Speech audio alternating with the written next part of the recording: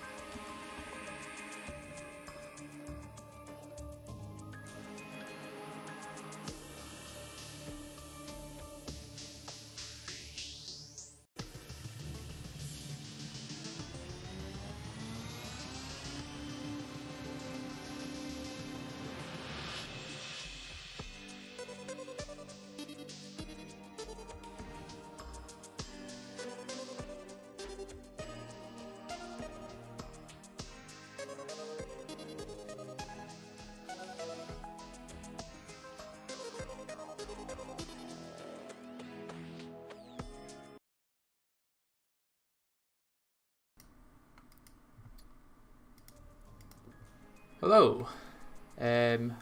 Not sure if any of this is actually working just now, so would appreciate any feedback. This might be an odd stream considering it's the first one, so we'll need to see how that goes. But I'm going to be playing some Calamity.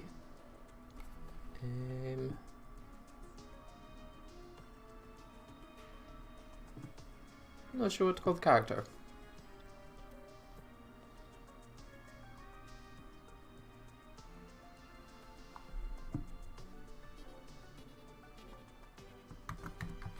Let's go Archon, since we're going to be playing with the Ark of the Cosmos.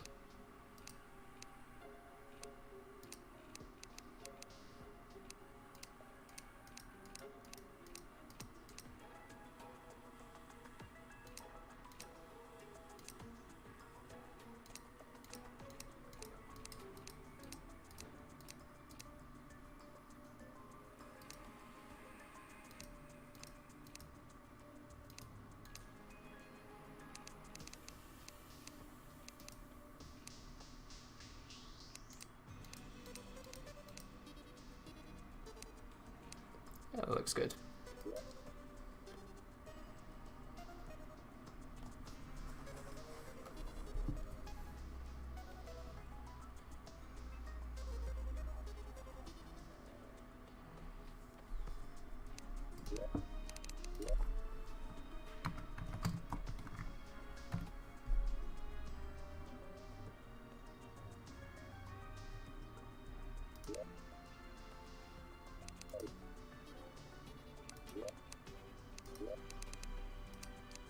Medium, master. I'm gonna leave it random.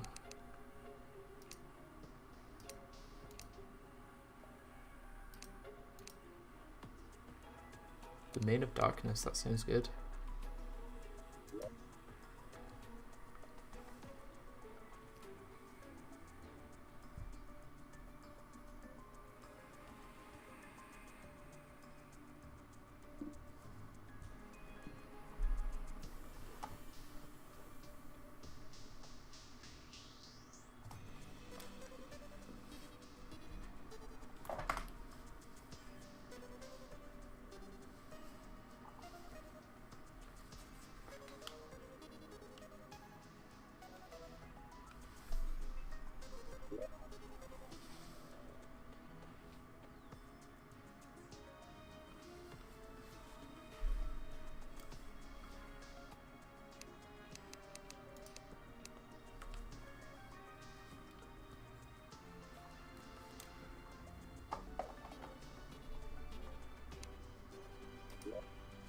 Okay, let's see what the world looks like.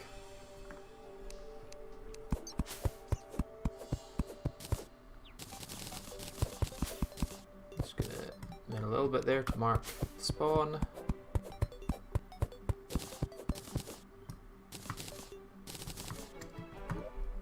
And I can actually, for once, make my first weapon, which is the wooden sword. Very exciting. So yeah, this is going to be a playthrough based on the Ark of the Cosmos line. So similar to my Zenith only series, I'm going to be only using swords which then go on to craft the Ark of the Cosmos. So if I look at this, you can see it crafts into the Broken Biome Blade, the Biome Blade, the True Biome Blade, Galaxia, and then the Ark of the Cosmos. So it's mostly two lines of swords. You've got the Arc line and the Biome Blade line. And the Arc line starts with the Star Fury and Enchanted Sword. So getting one of them is going to be my first aim. Although before I do that, I should actually turn on Death Mode, because I forgot to do that at the start.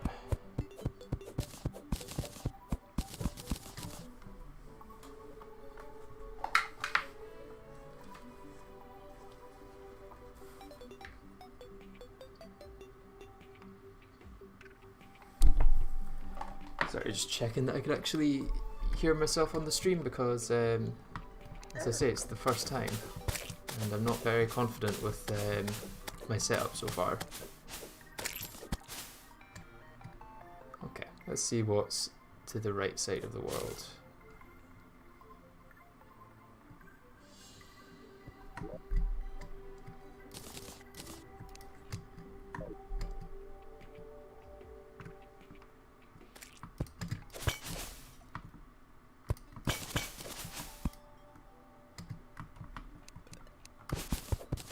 I think the best bet's probably going to be going for the Star Fury, because the Enchanted Sword is a bit more RNG related.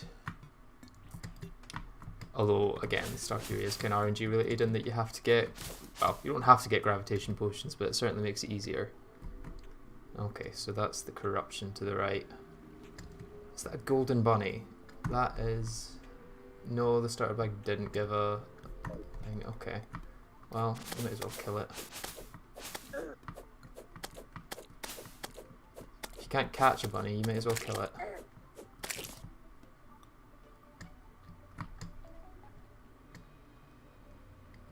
Come to think of it, I should probably actually be collecting some of this ore, because I know that Calamity makes ores a bit more important.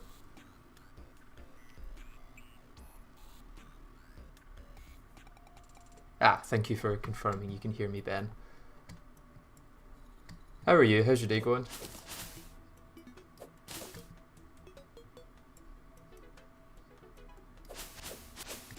Now this looks a bit more promising. This here.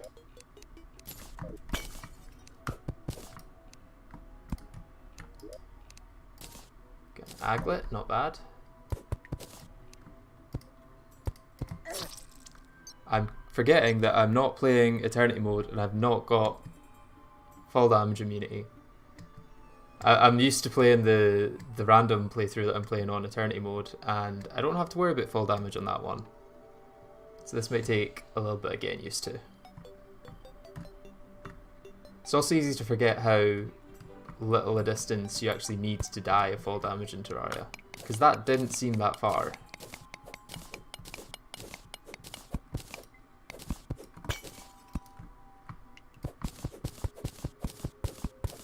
Ah, thank you, Ben. Glad to hear you're doing well. I feel like I'm just kind of outing myself as not that great a Terraria player by streaming, because I can edit a lot of this stuff out in the videos that I make. What I should probably do is make a bunch of platforms.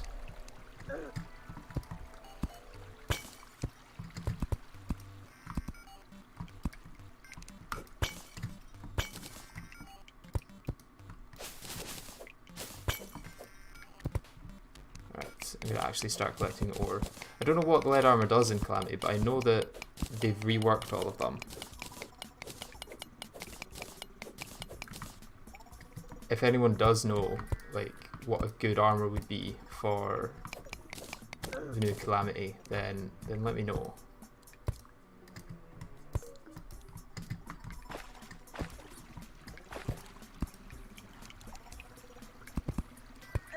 That did not work. Again, just outing myself as not that great at Terraria.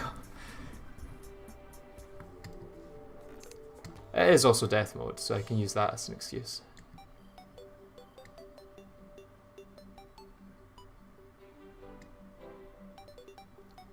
Although thankfully Calamity does give you a little bit of a boost to things like jump height and run speed.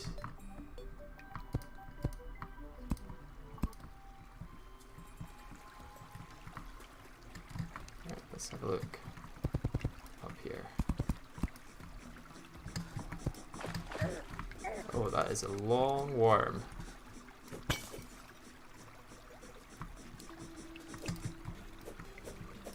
Yeah, I'm not going to be able to get that.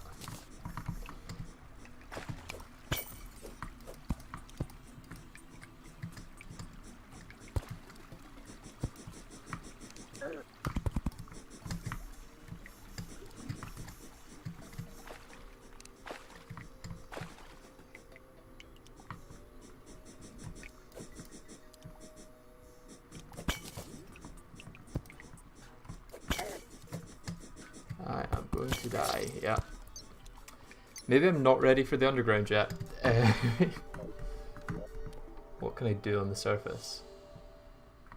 I can make some housing, that's what I can do. Not got enough stone for a furnace, I can do that.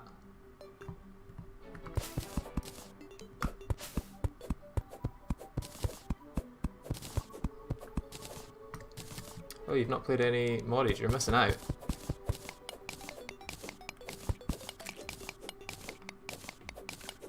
There's a lot of great mods out there that kind of expand on the base Terraria game.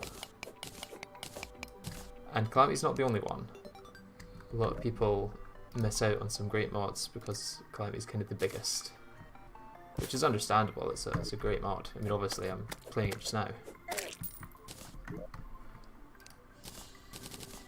Okay, a little bit more lead. That's enough to make... Is that enough to make a anvil? Yes it is, if I don't die first.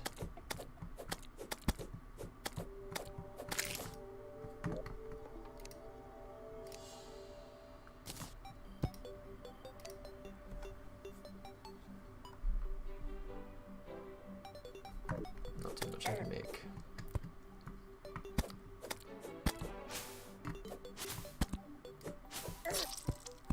Wow, slimes are difficult in death mode, it seems. I don't know why I'm surprised, it is death mode.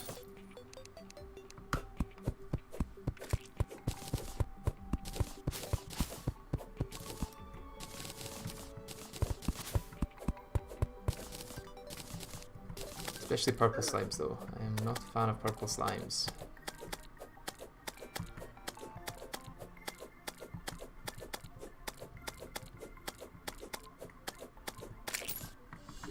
Okay, let's build a little basic house.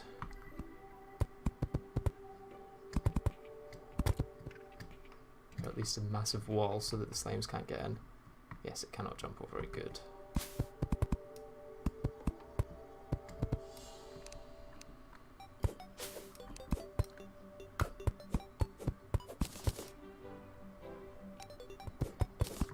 Intimidated by the content. You could start off smaller. You don't have to start with these massive mods that add tons of different things. Like, there are some that are a bit more smaller scale. Just put one down actually. And I think I maybe prefer the ones that are smaller scale sometimes. Although they don't tend to do as good for content.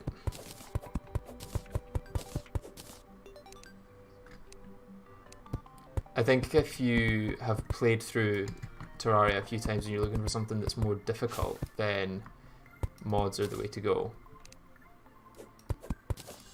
But that's not what everyone's looking for when they play Terraria. Some people are just looking to build a nice little house or something like that.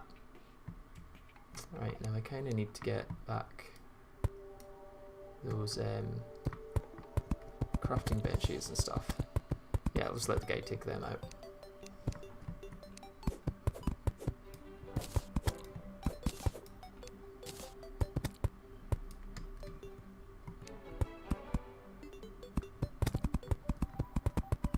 It's going to be a very basic house. I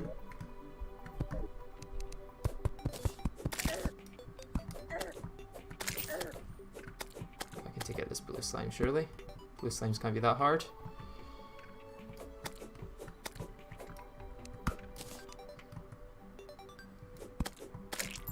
we go.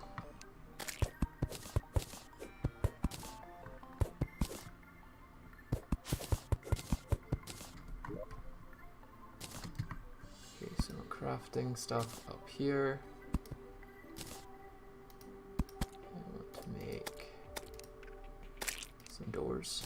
I want to not die, but that seems like it's asking a lot.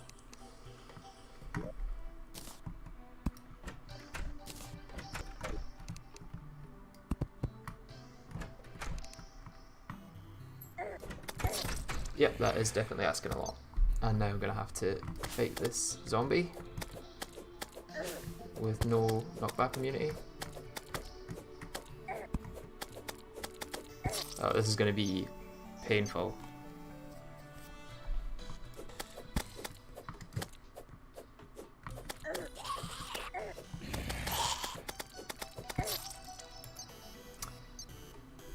So what I need to do is get my door ready to just place as soon as I get in here. There we go. Alright, this I can deal with. Just little baby jumps to kill this line.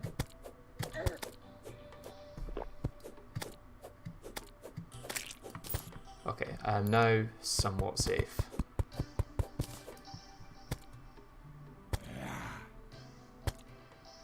Yeah, I'm sorry there's no balls only stream. I was actually looking forward to that, and I think I might still do it as a playthrough at some point. But the arc's only one, I'm afraid. Plus, I think it is kind of fitting that my first playthrough was Zenith only, and now after I've hit 1,000 subscribers, I'm going to go Arc of the Cosmos only, because that's kind of the Calamity equivalent of the Zenith, where it's quite a unique sword that takes a lot of other swords to make. I mean, you could say something like Earth, or what's the other one? The Teratomir? The one that crafts using the Teratomir. That could be Calamity's equivalent as well, but I like to think that the Arc is.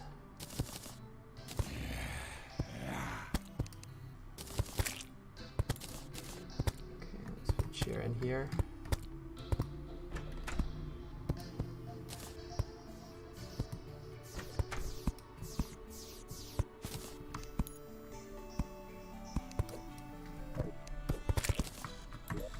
Actually make a proper sharing table for this person, whoever lives here.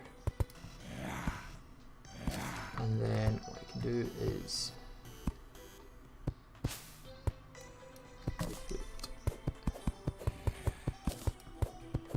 probably just gonna get more ghosts here. Yep. Luckily they're not actually too bad to take away, because they seem to go away after a couple of hits. Although if they start attacking from different directions, that could be a bit of a problem.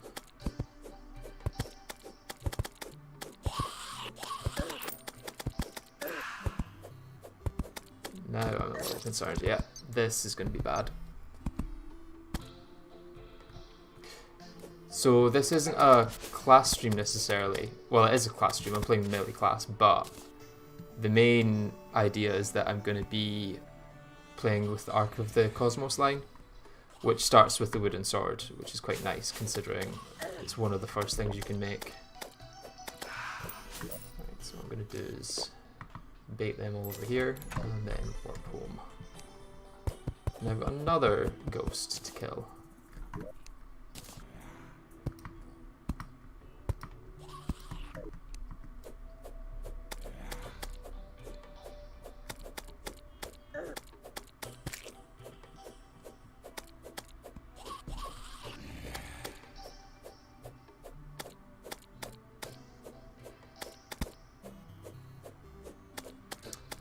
Oh, hi Chase, thank you. My day's going quite well. I woke up to see that I'd hit 1,000 subscribers, so it was a really good start to the day. Can't really ask for much after that. And since there are a few of you here, I'm going to say thank you very much for getting me to 1,000 subscribers. It's kind of crazy that I got there. Right, let's get some walls going. It's just going to be a very basic house for now. They don't have access to any other building materials than wood, really.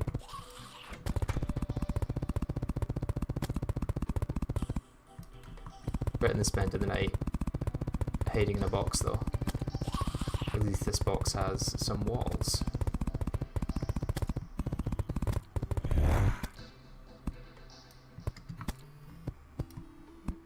Torches,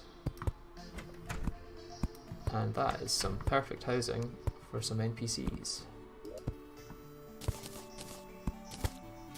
I'm actually going to take those shine potions because you guys are probably going to be struggling to see at the moment. Weapons I can't use. How? Oh my god, the guide is an idiot. Jesus.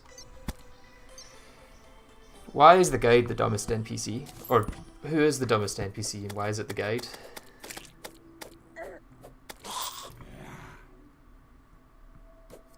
Ah. Glad to hear, Chase. Hope that your work is good.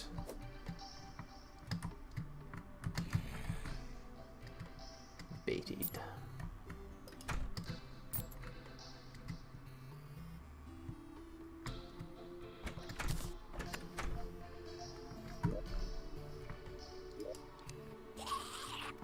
So weapons I can't use chest. Can use a tin hammer but not as a weapon. And then Graves chest, because I'm probably going to collect a lot of these.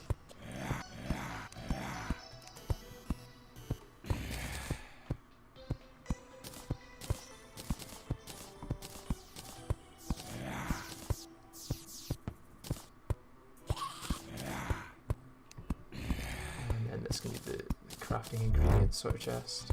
Put you there. Yeah, you can stay there because you're probably going to get a lot of them.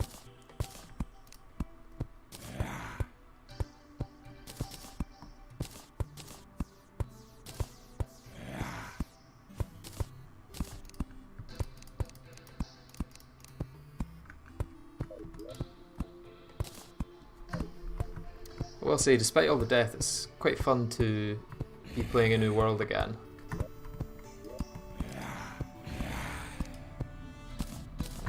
This door for afterwards.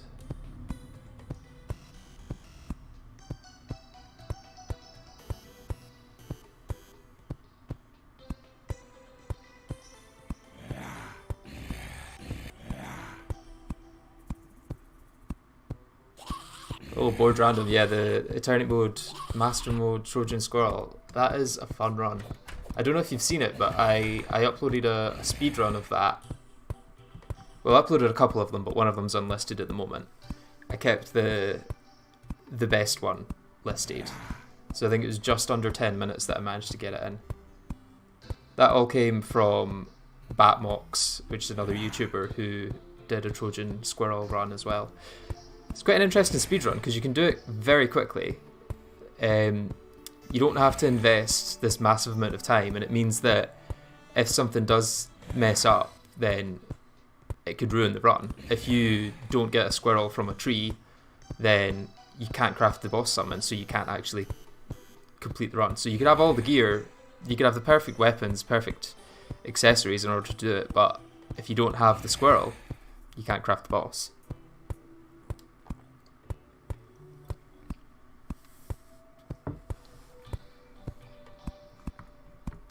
Is it ever going to turn day? Because I would like it if it did.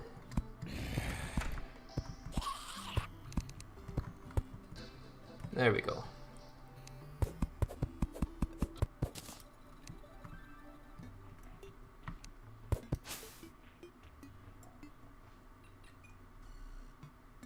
Oh, these guys are going to be a problem. Okay, let's go back into that hole. Now, I feel like if I take these potions, I'm just going to die straight after. Let's actually see what... I feel like it's just going to be desert here.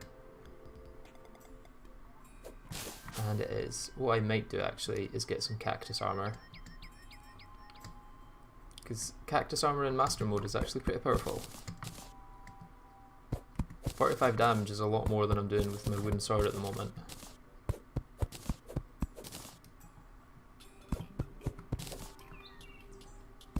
Stuck at lunatic cultists. I don't know if I have any advice for lunatic cultists.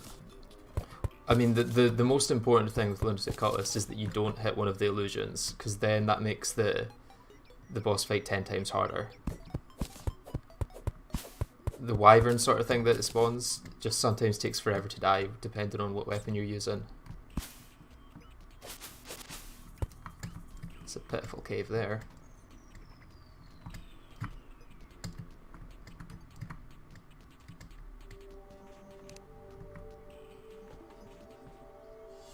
and more corruption. So, kind of penned in by corruption here. Got corruption on the right and corruption on the left. A little bit of desert in between, but that's it.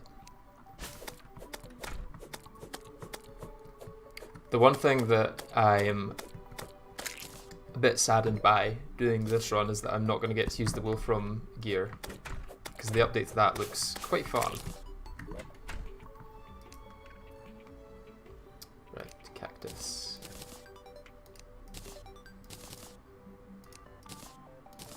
Probably the best armor you can get on the surface, at least.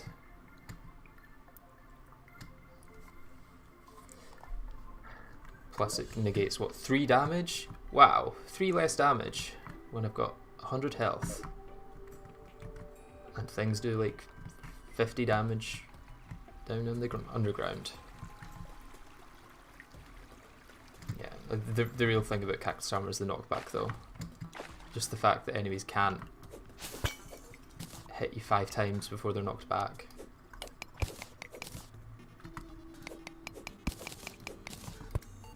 Get some ore. See that 43 damage there, and my sword does 5. Yeah, don't sleep on the cactus armor. It's very powerful.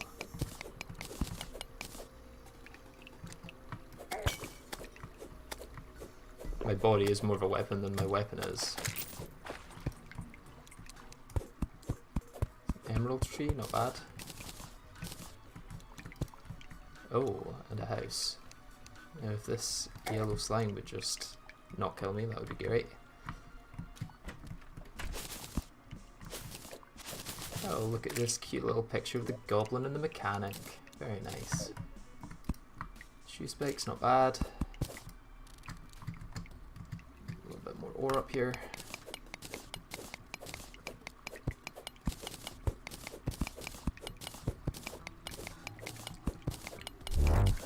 Don't forget, you gotta get the 900% boss health from Calamity in there. Gotta make it even more difficult. Okay, this is death. Let's run away.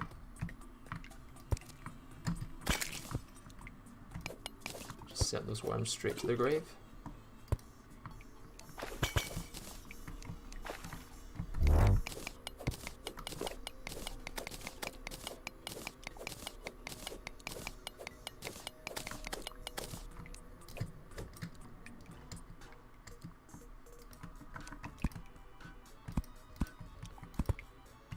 What would be great is finding an underground shrine. You know how you can just sometimes find enchanted sword shrines very rarely underground? That would be quite nice. Like this pickaxe here, you can get something like that, but for enchanted swords. Is it worth collecting silk? Probably not. Oh, there's a black slime there. Is it just me that finds black slimes impossible to see underground?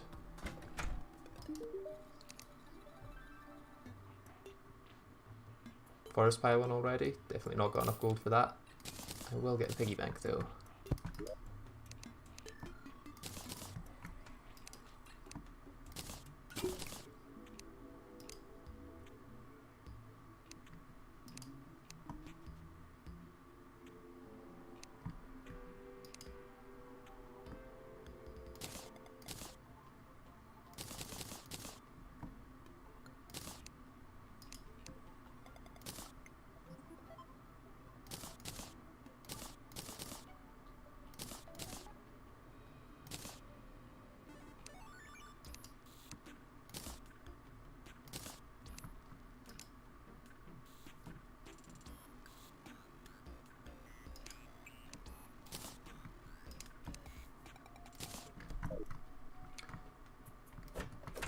I'm just looking forward to when I can actually make a magic storage system, because this is not fun organising all these chests. Oh, a gnome. I didn't even know these could spawn outside of... I was trying to get to the surface, but... I didn't know those could spawn outside of living trees.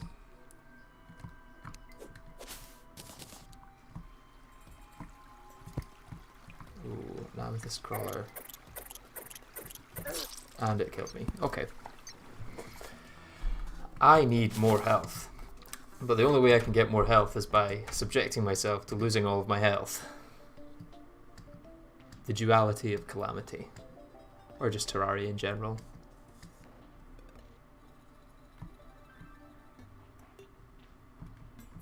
What I could do is start fishing for that, was it 1 in 1,000 or something chance for a enchanted sword out of a gold chest?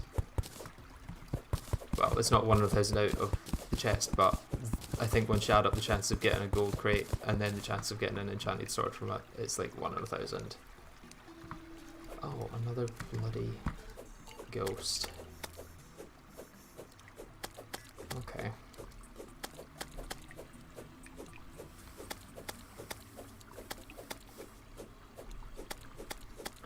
Oh, there's always cheat sheet. There is, but I could not live with myself if I used cheat sheet for anything other than like getting back items if they despawn randomly.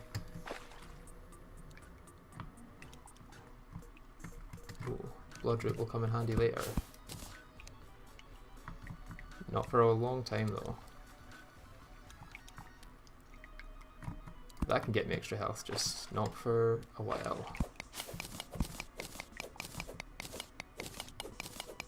So how many people in the chat have actually played Calamity?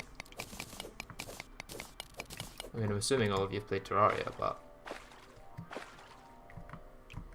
that may be quite an assumption.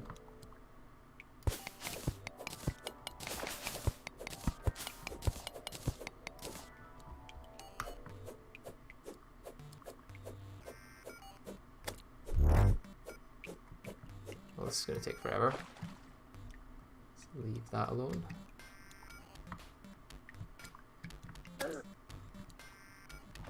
And I'm back to where I was before.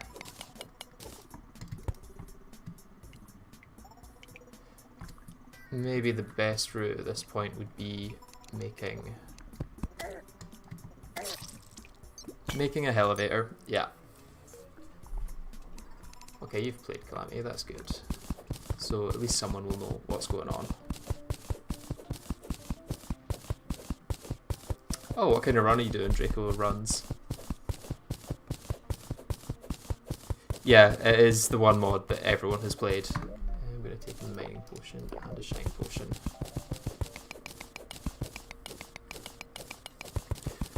Have you guys just played through it normally, or have you done class runs, or what?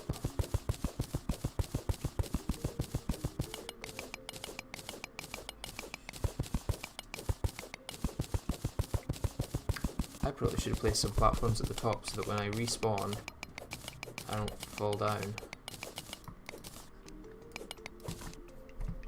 What I can do is start building up rope.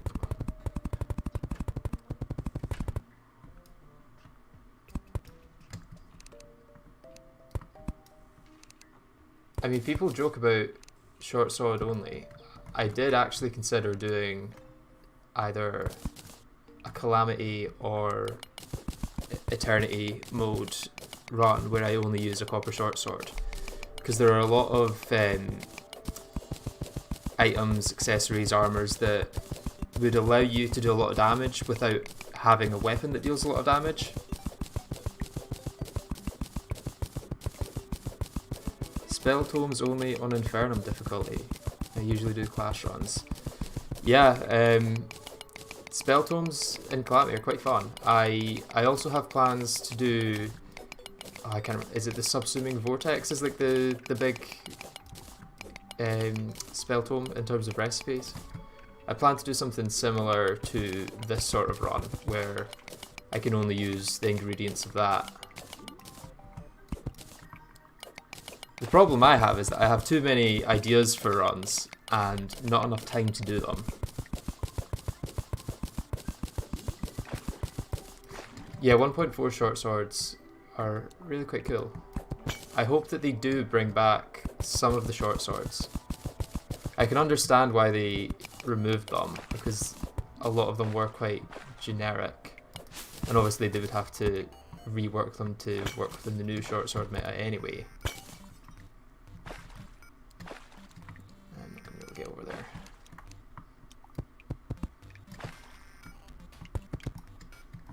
Yeah, what did you think of Inferno mode?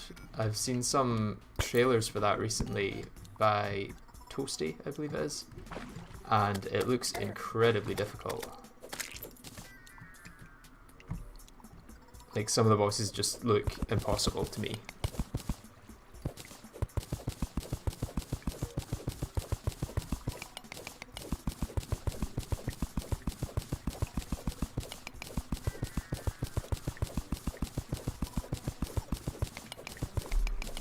I think when you combine things like the Spore Sack and the Gelatin thing from Queen Slime, like, there's a lot of damage you can do without having a weapon that does damage. And mods like Calamity and Fargo's add a lot more items that do that. Like, you could use Luxor's Gift with the Copper Short Sword and still deal a fair amount of damage at range. I mean, that would only do you so far. You would need to eventually transition into different things. But, like, the Summon helmets in Calamity, they all spawn minions, which will do quite a bit of damage. And technically, you're not using a summoned weapon, so I think that that could work as part of a short sword only playthrough. Or a copper short sword only playthrough. Maybe for 10k subs. Inferno mode is fun, but yeah, it's incredibly difficult. I haven't made it to Wall of Flesh myself, due to both boredom and boss difficulty. Yeah, I imagine it gets much harder the further through you get, and Wall of Flesh will probably be a bit of a turning point. What I found with Eternity mode is that Wall of Flesh was actually a lot easier than Deviant. But I guess they're kind of restricted with what they can do with Wall of Flesh, because it does have the vanilla fight to base itself off of.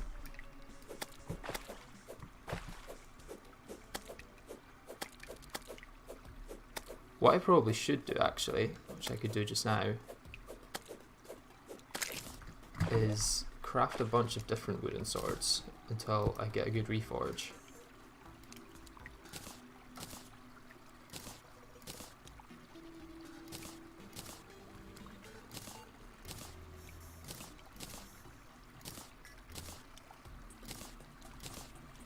Agile, that's pretty good.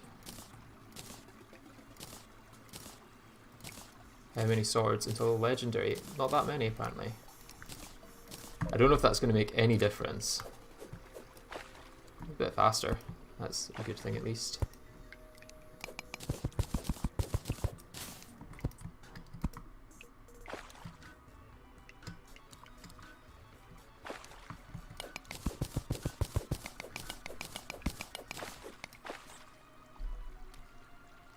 Wall of Flesh was a lot of fun to do in Eternity mode, in my opinion. Did a couple of class playthroughs with a friend a while back. No idea if they changed much since then. Well, not to toot my own horn, but you can actually check if they changed that much by watching my latest video. No, I've played through Eternity mode before as well in 1.3, and it didn't seem too different in the last time I fought it.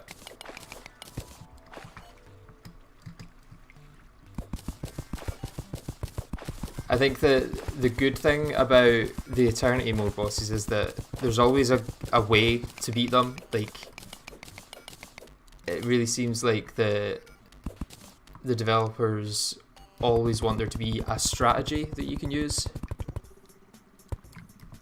Whereas sometimes in Calamity it can feel like they just add speed without thinking about how the player deals with that speed.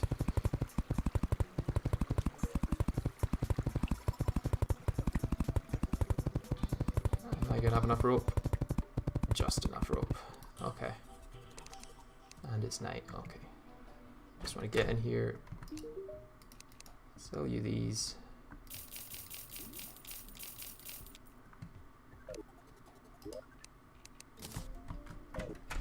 Well, actually, luckily I'll have the decreased spawns because it's a town now. I think the concept of having short swords is very cool, very good, but true melee seems so stressful already to the point I can't imagine only being able to hit in small range. Imagine fighting Queen Bee. Well, that's the thing, is that with a lot of these well, there we go. With a lot of these modded items, you don't have to stay at such a small range. You have things like Luxor's Gift or the Palmwood enchant, I think, in Eternity mode, where you spawn a Palmwood sentry. Things like that would help you deal damage without having to be so close to the boss. I mean, it's possible to do runs of Eternity mode without weapons. Like, there's people that have defeated Mutant without weapons. And I think there's people that have defeated Supreme Calamitas without weapons as well. But I imagine there's less options for that.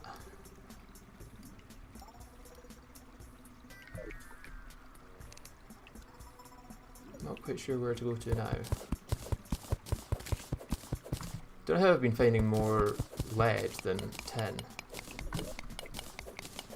Wonder if I've got anywhere near enough to make armor.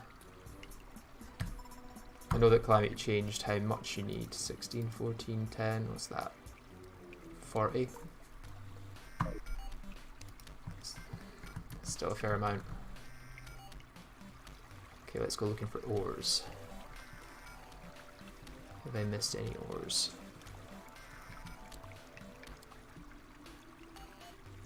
No ores here, okay.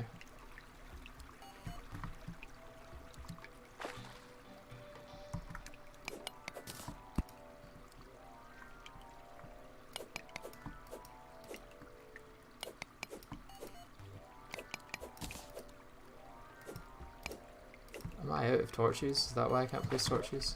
I thought it was just too far away.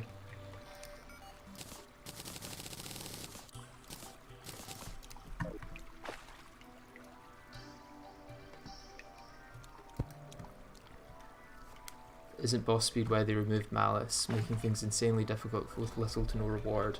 Yeah, I think so. I think there's a bit of a rift between the Calamity devs with Malice. It seemed that some really liked it and some really didn't.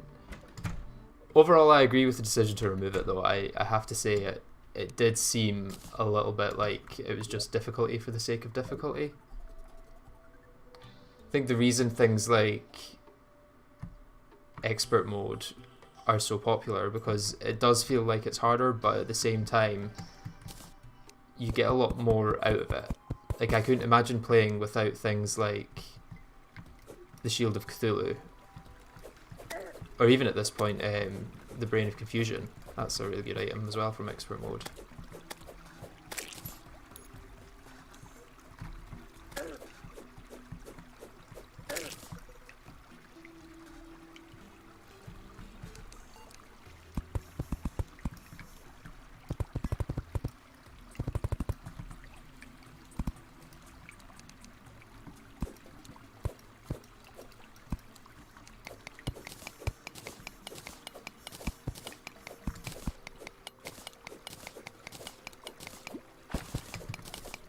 I think Calamity's in a pretty good spot at the moment. A problem that I did see in the last playthrough was that there were a few bosses that just weren't tuned right, but a lot of those issues have been resolved. I kind of touched on it in my why I'm not making a 200 days in Calamity series. Well, it wasn't a series, but there's 2 videos, one of which was telling you why there weren't going to be any more videos. But yeah, I touched on it there where it just felt like some bosses weren't planned to have a way to defeat them. They just kind of ended up having a way to defeat them by coincidence. And I think that the developer should always be aware of how they intend a boss to be defeated.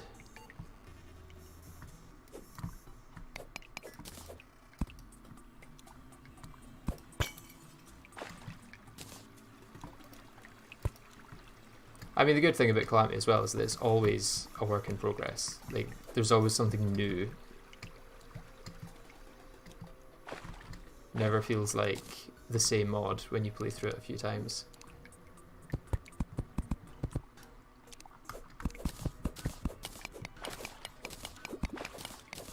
There's the tungsten enchantment from Eternity mode that greatly increases weapon size.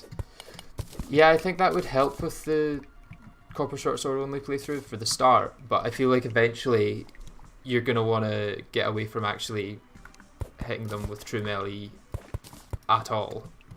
Like, you're going to want to graduate to weapons that you can, or accessories that you can use to deal damage from afar. And the thing about Fargos is there's so many enchantments that, like, there are metas that surround enchantments. Like, you can really take advantage of them in really creative ways.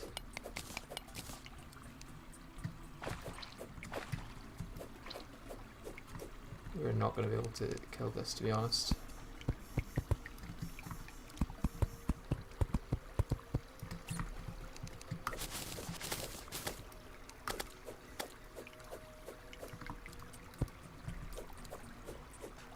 I will say this legendary wooden sword is making such a big difference. I'm just tearing through these slimes.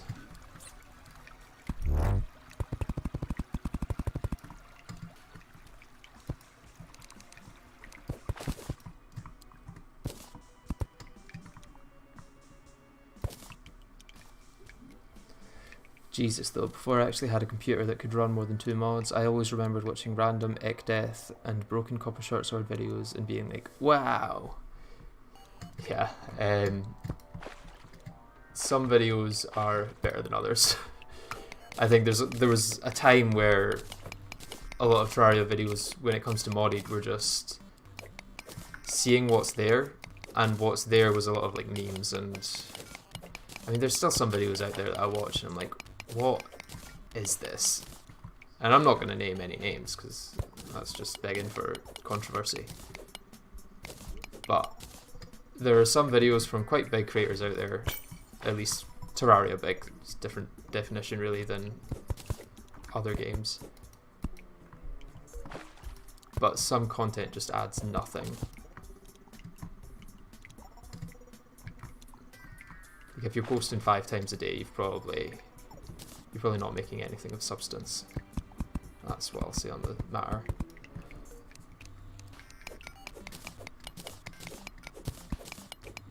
I definitely agree with it too, though I feel like I got used to it a bit longer. Yeah, I feel like I got used to it a bit the longer I forced myself to play it. Desert Scourge is always a pain for me, no idea why it was that boss in particular. Yeah, Desert Scourge is... It depends what difficulty you're playing on. Like, I feel like Revengeance mode, I can deal with it, but Death mode Desert Scourge can be quite a pain.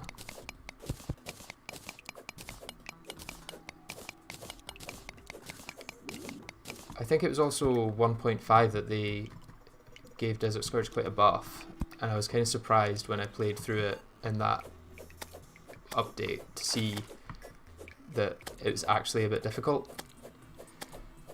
And I don't know if I prefer the balance of it before, where it felt like it was a good introduction as a first boss. Like, it gave you an idea of what things were going to be like without making you attempt it 5 times, at least if you're a new player. Obviously I would not die to Desert Scourge, that's ridiculous. And when I do die to Desert Scourge in this playthrough, you just pretend you didn't see it. And now I don't have a way to start my Tomes playthrough because there aren't any Surface Shiver Thorn for the Frostbolt whelp. You mean they changed something that stops them from spawning, or you just can't find any? Because at least in normal Terraria, it takes some time for Shiver Thorns to spawn. Because they don't actually generate with the world, they just kind of grow over time. So maybe make a few houses, get some NPCs, and then you'll be able to get your first weapon. I don't know if it's the masochist in me, but I quite like playthroughs that start with no weapons. Like, it's interesting to see how different it makes the game, where instead of fighting enemies, you're trying to avoid them. Right, let's expand our housing, because we can probably get quite a few more NPCs. You can build during the day, can't really build during the night. There's always cheat sheet. Again, I am not using cheat sheet. I will... no. Desert Scourge was easy for me on every difficulty except Malice. Even on Infernum, I could somewhat easily take it out. Yeah, I feel like Desert Scourge is just a case of getting the right weapon. And for some class playthroughs, or subclass playthroughs, there aren't really any good weapons. Like, if you can get something that pierces and does good damage, then you should be able to take it out quick enough that you survive even if you do get hit a few times.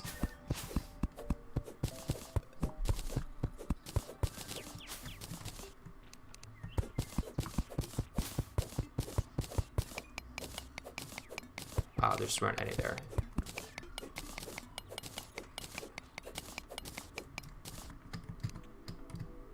Well, good luck in finding your Shiverthorn.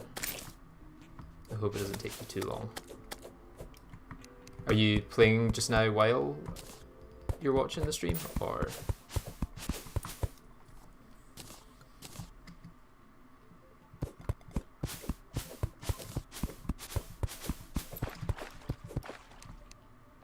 Right, let's kill our first Wolfram enemy, if we can. I don't think it can get out of this little pool.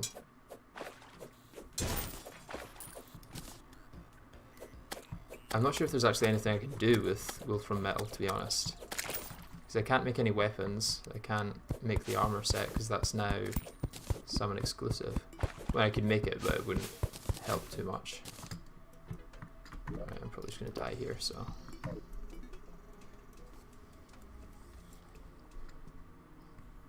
Guess I'll go looking for one of the Draydon labs while I'm waiting. I'm playing right now. Nice. Well, good luck. Hopefully it doesn't take too long.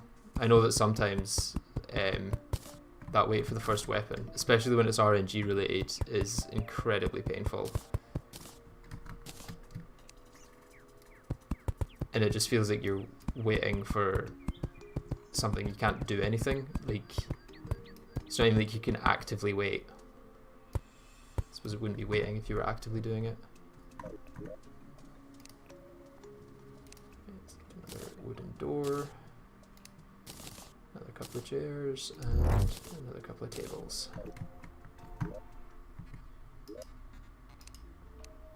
I'm already losing track of what each of these chests are.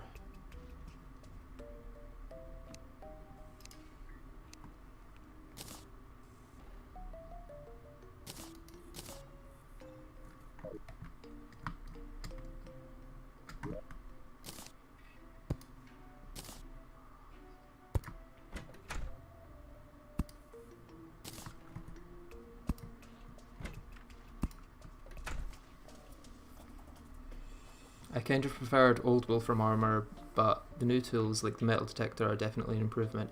Oh yeah, the metal detector. I can make that. Where did that Wolfram scrap actually go? Oh, it went into my ammo slot. That's new. Okay.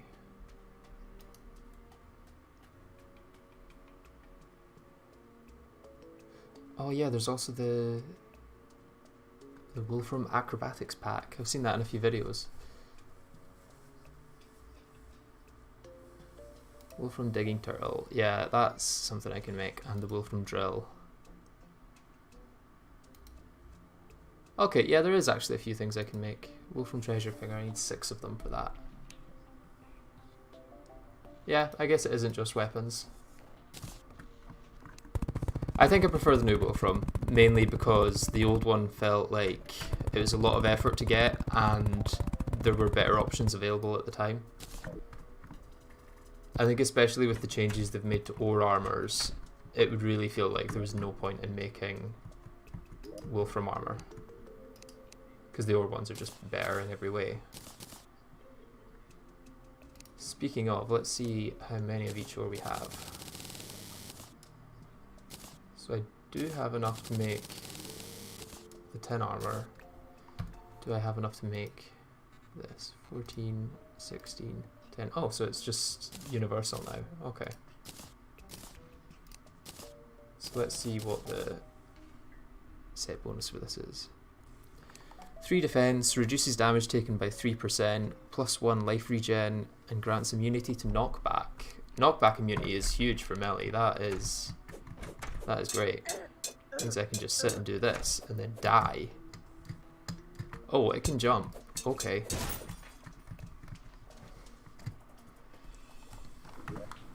But yeah, that's pretty good armor.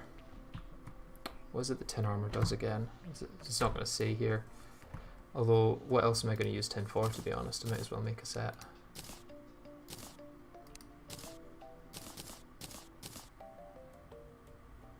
This gives 2 defense, increased armor penetration by 5, +1 life regen, and 25% increased mining speed. Did this give mining speed increases? Yeah, 25% mining speed. Okay, so I'm going to stick with the lead armor for now. I feel like this is just begging to be used alongside Fargo's, because in Fargo's you make all these armors to make the enchantments, but a lot of the time you're just crafting the armor to then craft the enchantment. At least with this you get to use the armor first.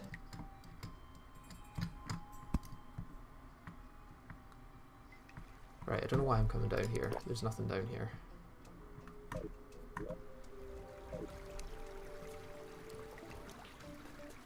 Right, let's check what you guys are saying in chat.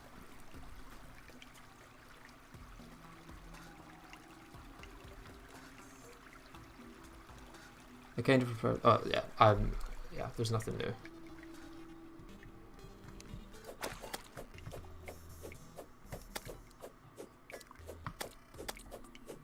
This big water pool is a little bit of a problem.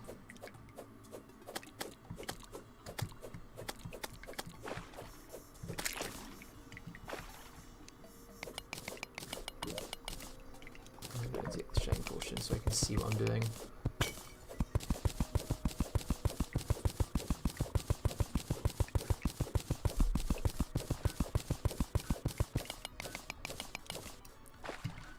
Divert it here. There we go.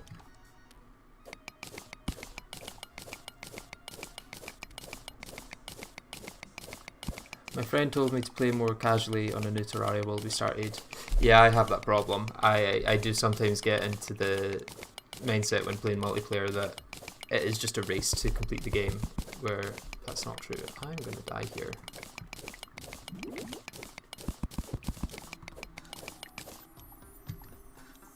Right, show me where the treasure is. That way? That's quite far. I'll go downwards first.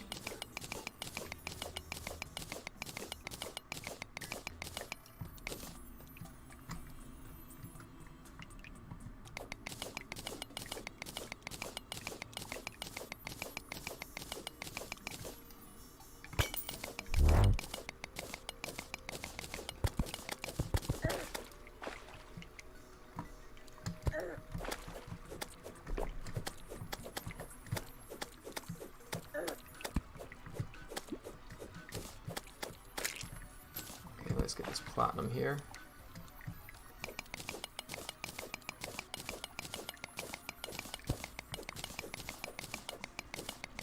No, we're not going caving, we're building the new home.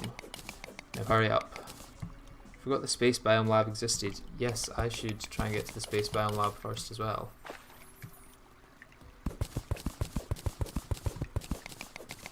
I don't remember having any good loot.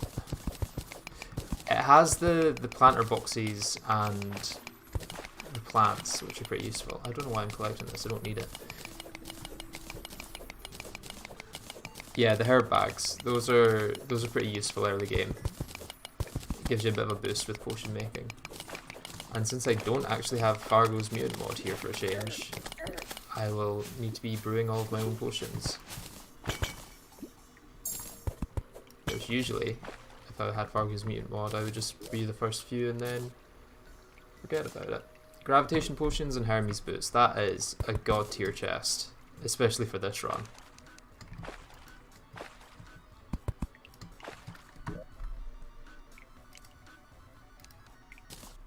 That is huge. I'm going to continue exploring for all the way until I die, and then I'm going to use those gravitation potions.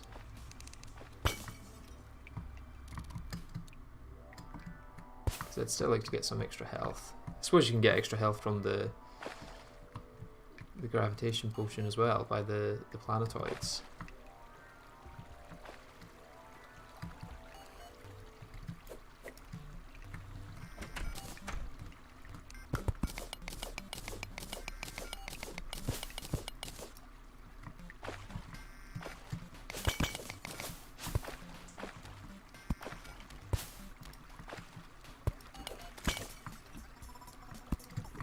I'm kind of surprised that I've not found any heart crystals yet, and of course I would say that, and then a few seconds later find the first one.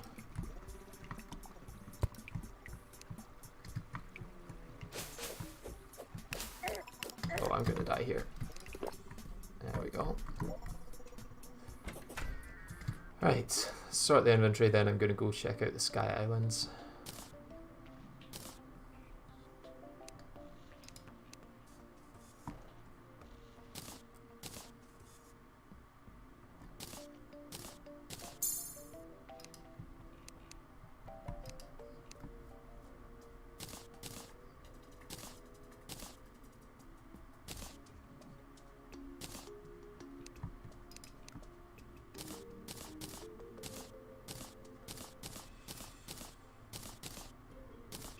Glow sticks.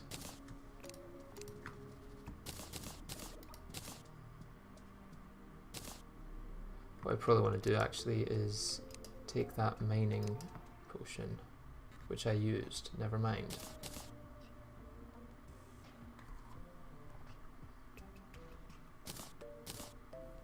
Yeah, I'm going to want to take some extra potions in case when I'm up there I'm probably going to need to mine quite quickly. Things like harpies will kill me.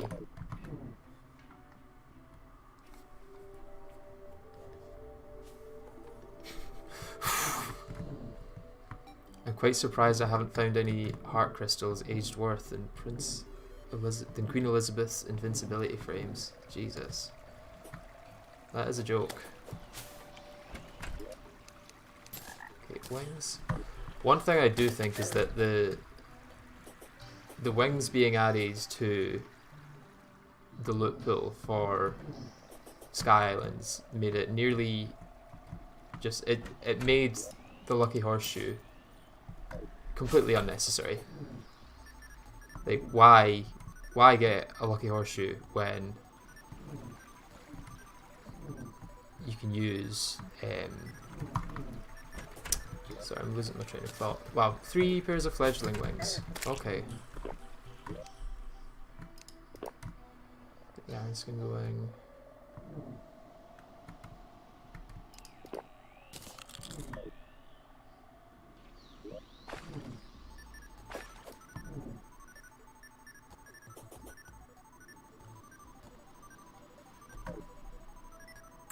Right, for now I just want to explore all of the islands. I don't actually need to check them all. I mean, the main thing is getting a Starfewer or an enchanted sword from one of the shrine islands that can form.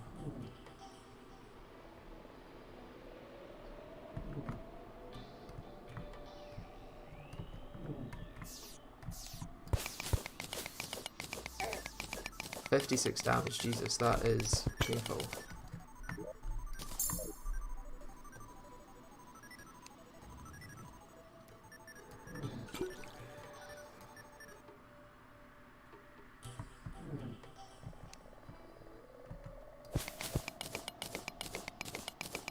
Jesus, that is a lot of harpies.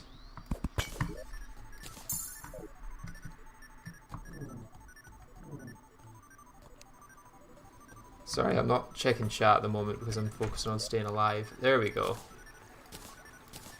That changes things. Look at that. That's where the run really starts. If I can actually hit any of these things.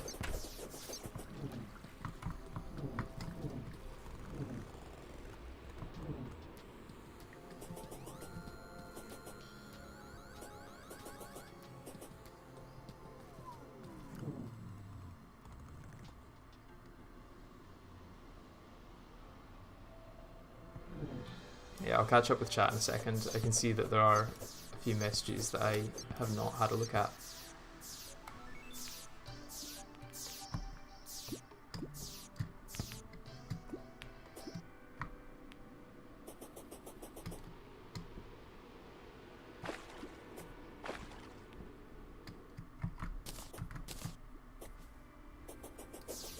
Now what I can also do is use the Star Fury to find an enchanted sword shrine,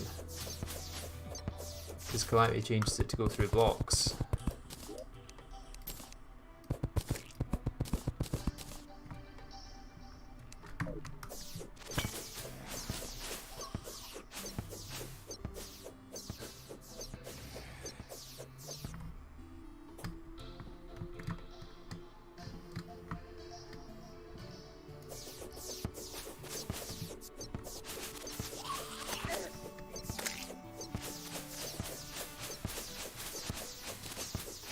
There's the dungeon.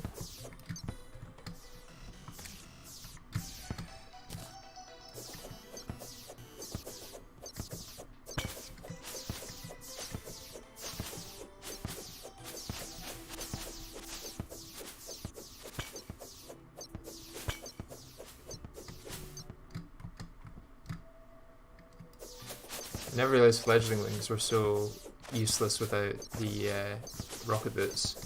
Or frog leg, I guess. Or even a balloon. A balloon would help a bit there as well. Maybe find a... what do you call it? A pyramid. That would be good as well.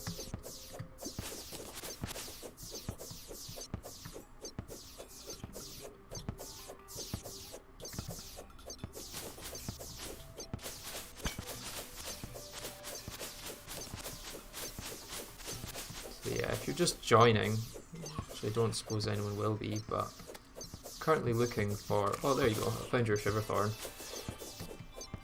Currently looking for an enchanted sword shrine, because I'm doing an Ark of the Cosmos only playthrough. Where I can only use weapons that will make the Ark of the Cosmos. Okay, let's have a look down here.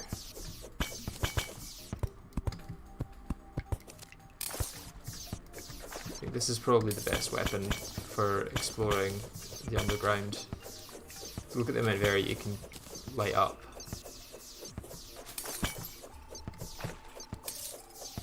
And you can also hit enemies through blocks.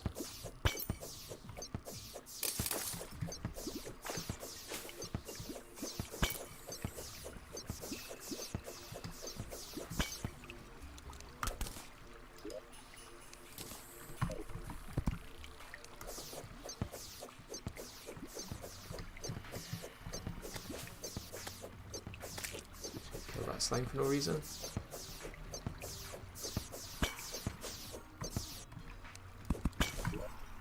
Okay, I'm actually going to read the comments now. I'm heavily considering doing a machines run only, where I can only use items either crafted from Wolfram stuff or stuff related to Draydon's machines or the Exomechs. So by items, do you only mean weapons there? Because I feel like if you were to do that with accessories and armour as well, it would be pretty difficult. Because I mean, what armour is there other than Wolfram armour and... what's the one you get later on? Gemtech armour?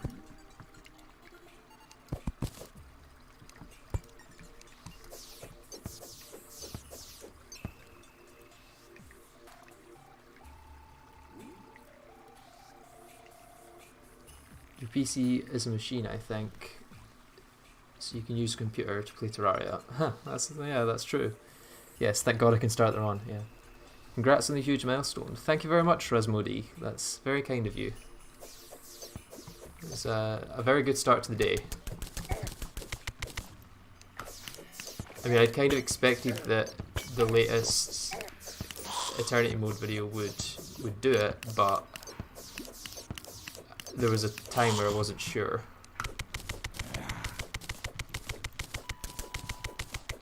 Damn it, didn't spam the stream chat when the stream hit started. When the stream hit starting 69 minutes ago. Oh. It's fine, you can get the 420 minutes if I stream that long. Iceblade would be good if I wasn't using... well, even then, probably wouldn't be better than the Star Fury. Although, here's a little bit of lore for you. The logo for the channel is a recolored version of the Star Fury with the Iceblade colours. And if I ever end up making a mod for Terraria, one of the first weapons I'm going to make will be a combination of the two called the Frostfall, which will be a sword that shoots icicles down from the sky, similar to how the Star Fury shoots stars.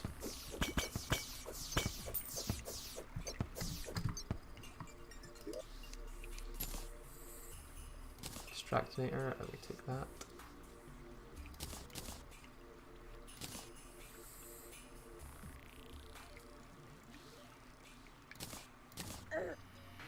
Right, I'm going to go home so I can empty my inventory out.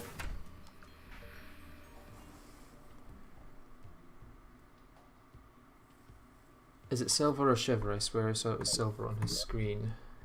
It is... We did actually collect that, yeah. Shiverthorn, yeah. Weapons aren't armor, and hey, I need an excuse to get good. That's true. I mean, doing challenge runs is actually a really good way to improve the game.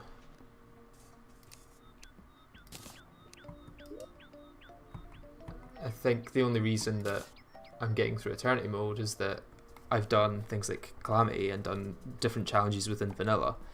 Like the boss drops only run made me get quite good at the Queen Slime fight, which I never would have had to do if I hadn't done a boss drops only run.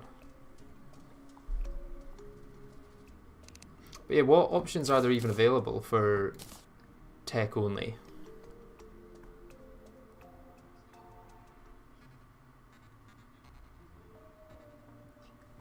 I think a cool mechanic for swords for a mod could add... Right, I'm going to restart that. I think a cool mechanic for swords a mod could add is one where the sword performs a specific combo, like in Minecraft Dungeons, and at the end it performs like a strong attack at the end. Yeah, what's the name of the mod? I've seen a few videos recently where that's kind of a thing. I can't remember the name. I think it's like MEC or something, the MEC mod.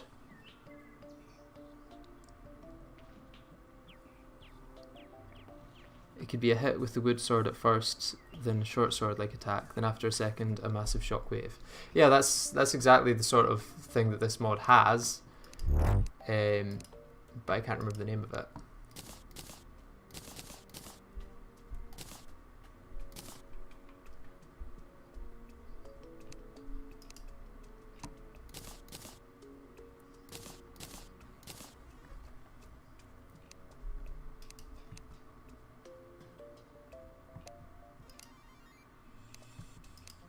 So what I think I want to do... Oh, silver armor. I can make silver armor.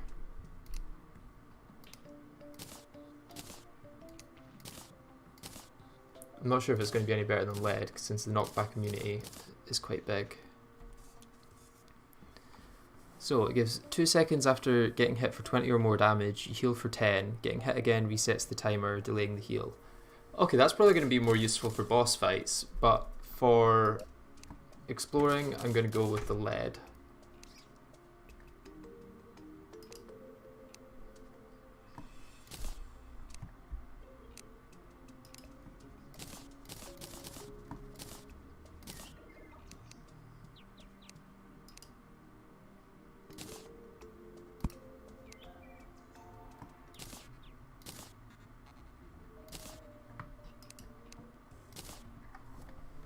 For weapons, there's the Wolfram stuff, then all the Draydon weapons you get from decrypting schematics.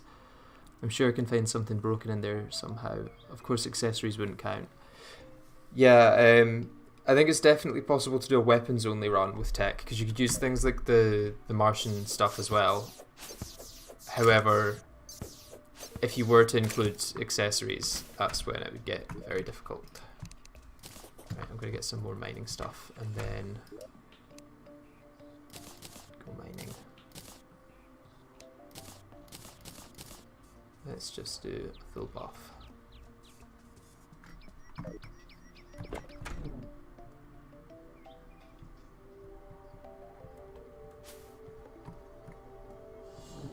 Okay, there's the Draydon's lab.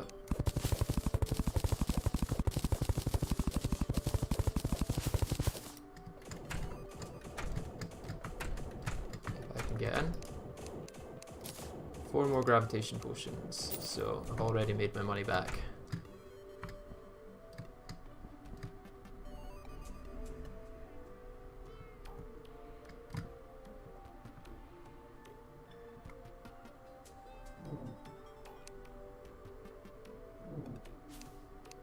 I don't need copper.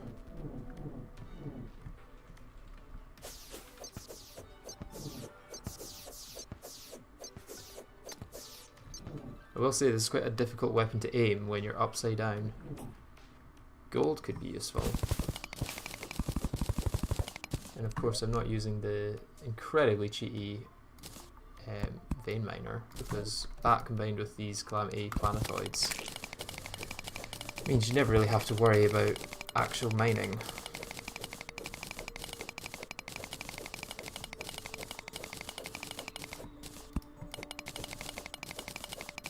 Accessories count.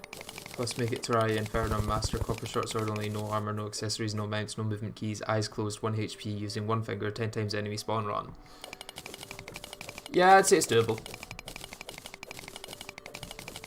Probably quite easy actually, you probably want to add in 10 times boss health.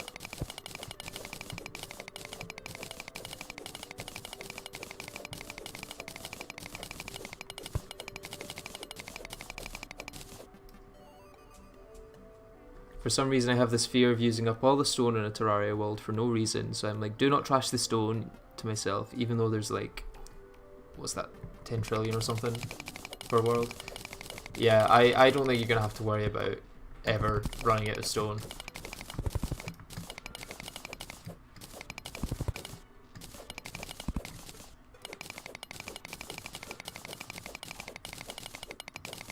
You know, this is probably way more gold than I will ever need.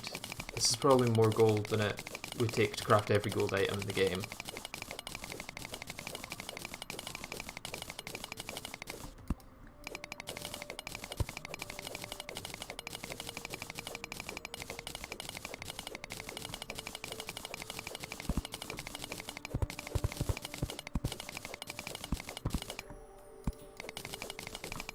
Well, for some reason, once I start mining a vein, I can't leave it. So I'm physically incapable of not mining out this whole vein.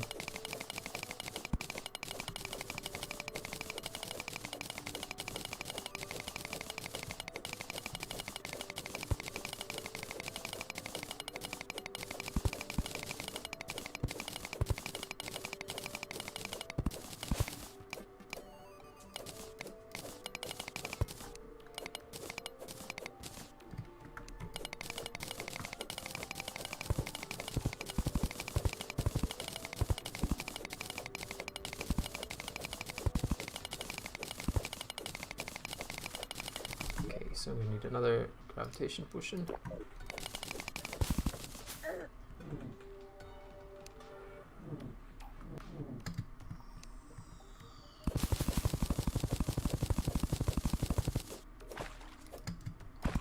Suddenly very dark.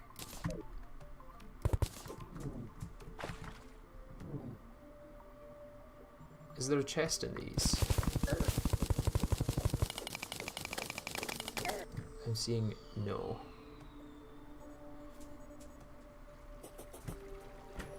Balloon? Yes, balloon. Nice.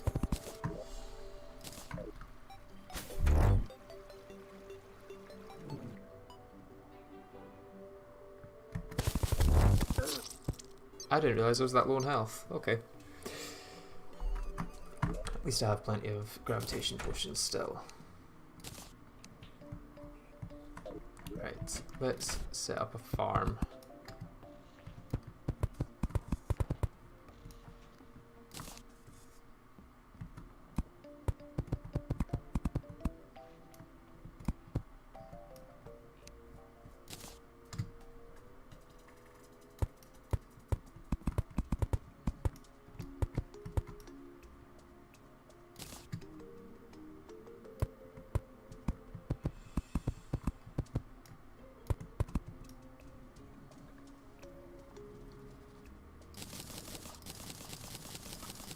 Fill my inventory with 500 different types of seed. Okay, so the bottom is Shiverleaf. Shiverthorn. Shiverleaf is from the Minecraft mod roots.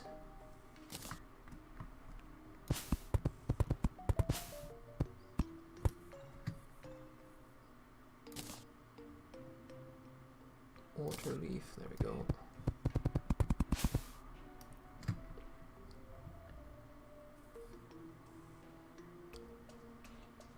Don't know what this one was again. What was it? Moonglow. Okay. Obviously, you have to use the right plant box for each one, even though it makes zero difference.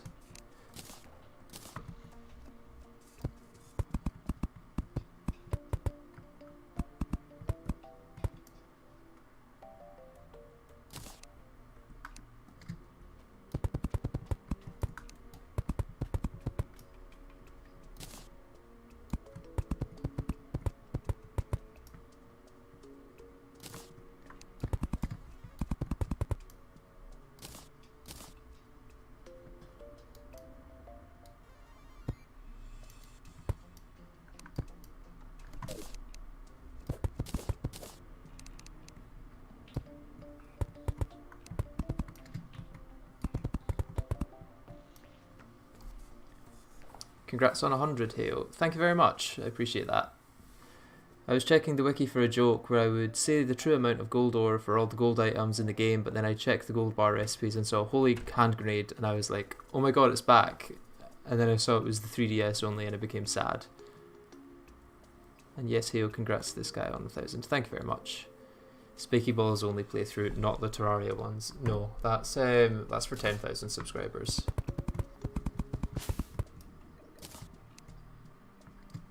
That was Blinkroot I put on there, not Fire Blossom. Ah, I'll wait till it blooms. I mean, Fire Blossom isn't actually that useful anyway, to be honest. Let's get a new chest going. For all the plant-related stuff.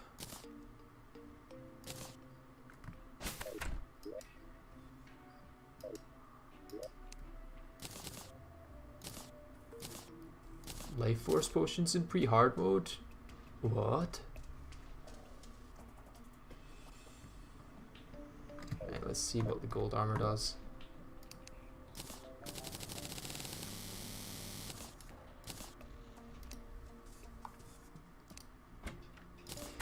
I mean, that joke probably wouldn't work in this case anyway, because Calamity changes the recipes of a bunch of gold things like the armor. And I think it changes the amount of ore it actually takes as well. Although I might be wrong there. 4, is it not normally 5? Okay, so all enemies have a 4% chance to drop 1 gold. All bosses killed drop 3 gold. You gain 1% critical strike chance for every 5 gold in your inventory, capped at 10%. 25% increased mining speed. That's pretty good as well. I honestly might keep that just to get the extra gold. I'm not going to keep the gold on me, but put all this stuff in the death chest. Can't really craft anything with mysterious circuitry this playthrough.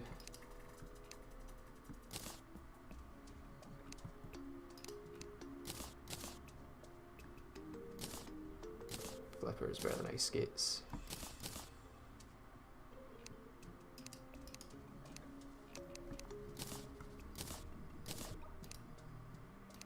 Right, the legendary wooden sword is getting retired.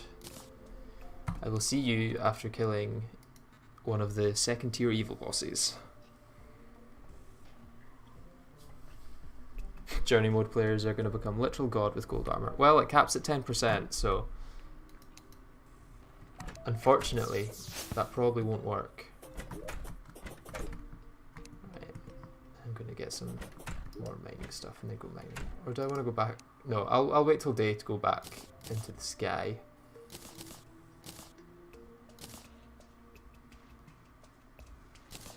Dangerous sense of hunter. Yeah. Go this way, see if I can get any fruit.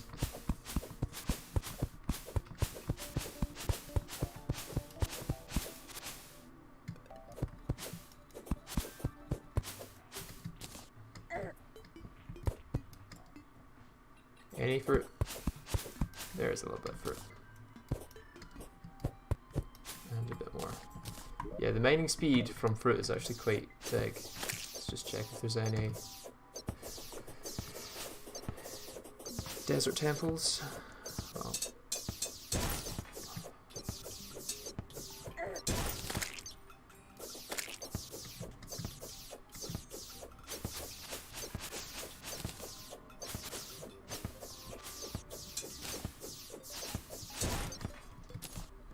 okay, doesn't look like I'm getting any pyramids.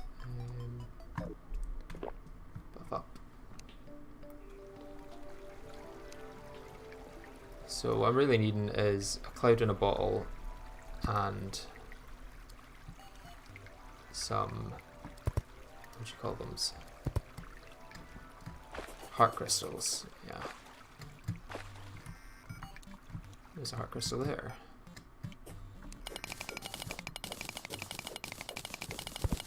Probably could have upgraded my pickaxe before coming down here. Actually, I'm gonna go do that since I've got plenty of gold.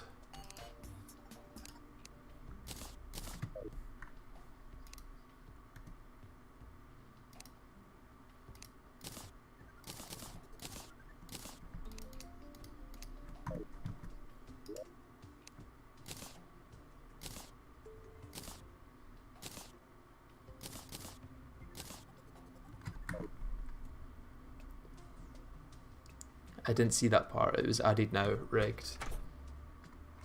You keep gaslighting your way to success, bro. That's how to do it. When in doubt, gaslight.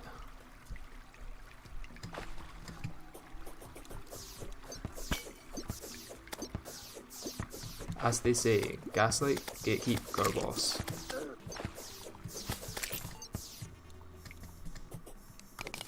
That's much better.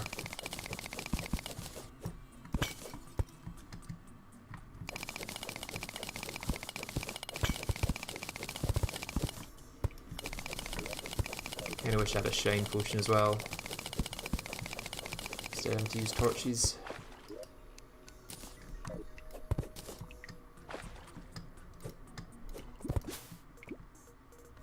Any more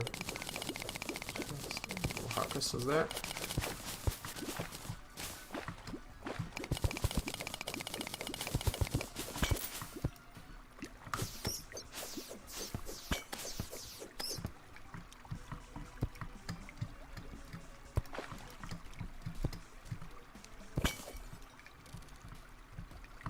Traps down here.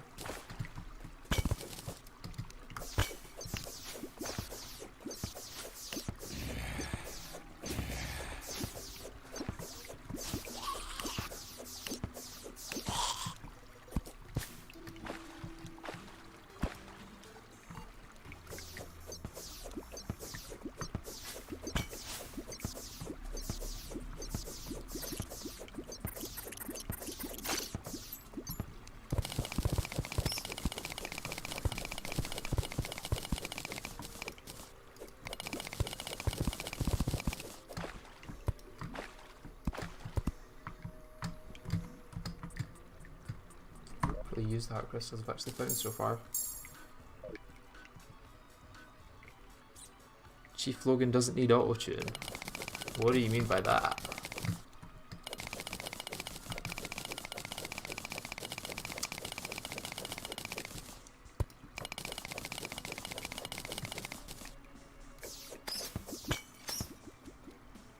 May as well just kill this lost girl through the wall.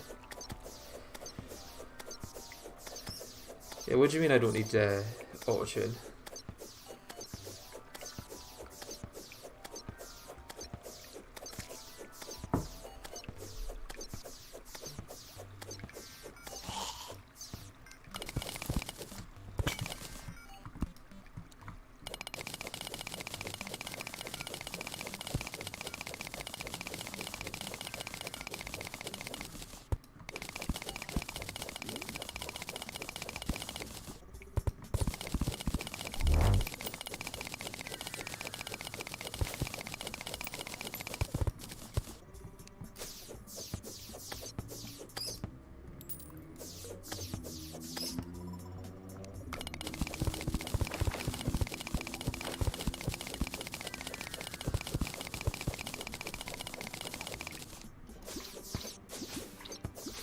Green jellyfish actually have quite a useful drop in Calamity.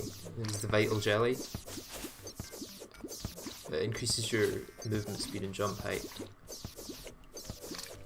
which for certain playthroughs can be quite useful. There we go. Violent cloud in a bottle. For once I'm actually quite happy at getting violent.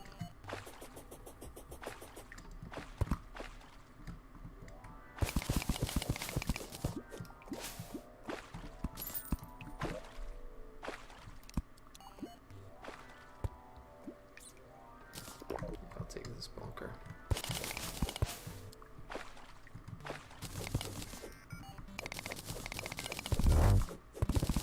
Is there anything the skeleton merchant can actually give me? I don't think so, but I can have a look. Calcium potion? Nah, not really necessary.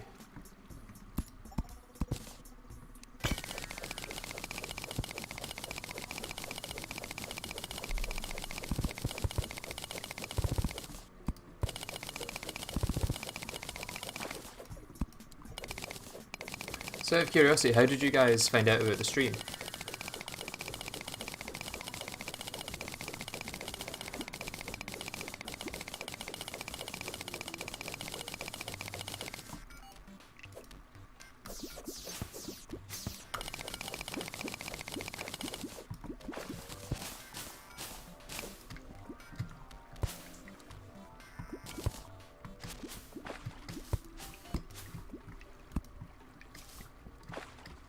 Let's grab this platinum.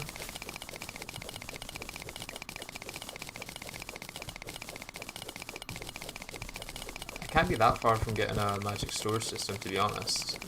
I think what I probably need is just the diamonds and emeralds. Well, I'm probably not mining enough silver either.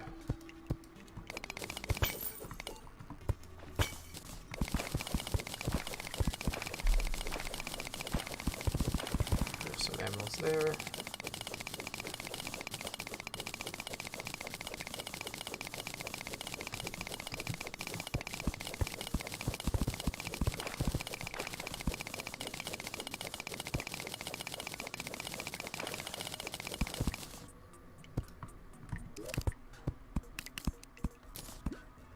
Band of regen. Nice.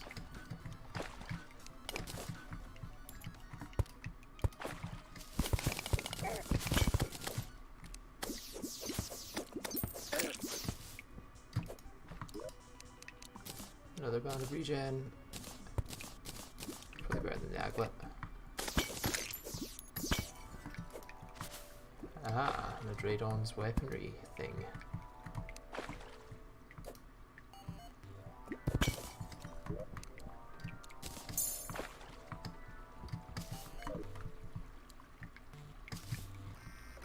So remember how to actually get in.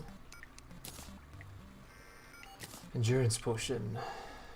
Nice. I don't want to have to craft them, so.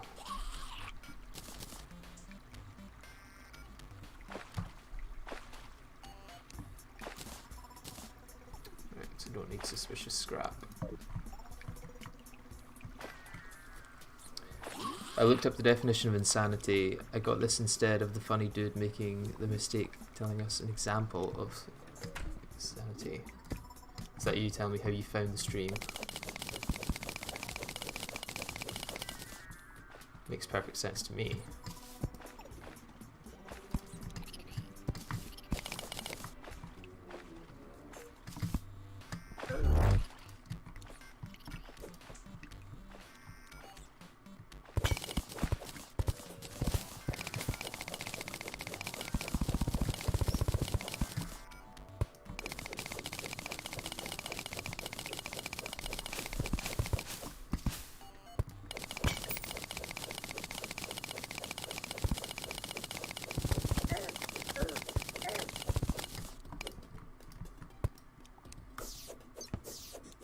Ooh, slightly too low for that.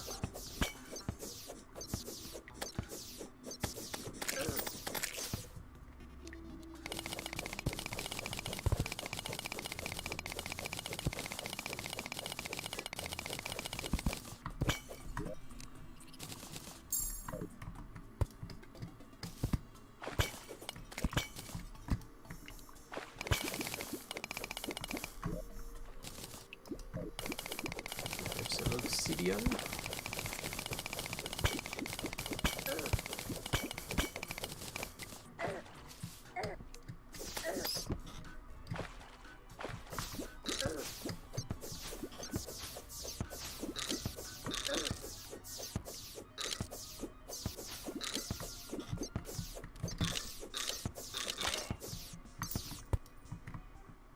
See if I can do this without dying. Just.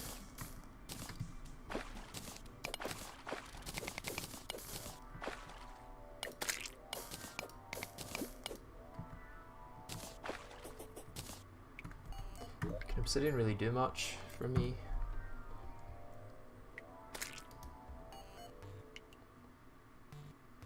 Yeah, not really.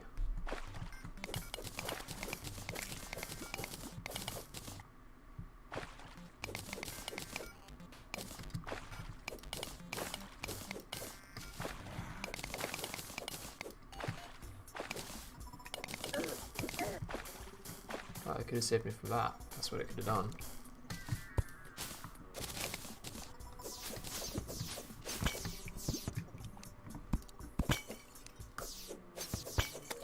Why is this bat moving so slow?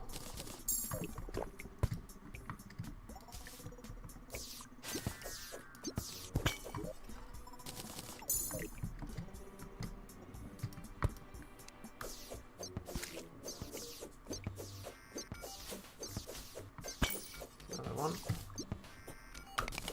Starview is the best way to travel through the underground, purely for the extra light that it gives. See, look, there's another chest as well. Can Calamity add back my dad summoned with the jug of milk?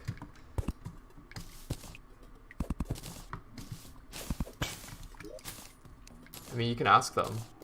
They might. I think if you join their Patreon, they'll consider it.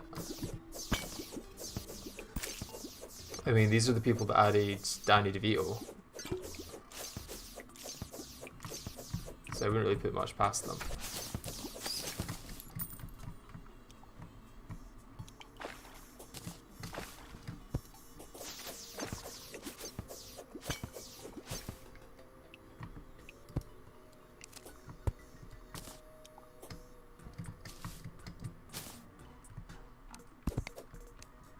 Yeah, no one cares about amethyst.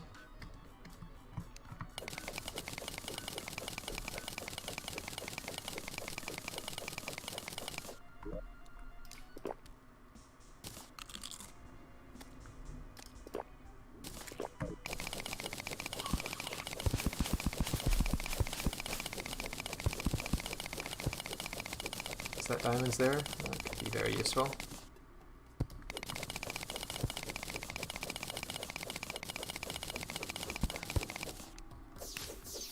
Is this guy being a problem?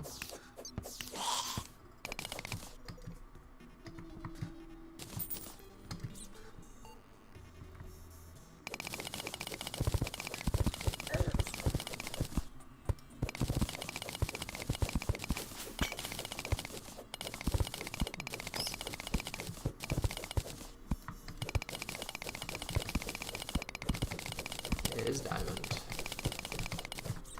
Very nice.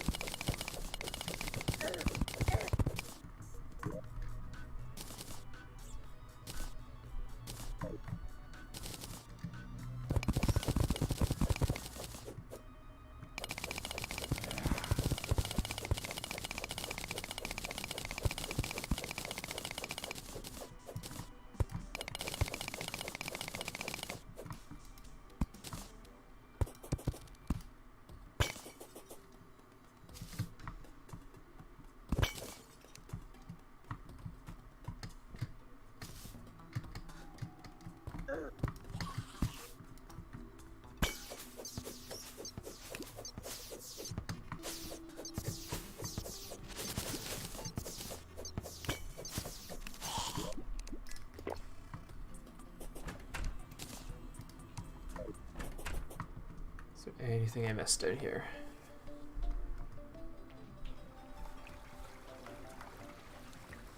I'm suffering. I was doing a mage playthrough with my ranger playthrough friend, and I tried getting his rubies, and he tried selling them.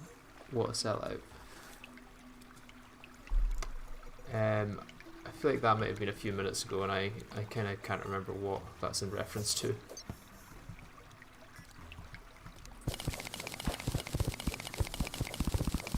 He's trying his hardest to get a demon bow off me. Okay. Yeah. So your friend was trying to get the demon bow off you?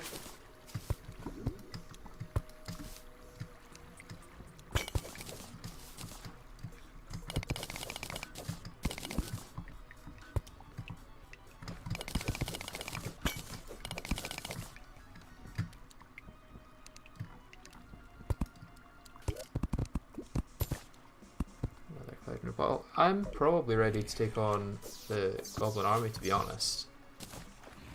And I've actually, like, once I do that, I'll be able to get rocket boots and a cloud and a balloon.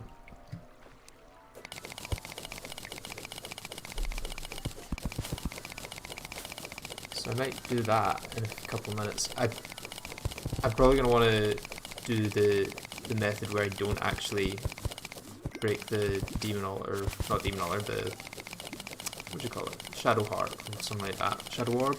Shadow orb. Yeah, I'm not going to break the shadow orb because then they can spawn randomly. I'd rather just farm goblins in the thirds of the world.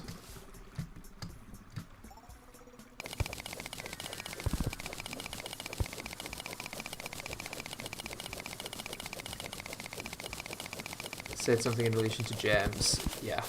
Well, yeah. I don't know, I said... Well, yeah. I had absolutely destroyed that Cthulhu while he was in a cave, so I had the stuff for it. I needed gem state. Ah, okay, so you killed the Eye of Cthulhu, got a bunch of demonite, and then he wanted a demon bow. I see.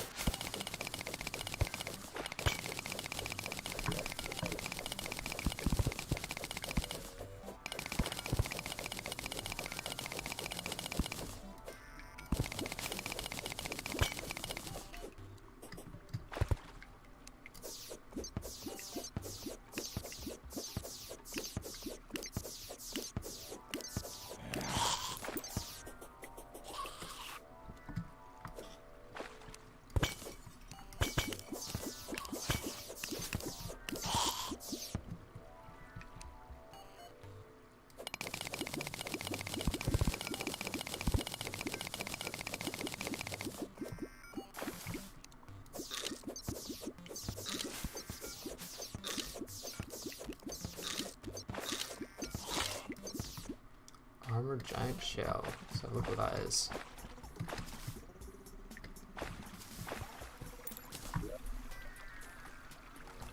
"10 defense, material, 15% reduced movement speed. Taking a hit will make you move very fast for a short time." 10 defense, that's quite a bit.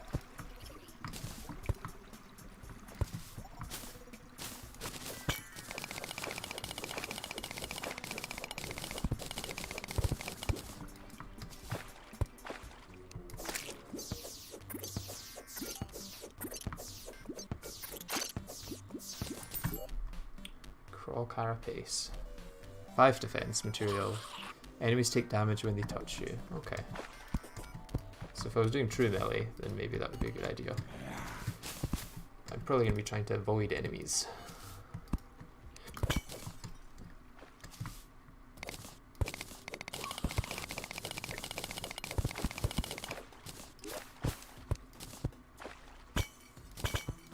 Keeps my powder ball violent. Yeah, worth keeping.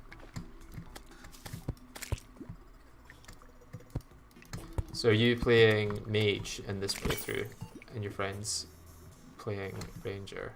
It's a good combination. I feel like you'll never be like mismatched in terms of power level.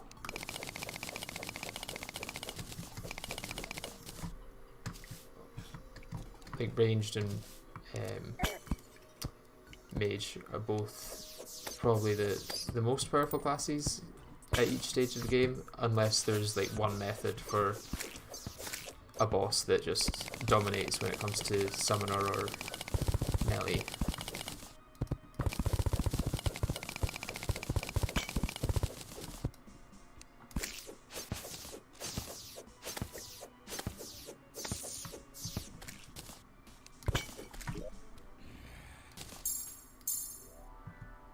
What is this Beetlejuice material? Oh, I thought this was a hard mode exclusive thing. Okay, that's interesting.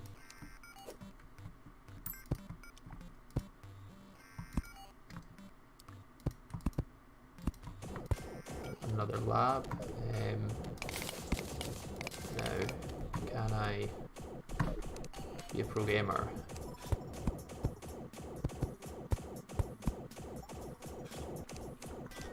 Sneak my way in. Yes, I can.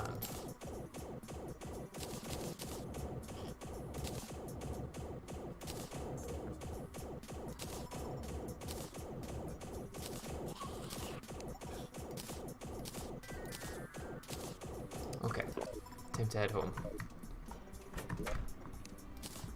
See what the traveling merchant has to offer.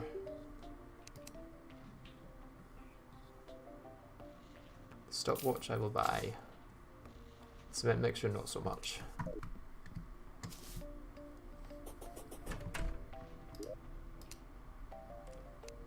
Okay, I should probably make a magic storage system now. What will I need? Lead. Is that all the lead I have? Okay.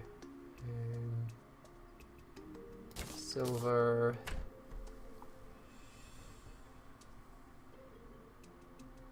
Where did those diamonds go that I collected?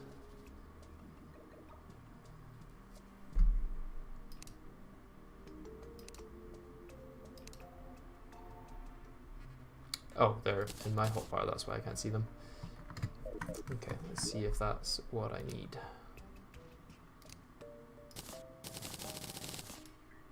Oh, and emeralds.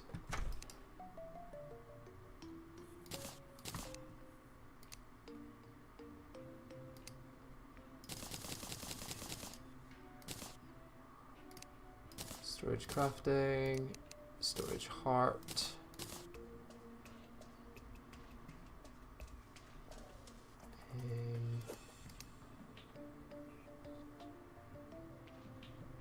Now, where are storage units? Ah, I need chests, that's why.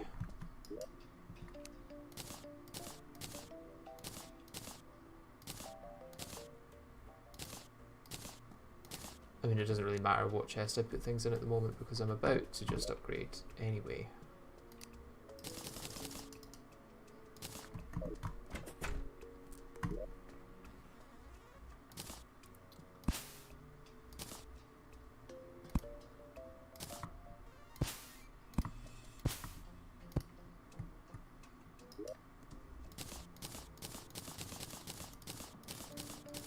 Now that is going to make things much easier.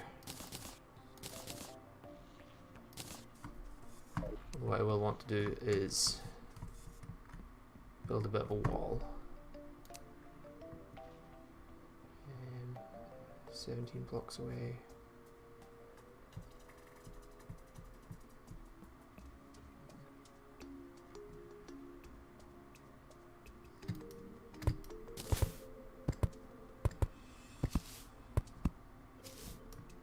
Okay, yeah. Make a little bit of a valley where I can live in.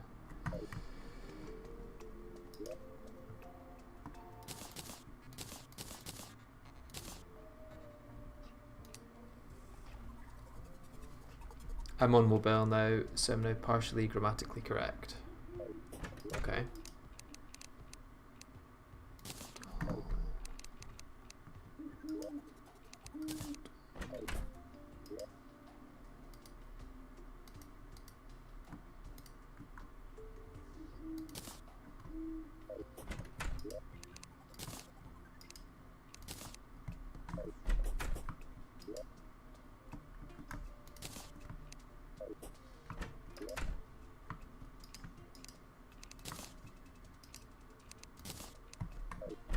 is a much better system. Until I run out of space, which will probably be quite soon.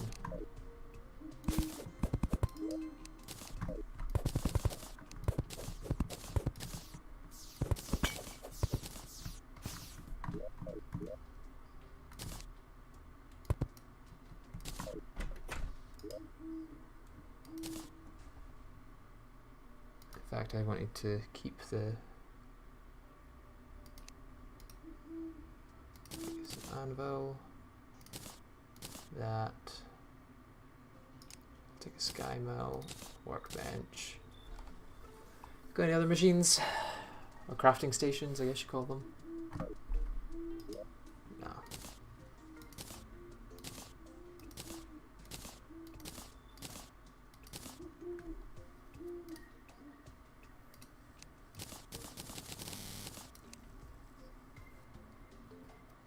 Technically, what comes first? King Slime. Okay, King Slime comes before Desert Scourge. I can never remember because they're both pretty easy, generally.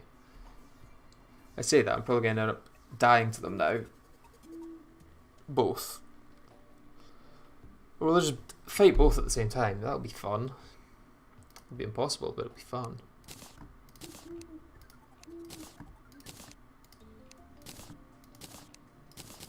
Right, what does the platinum give? Every point of defense gives you 0.1% increased critical strike chance. These effects both cap at 50 defense. Oh, and every 10 defense gives you +1 life regen.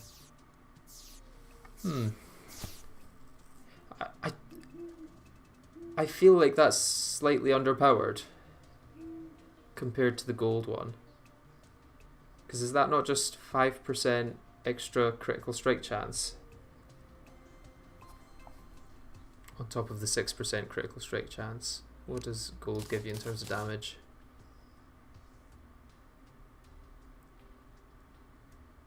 Capped to 10%. Okay, yeah, it has the potential to be higher if you have like 50 defense, but I'm probably not going to have 50 defense at any point. I still think that lead is a pretty good option, to be honest, which is surprising because that's one of the lower tier ores. The gold one is all enemies have 4% chance to drop 1 gold, all bosses killed drop 3 gold. You gain 1% critical strike chance for every 5 gold in your inventory, capped at 10%. So yeah, maybe lead is just the best of all. Reduces damage taken by 3%, +1 life regen, and immunity to knockback. I feel like immunity to knockback, even if you're not a melee user, is quite a big thing.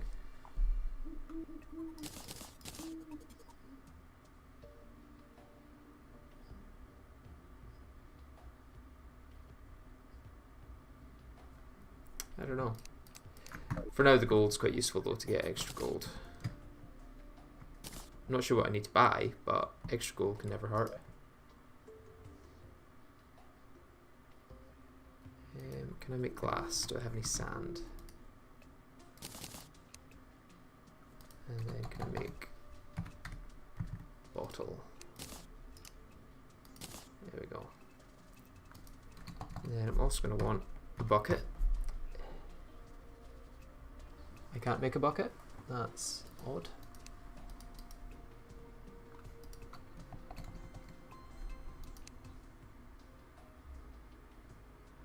How can I not make a bucket? I mean, how do I not have any lead? Did I really use all my lead?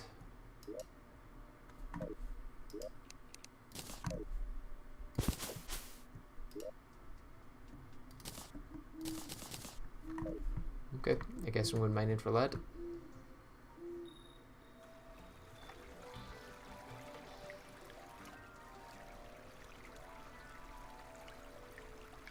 Wasn't a new biome in the underworld added in the latest Calamity update? I don't think so. Did they maybe rework the Brimstone Crag? I haven't heard of any new update, and I feel like I would have heard of it Like, that'd probably be quite a big thing on YouTube. But I could be wrong.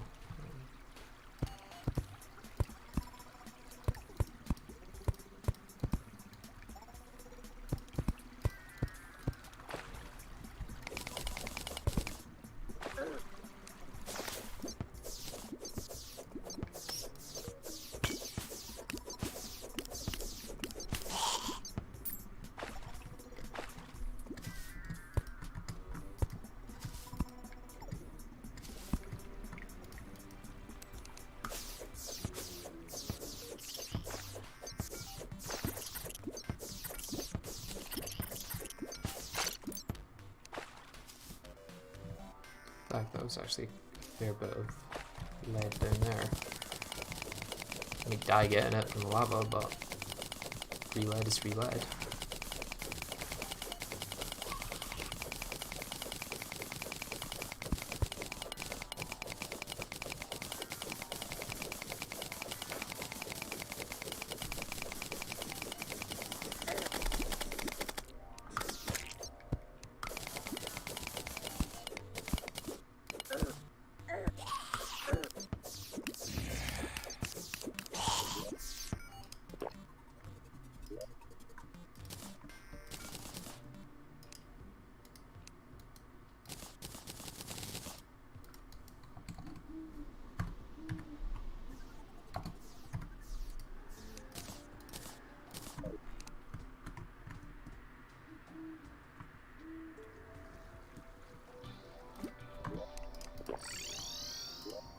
So now with the bucket,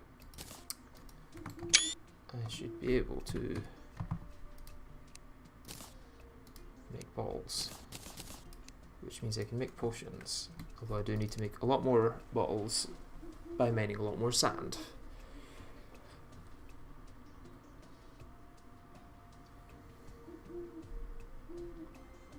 Yeah, it definitely would have been milked like a cow.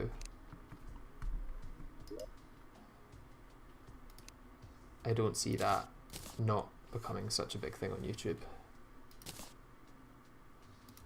Right. I guess the next plan is to head to the outer thirds of the world, get some goblin scrap, make a goblin battle standard, and then take on the goblins. But in order to do that, I'm going to use a gravitation potion because it's a lot easier than walking. Just kind of waiting for day first though, because I don't want to die.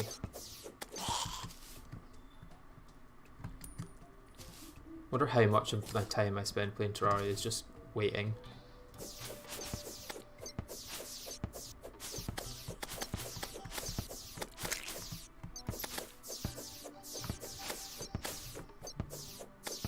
I mean, things like fishing is pretty much just waiting, but style.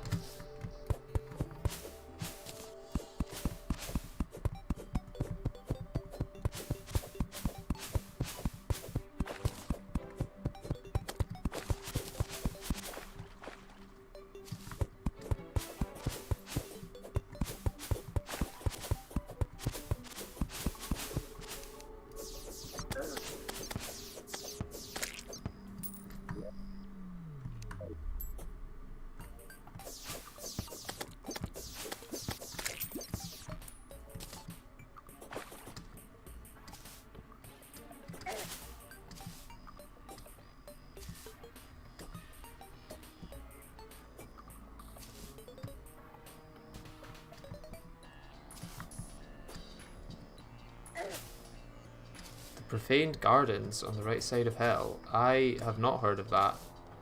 Is this maybe an upcoming update? Because I feel like it would have been a thing I would have heard of if it was like out, you know?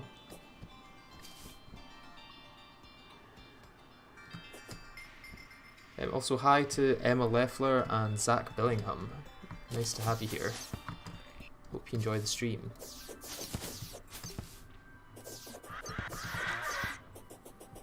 Just to fill you in, it's currently a Calamity run in death mode where I'll be using the ingredients of the Ark of the Cosmos.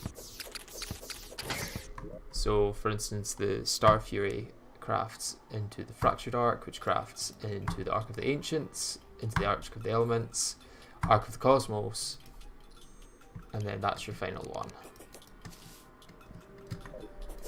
And also within that line is the Biome Blade, which I'm looking forward to unlocking.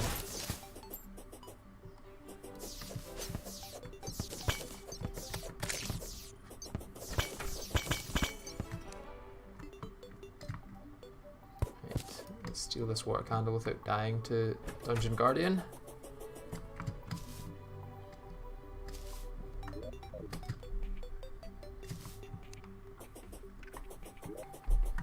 Is this our thirds? Yeah, this is our thirds. Okay. Well, I might as well go to Sulfuric Sea. No, Goblin Scouts probably don't spawn in the Sulphurous Sea. I forgot proficiency was a thing. I need to keep an eye on that.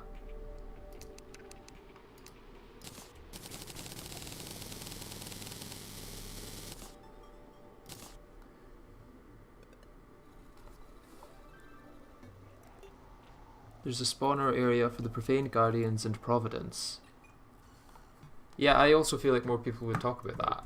I mean, I'm not saying it doesn't exist, but I'm surprised I haven't heard about it if it does.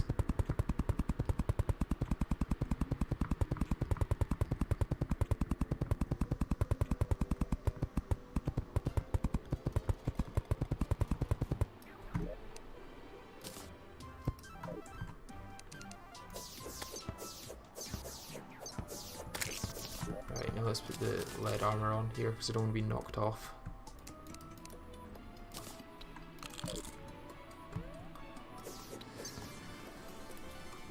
So, currently just waiting for Goblin Scouts to spawn, which could take a while.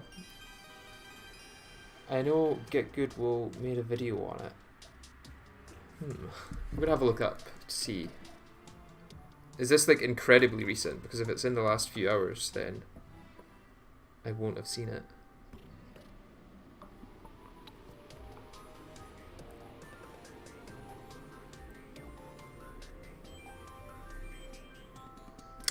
Oh, 7 days ago. So there's a new underworld biome in Calamity. Interesting. Well, why don't we watch it together while I fight these guys?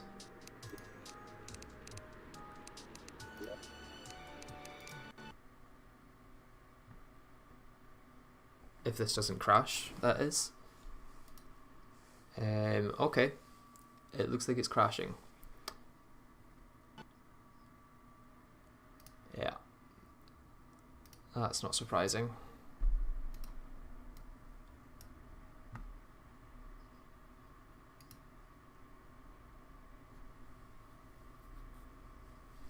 Okay, sorry about this, guys. I will be back in a second.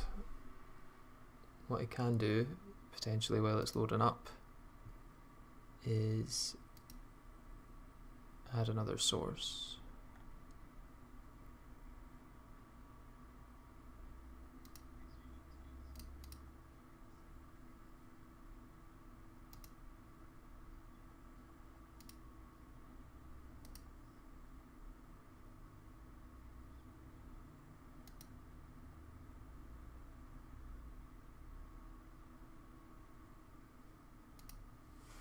Okay,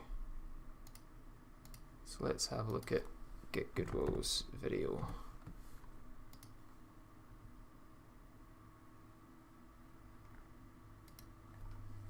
So, apparently, there is a new biome in True Area Calamity mod. It is called the Profane Garden, and it's located on the right side of the underworld. But in order to get it, you must first install Calamity Inferno mod. Ah, so it's Inferno mod. So basically, a mod for a game. Quite funny, modception. Calamity Infernum is a mod that adds the Infernum mode in Calamity, which is a difficulty that makes Calamity and vanilla bosses harder and in my opinion also cooler, because it adds lots of new unique attacks and beautiful visual effects. Now back to the new biome, its primary purpose is to serve as an arena for fighting Profane Guardians aka Forbidden Meatballs, and a huge arena for Providence the Profane Goddess. So you don't need to build arena for them anymore, quite convenient. The area is quite awesome, as you can see there are lots of decorations and structures, and a good weather ambience as well. But don't you dare dip your toes on those pissed-looking liquid. It is lava. After you I mean, it does take a while to actually make a Providence arena, so... It looks really amazing. There is like a mini planetarium altar thing, and if you go down in the left there is like a dorm area where there are lots of beds so you can set your spawn point. Again, very convenient. And if you go to the right, it is a hallway to enter the giant Providence arena. There is a summoning altar in the center to summon Providence. In this video, we will be looking at the new Infernum Profane Guardians and Providence attacks. When you first summon them, you will be Okay, so I don't need to see the whole boss fight. Okay.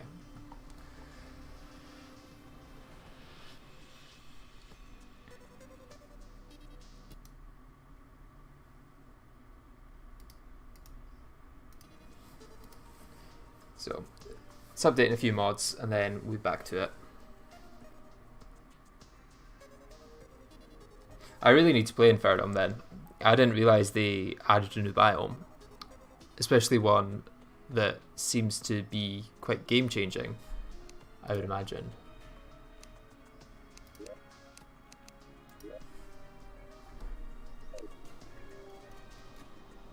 So annoyingly that crash has meant I'm at the wrong side of the world.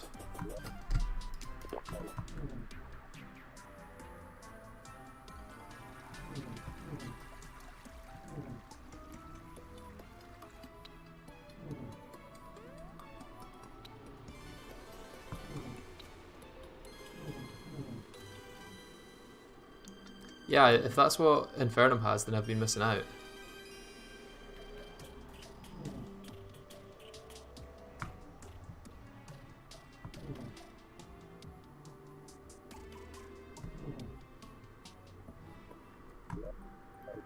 Now, has that crash actually rolled back the world a little bit? Because I still have that lemon that I just ate.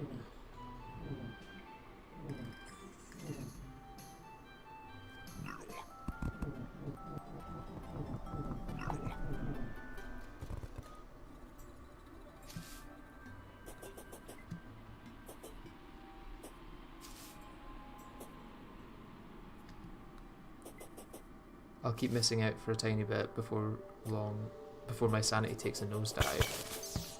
Missing out on what? On Infernum? It does seem like the sort of mod that would maybe commit some people to a hospital of some kind. Right, so the water candle is gone from there.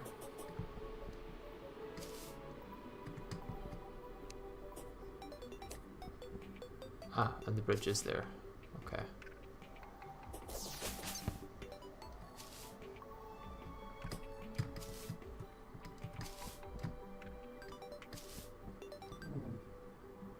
I could use the gravity potion to get up here, to be honest.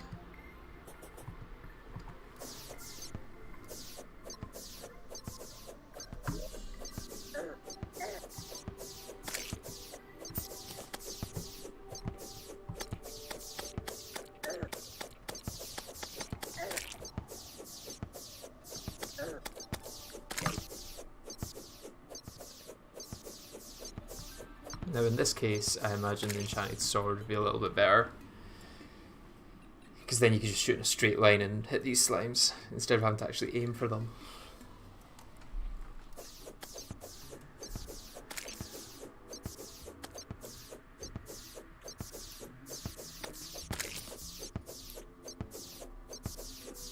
Or you can just let them fall off the platform. That's also an option.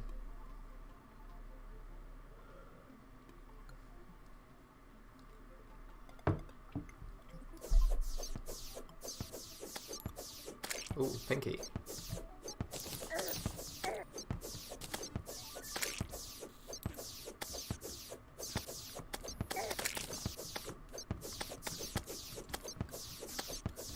I don't know if there's actually anything I can get from the pink gel, but it's rare, so it seems like it's important.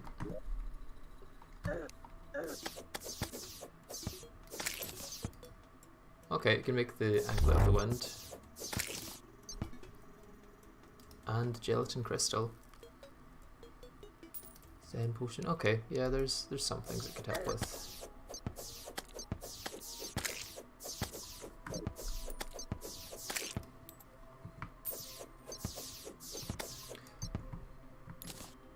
So, what would you guys say is your favourite class in Terraria?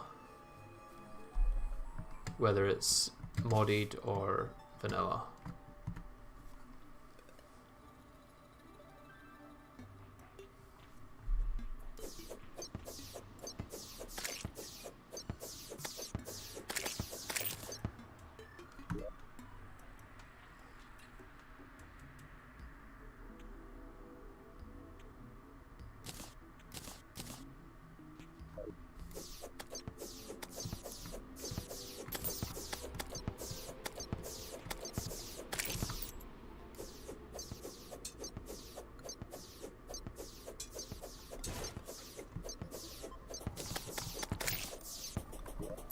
What this does. Overdrive. Consumable. Activates a protective matrix that can absorb 50 damage and grants 10 defense. However, the systems are fickle and the shield will need 10 seconds to charge up fully. Getting hit during the shield recharge period will reset it back to 0. Okay, so it's kind of like a you get hit once and then you try not to get hit again sort of item. I'm wondering what the consumable part though is. Like if I consume it, will I just permanently have that effect?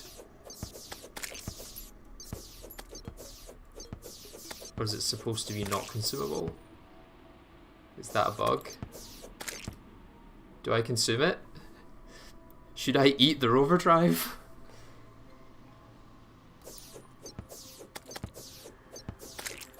Probably mage. Yeah, I think mage has got the most unique stuff going for it. Like, well, some wage weapons are similar, but like every bow is pretty much the same in pre-hard mode, except for maybe the bee's knees and the blood rain bow, which no one gets because who likes blood rain fishing? Whereas mage weapons all act quite differently, which I like. Right. Oh, I only need 5. Calamity must have changed that. So, potentially only one more goblin needed.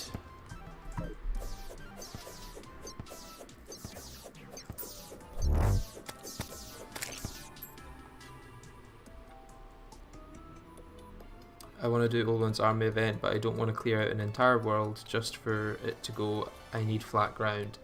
It doesn't have to be that big. I mean, what you can do as well is just build a flat bridge of bricks or stone or something along next to Sky Island, or just build up with some rope and then build a long line. Like, you don't have to use the surface. 5, there we go.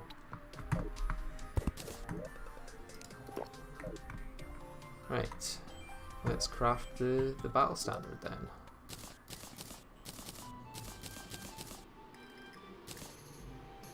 Now, do I consume this? I'm going to consume it. Doesn't seem to be doing anything. It's just a non-consumable consumable.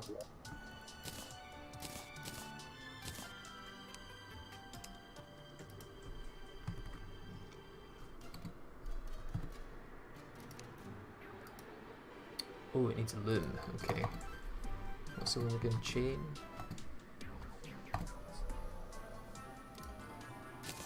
Chain to then get a sawmill, which you don't have the wood for.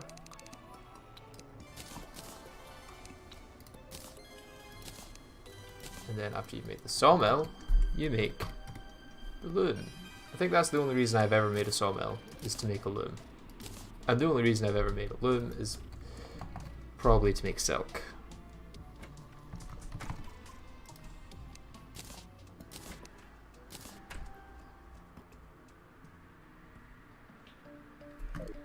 Right, so probably gonna want some arena here.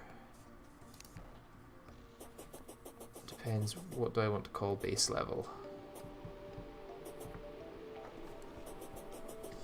Does it matter all that much what I call base level, I guess?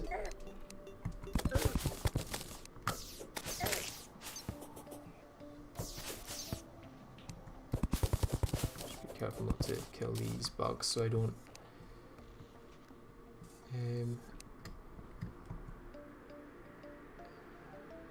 yeah, that'll do, 20 blocks.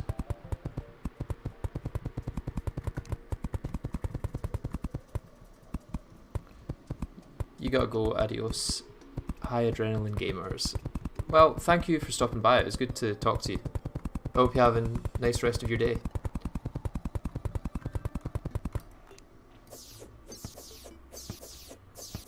I am going to be recording this stream and probably editing it into a video, so you should be able to see that even if you missed the live stuff.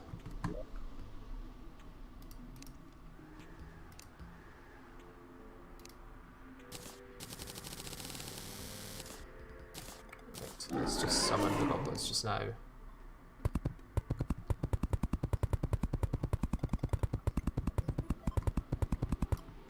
Is this actually going to be able to hit? Oh, I didn't think this through. That's what I should have based the height on. Being able to actually is just too short. That is maybe here. Here, yeah. Okay.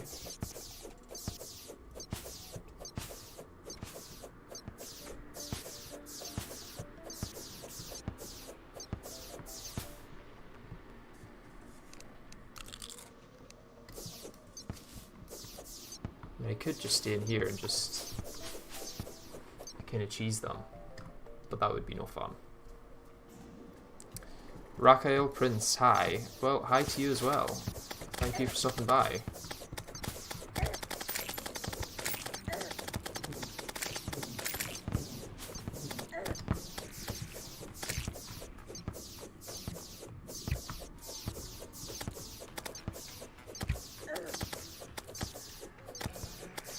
Okay, this could work. Just standing still. I mean, I feel like this is how you're supposed to take out the goblins, is just standing still.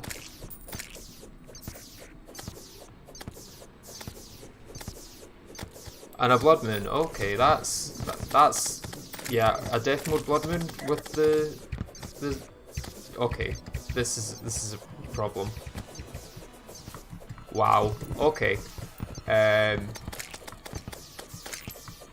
not sure the best way to handle this.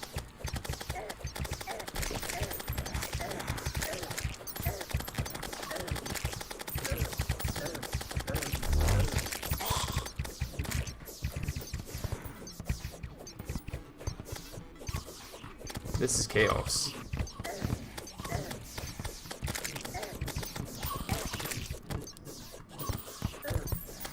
Why did it have to be a blood moon? Okay.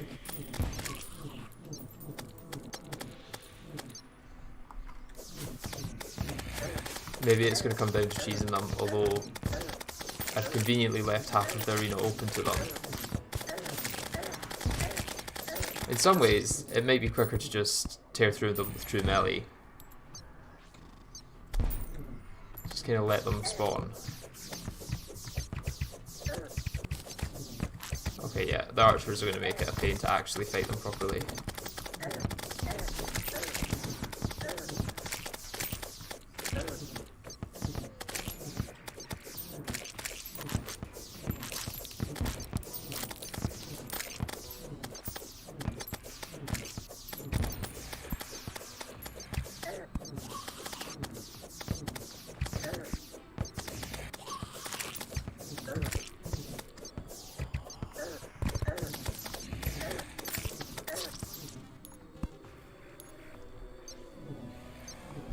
This is going incredibly well.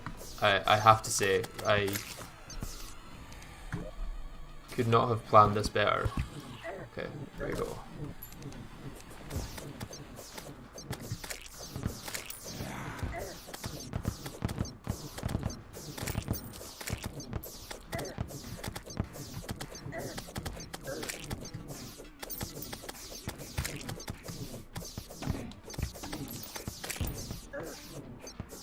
I mean, I feel like just the sorcerers alone are enough to deal with.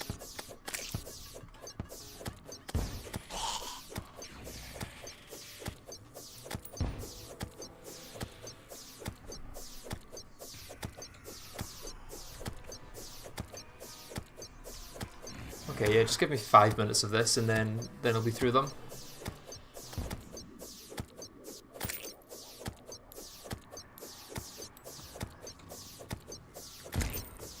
I wonder if the goblins will be able to drop blood orbs. Is it any enemy during a blood moon, or is it just the blood moon enemies? I don't know if anyone knows that.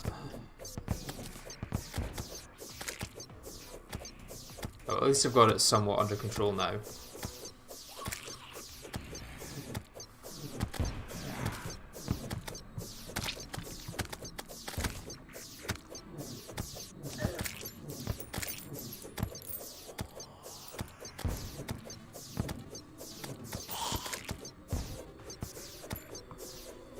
These goblin peons can actually get through, which is, yeah, it's a thing.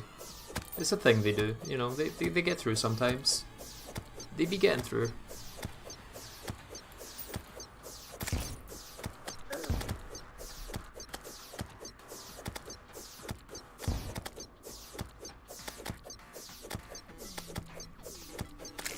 And this is why Star Fury is one of my favourite weapons. It's so easy to do stupid stuff like this.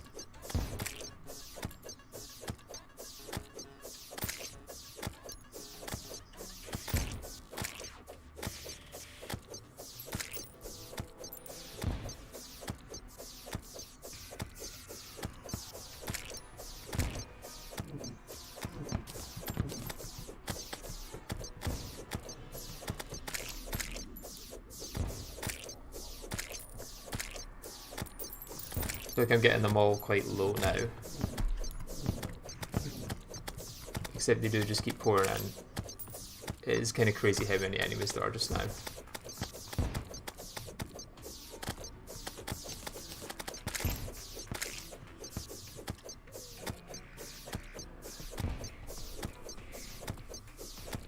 Only Blood Moon enemies. Spend your time building, making an AFK arena and an arena over it. That's what I do when I play Terraria. Yeah, like with the kind of pyramid thing with the lava pit. Yeah, that's probably the best way to do it. It's just I couldn't be bothered doing that. And I know I could probably do it with without that. At least if the Blood Moon hadn't spawned. The real culprit here is the Blood Moon.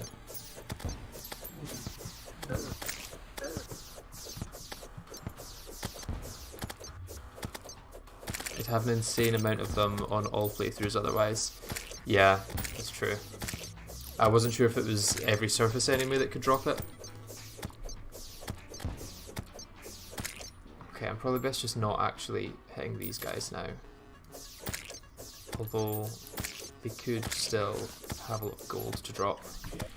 What I could do is switch to my gold armor and farm a bunch of gold.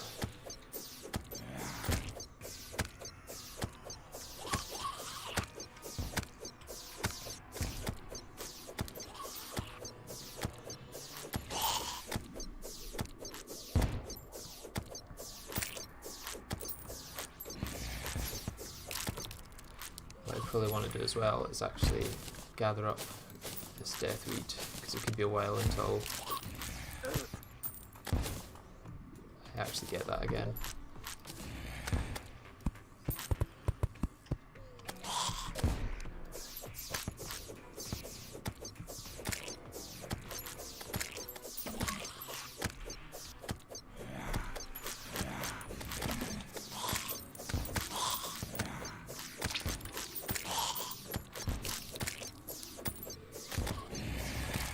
I mean, I feel like the problem with Death Mode Blood Moons is it makes you required to do stuff like this. Like, you couldn't just take it head on.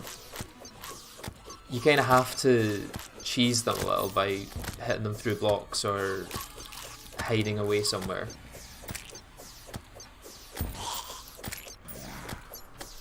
Which makes it just feel a bit cheap, I guess.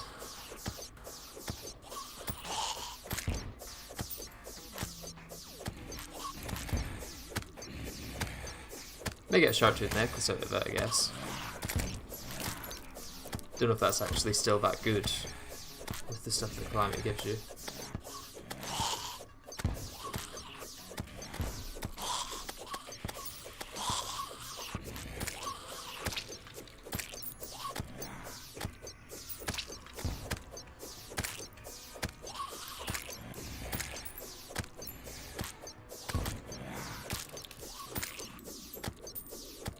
These guys have dropped so much gold. And they're all just picking it up.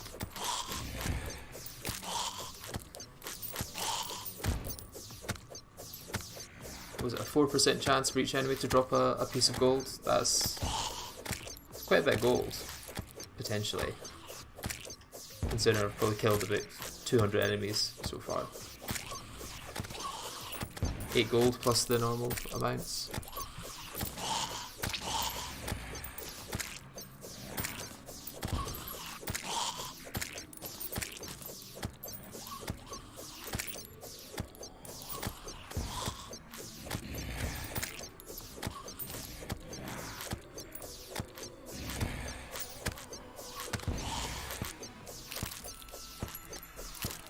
Okay, now they're all going to run off with my money.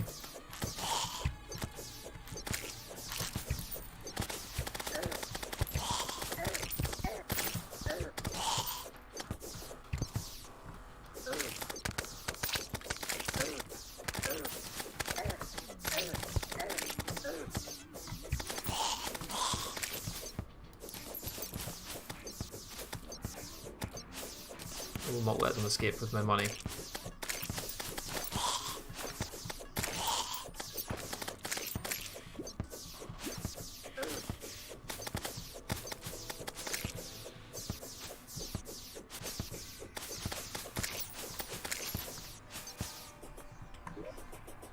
$19 not bad. Can sell a harpoon gun and the plasma rod as well.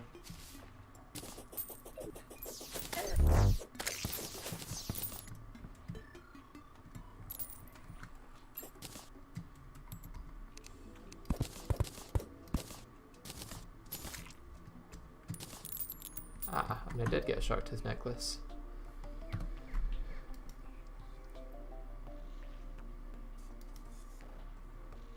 Okay, might as well use it for now.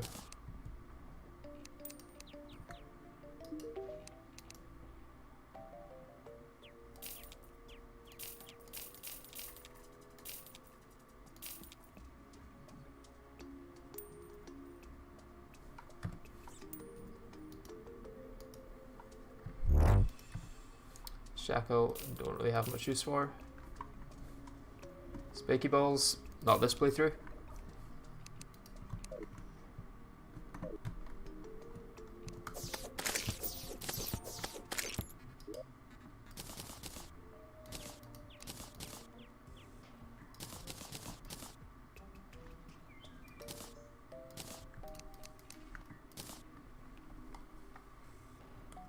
Okay, I think it's probably time that well, first I want to look for the goblin, and then it'll probably be time to take down the first few bosses.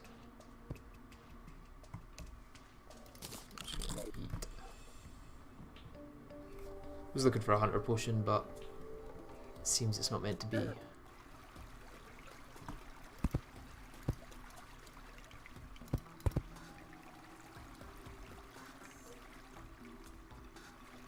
Everyone keep an eye out for the goblin.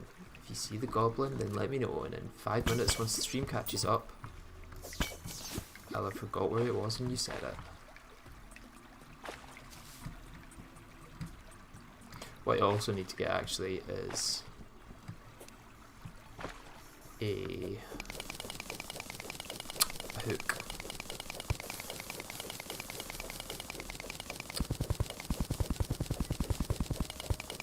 Gather lots of cash and buy more weapons or ammo. I wonder if it'd be possible to beat Terraria as a Pokemon trainer by only using NPCs to fight bosses and just having hundreds of them in your back pockets.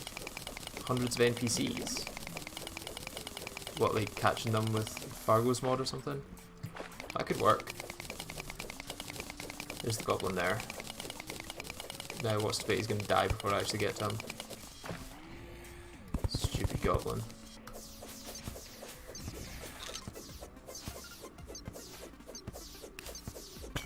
Oh, he's actually invulnerable now. Never mind.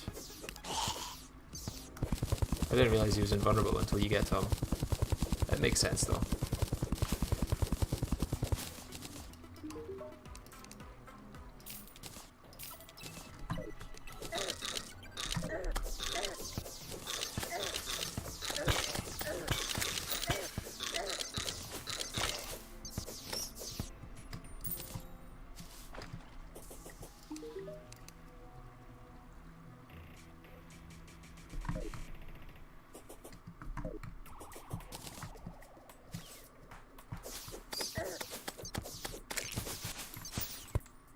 See where this goes.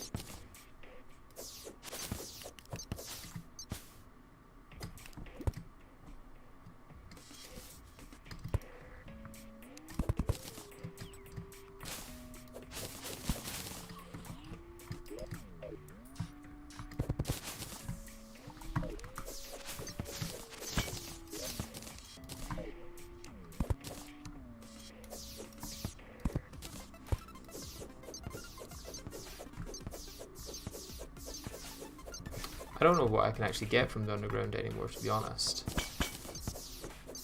think I've probably got everything that would be useful.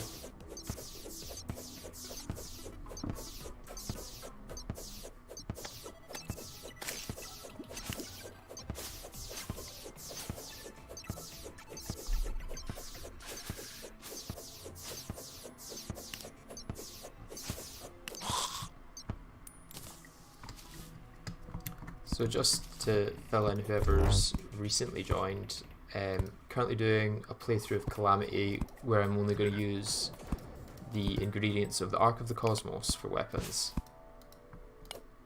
So things like Star Fury, Enchanted Sword, Biome Blade, and Fractured Arc, things like that.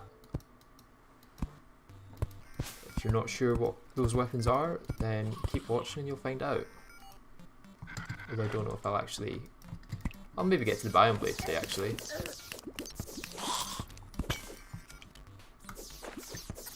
Just need to kill the Hive Mind for that.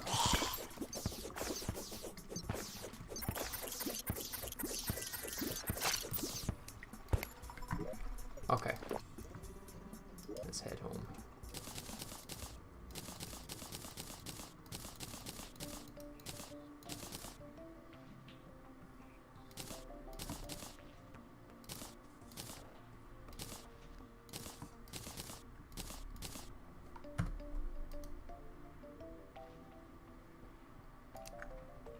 I always forget which of the cell phone ingredients actually combine together. What I can do now is make a cloud and a balloon, very useful, and make spectral boots, also very useful.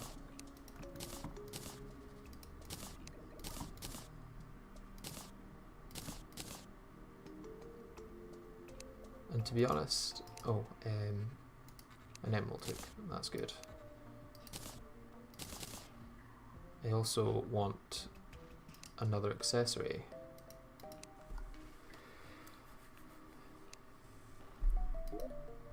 I'm not sure which.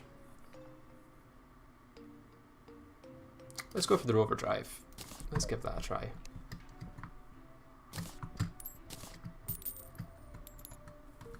And then see what's necessary to... Oh, that looks very fancy. I like that.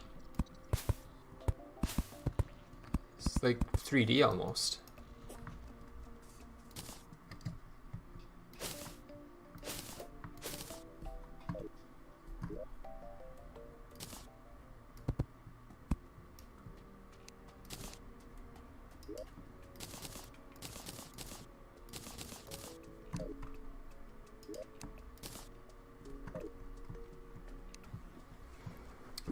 So, king slime, what do I need?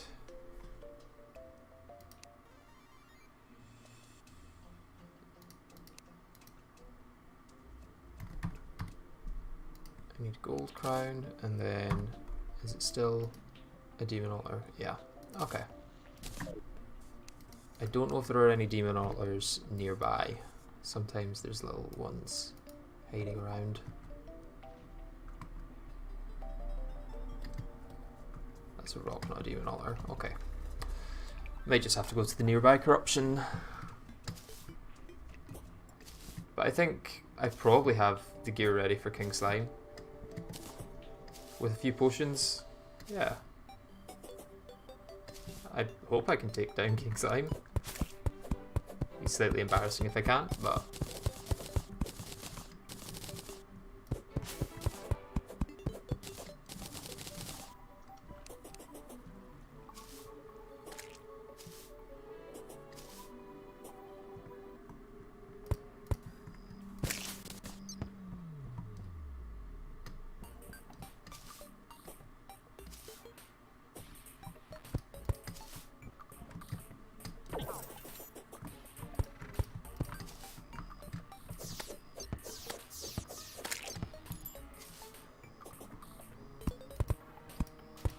Oh my god, are any of these going to lead to actual caverns?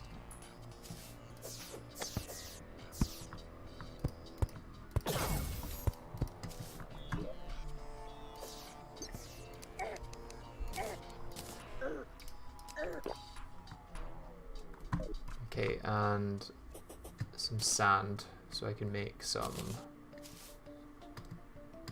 potions.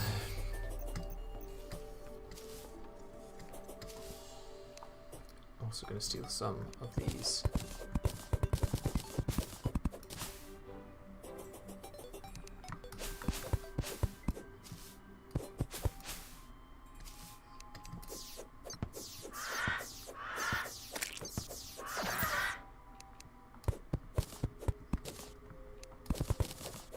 Flatten the desert.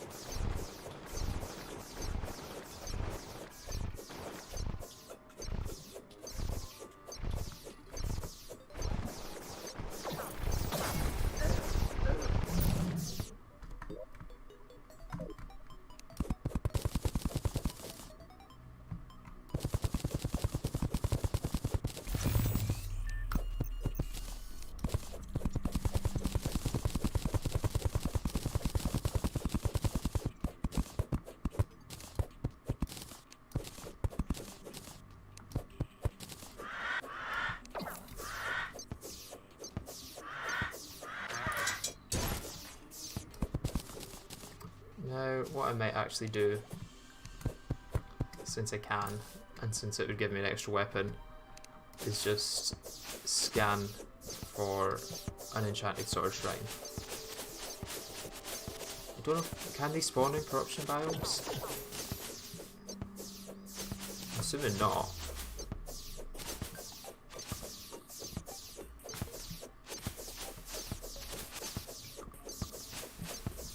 Yeah, I also prefer the Nubo from Drive. It felt very situational before, whereas now it feels like anyone could benefit from it.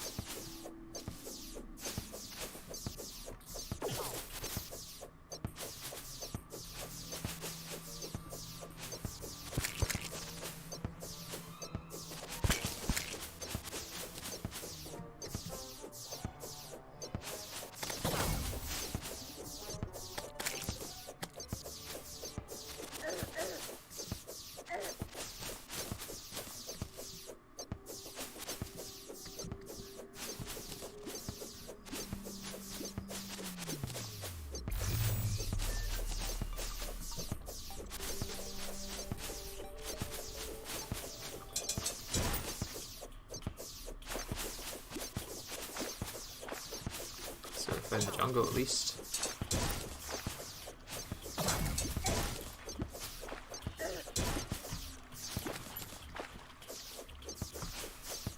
Can they spawn in jungles? Only forests, okay. So we'll run straight through the jungle then.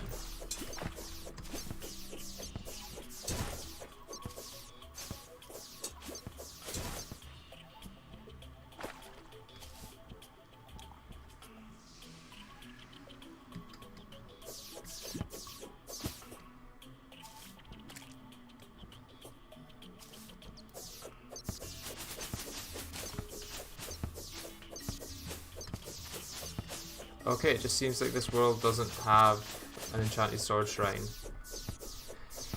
That's a bit annoying, but it is craftable and you can also fish for it. At least I'm pretty sure. I mean, it doesn't look like there's anywhere.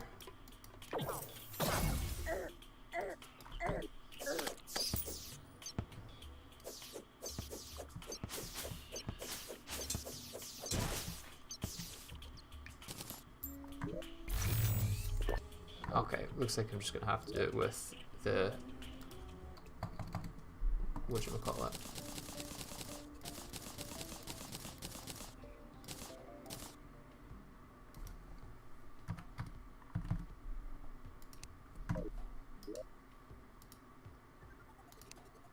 I need to make glass first. Glass and then balls.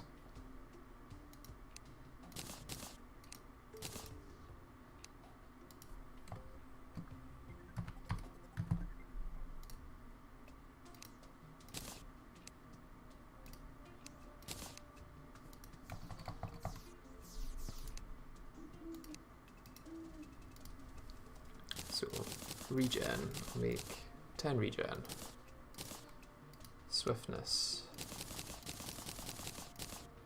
10 swiftness. Iron skin. 10 iron skin. Those are kind of the base 3, aren't they?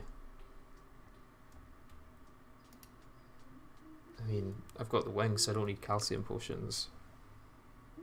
Yeah, let's go with that, and let's check if there's any in here. Take the peach. Don't really need life force or endurance, I don't think. Yeah, let's go with that. And I'll also place these down.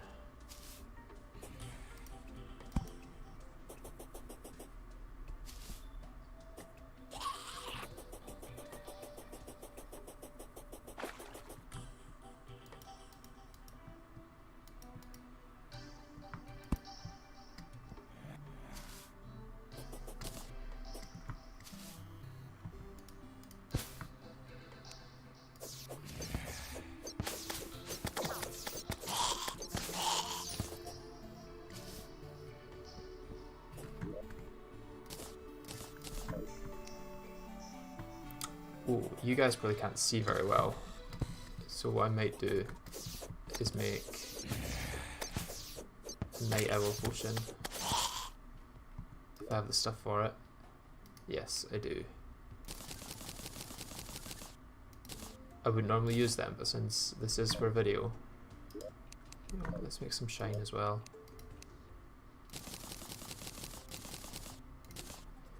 Feels weird making potions that aren't stacks of 30.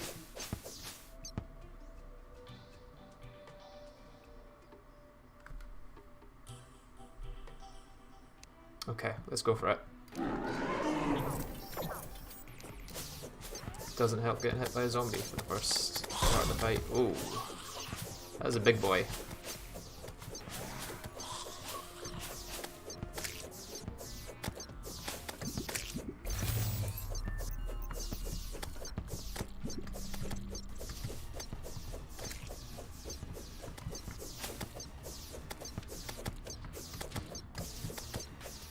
I feel like the main issue actually here are the minions that are going to get caught in the middle.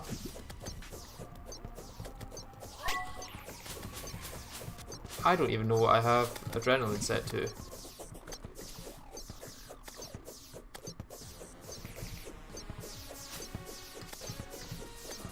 what would the default key be for Adrenaline? I haven't actually used Calamity since 1.3, so I haven't set up an alternate key for it. I also didn't buff. That, yeah.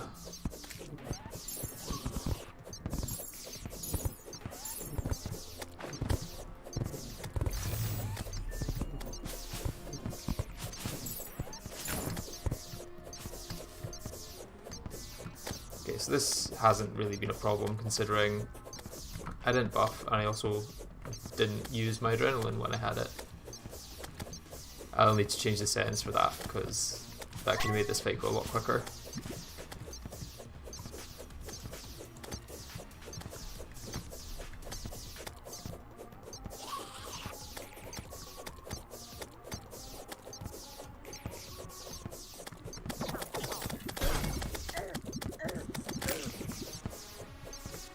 So we're getting cocky and just trying to go for the true melee.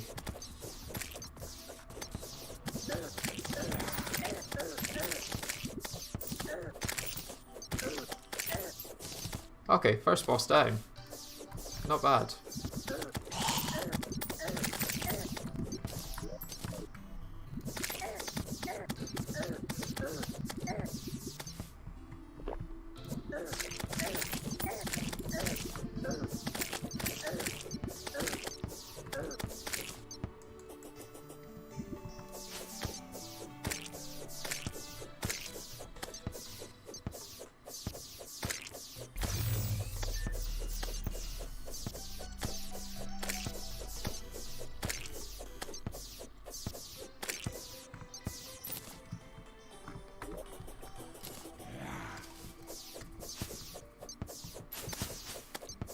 Now, did they still rework Ninja Armor to be... No. Wonder if it's still going to be Rogue. Oh, I'm at max storage. Okay. Can I make any storage?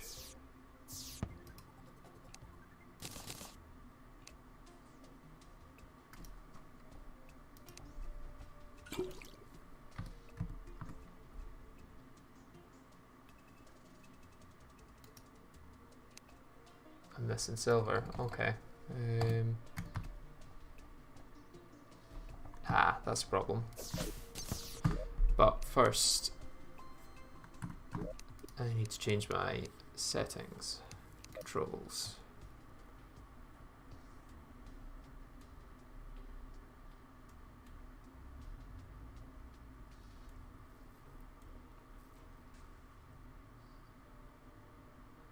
I tried V for Rage and it didn't work. I'd also be... Oh yeah, it's unbound. That's the problem.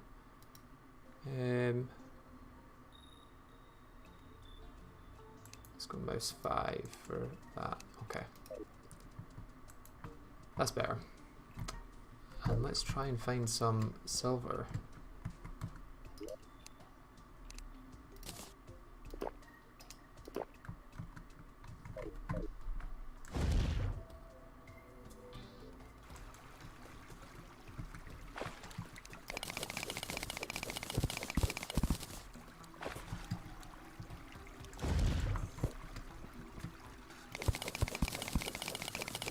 That's platinum, not silver.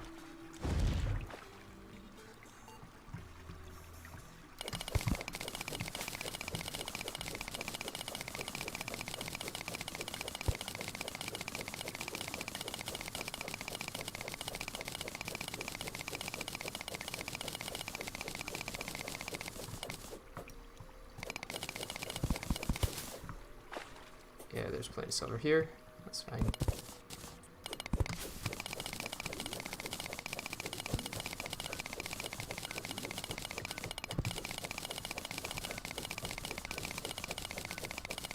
For some reason the YouTube notification didn't go off. Oh, that's odd.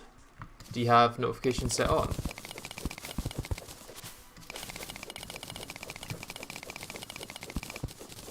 Maybe it doesn't do that for live streams. I'll admit I don't know much about live streaming on YouTube.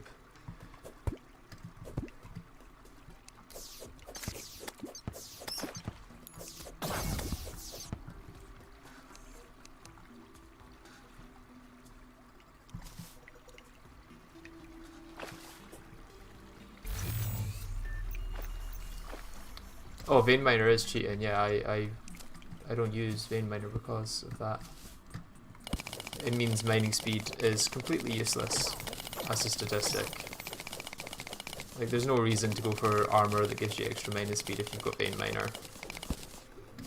Or use mining potions even.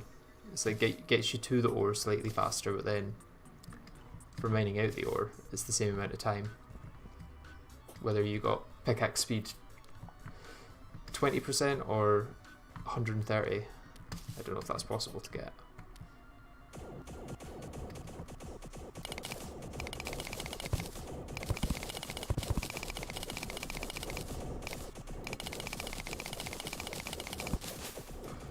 I mean, it's a cheat. It's not cheat exactly. It's just one of those things that is kind of ubiquitous at the moment. Like, everyone uses it, and I'm not personally a fan because it does feel like it negates the need for mining speed.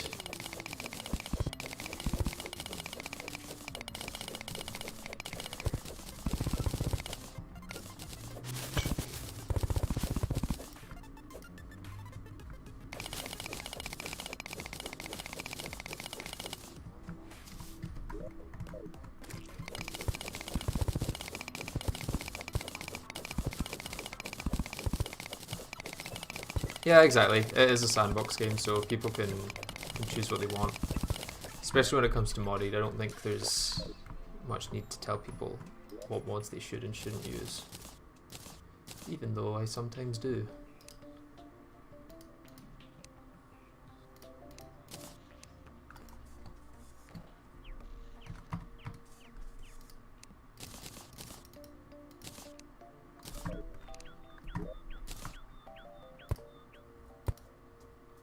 This gravestone is never part of the storage system.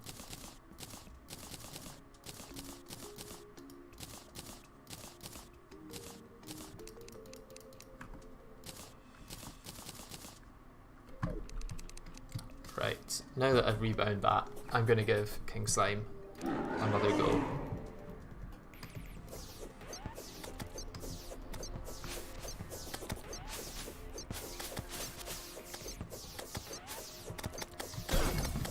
Whoa, is he allowed to spawn inside you? That seems a bit cheaty.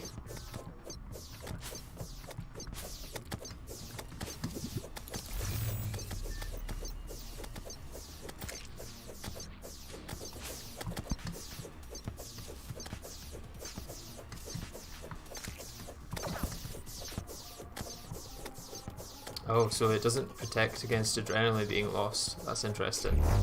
The overdrive, that is.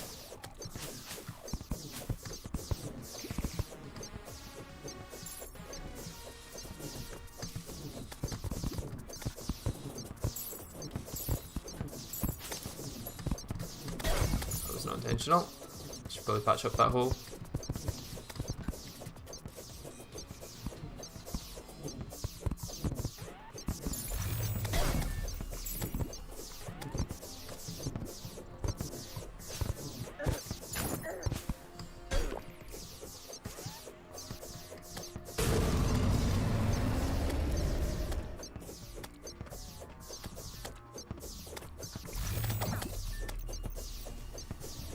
I'm not even trying to know her at this point. I mean, I don't know if I ever was, but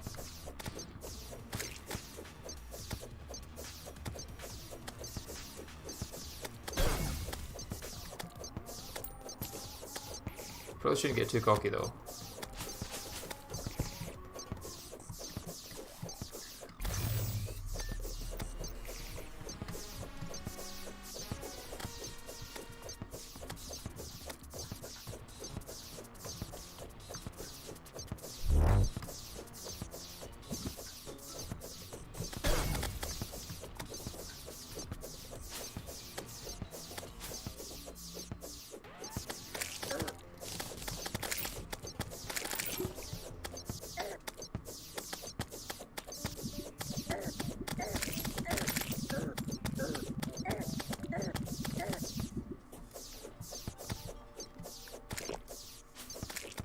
These spiked slimes are quite annoying.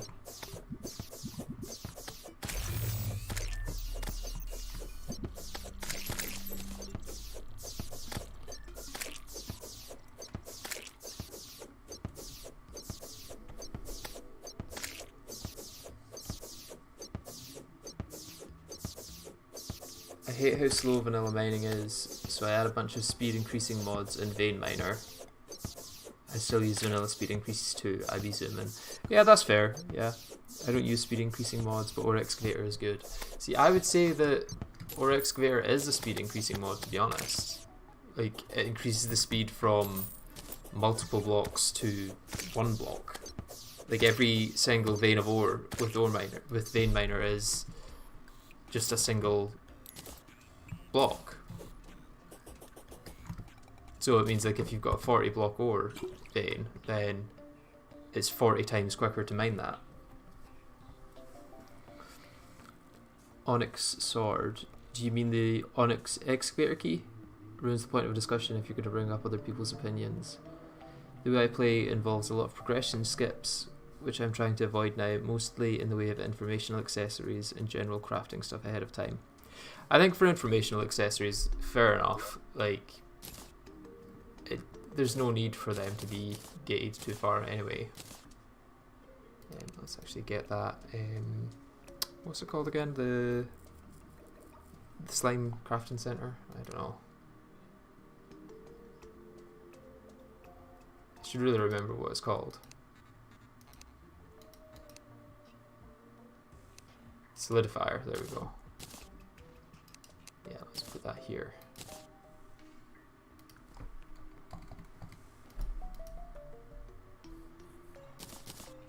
I guess next I'm going to want to do the Desert Scourge.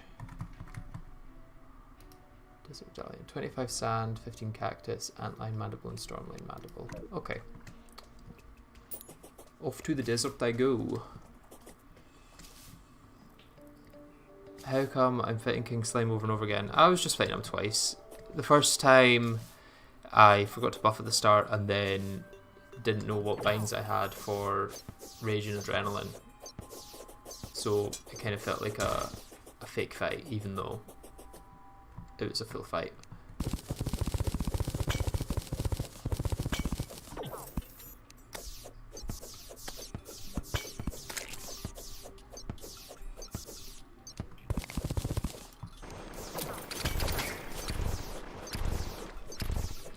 Usually I only craft the alchemy table ahead of time. I mean, that just stops grinding for potions in a way. It's just potions are a third cheaper, so it's not that bad. And sometimes a Tinkerer's Bench. See, that does change progression, so I wouldn't do that. But like I say, it's to each their own.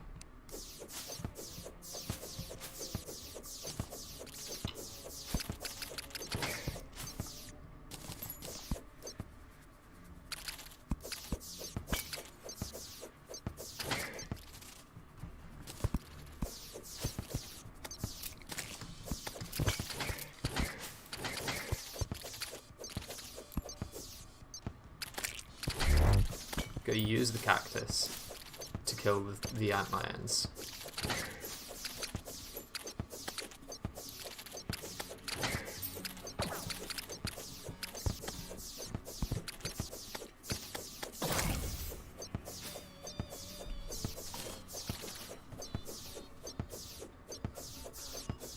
Are any of these gonna hit? There we go.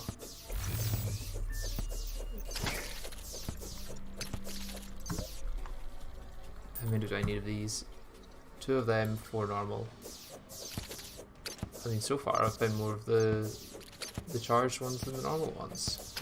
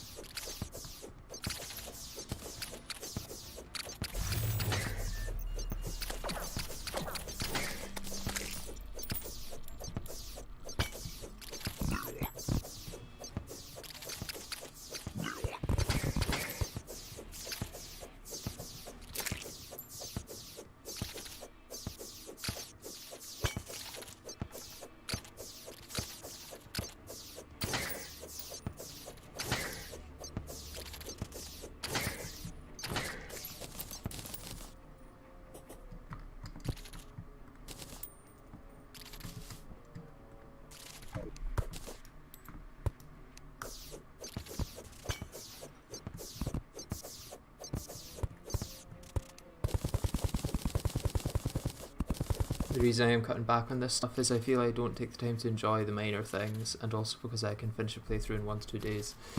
Yeah, that's an issue I've had as well in the past, where it's, like you can kind of just boss rush through most of the game without actually building like NPC housing, doing all that much fishing, like actually enjoying those areas of the game. And I've been trying to avoid it as well. Although, it's still definitely a bit of an issue. Can I just get some antline mandibles, please?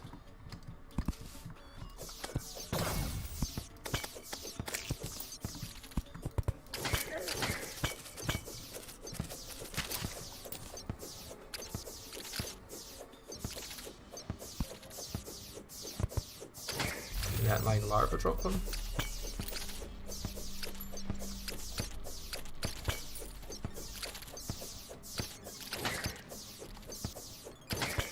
I feel like the hitboxes in these guys are a bit scuffed.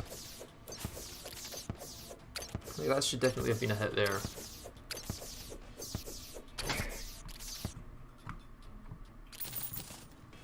There we go.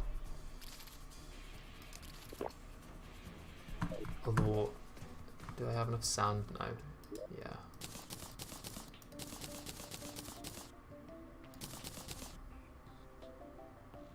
Don't know why I'm putting that into there, because I need to go to Demon Altar, I think. So cactus, mandible, and sand.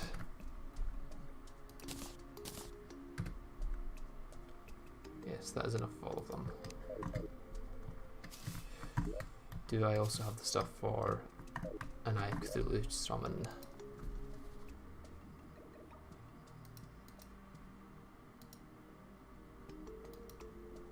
6 lines.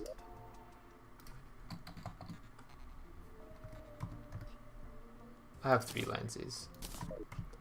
Okay, well, I feel like it's about to turn night, so I can check on the way.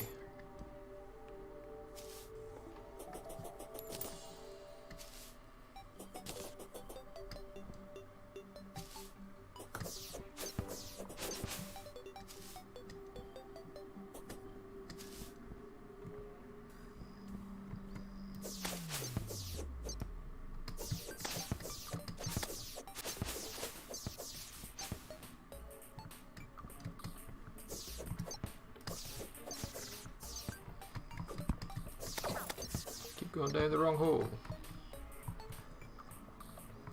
No one make that into a joke.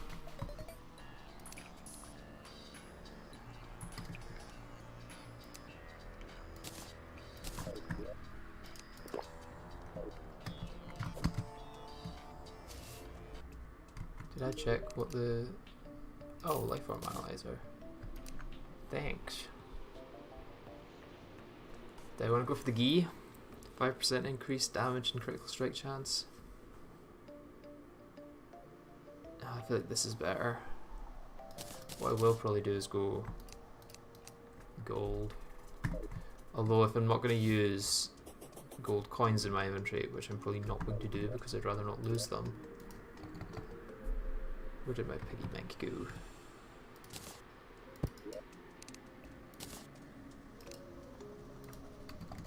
May as well use... What was silver again? Silver was 2 seconds after getting hit for 20 or more damage, you heal for 10. Getting hit again resets the timer, delaying the heal. I don't know what sort of damage would be taken from the Scourge. I might go for a more offensive one, to be honest. It's this one. Platinum. I suppose these are all kind of defensive based.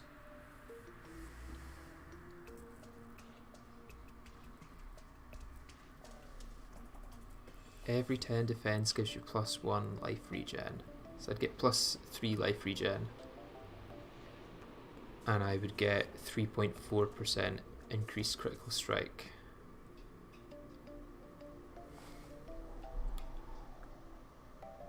but then it also gives 8% damage and 6% critical strike. Okay, I'm gonna go with this one.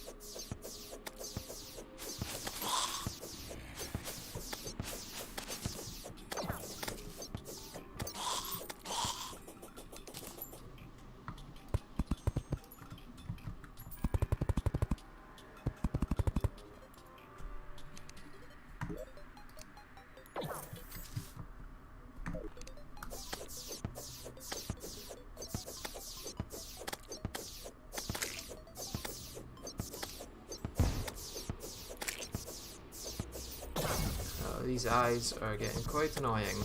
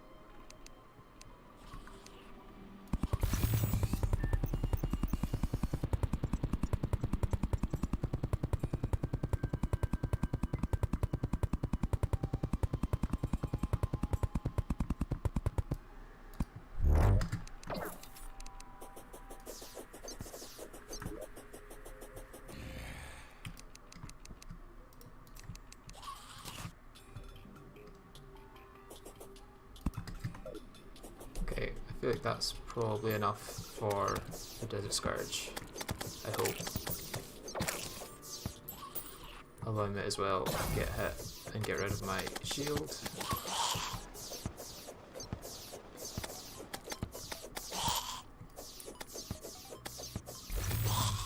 It'd also be great if... Oh, it's disappeared. Never mind. I was going to say it'd be great if the Cyndareans could stop spawning, but it despawned anyway. Alright, let's go for Desert Scourge.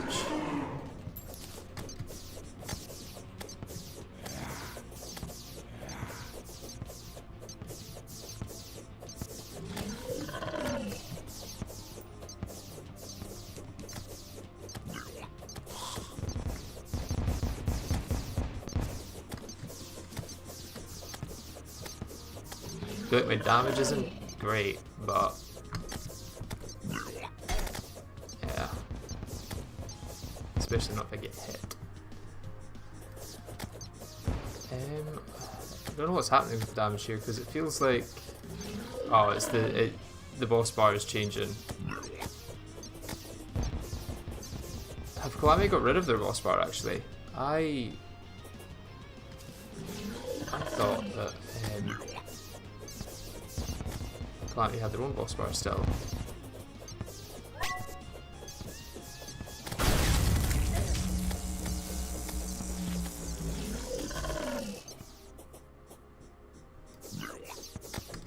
Just realised that my my adrenaline is the same as my button for mounting. So whenever I use my adrenaline, I'm going to mount.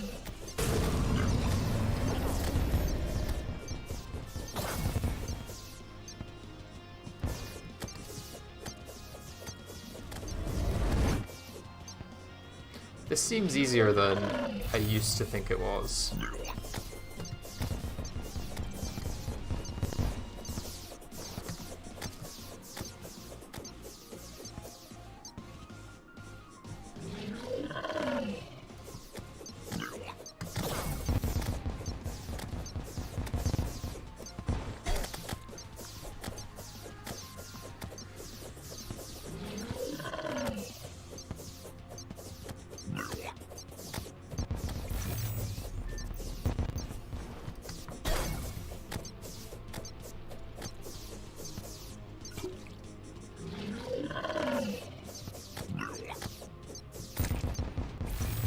It wasn't that bad.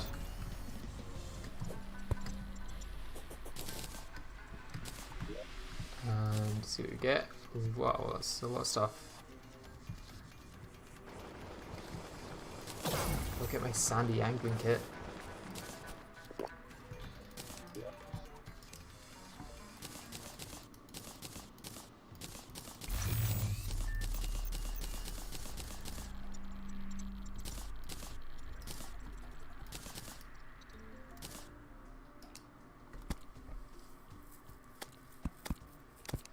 Right, I've got to go to the settings, I see.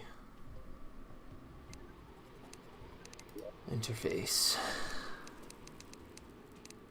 Boss bar style, Calamity mod. Thank you very much for that. That's useful to know. I also need to reset my adrenaline mode.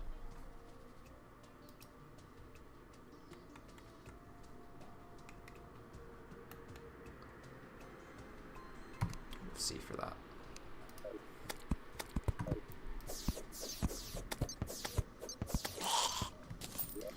Right, Victide armor. Let's go for that. I need to craft things first. Is it still Victide armor? Or is it like Sea Remain armor or something? Sea Remains, yeah. And then that's what I use for Victide. Breastplate, greaves,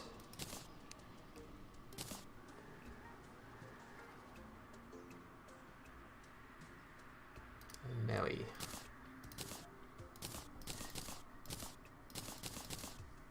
So I'm losing defense. This does 25 and 16, and now does 25 and 11. Okay, so what's the set bonus here?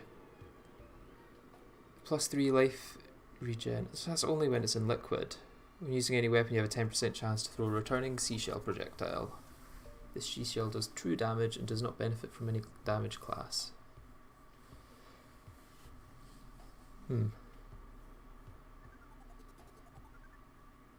Also, it might reset every time you reload mods. I hope it doesn't.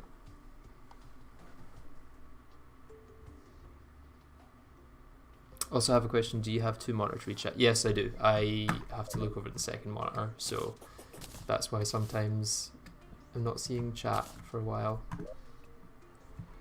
Yeah, I'm not sure if the Victide armor is actually any better than this platinum stuff, even though the platinum was quite a lot easier to get, I'd say.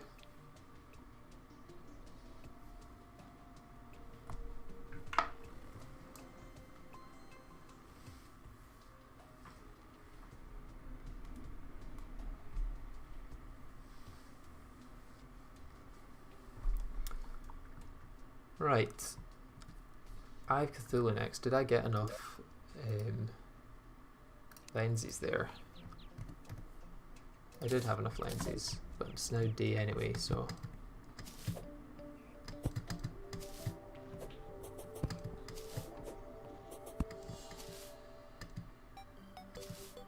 So what I can do is go craft the summon, and then I'll maybe go have a look at the sunken sea, see if anything's changed there.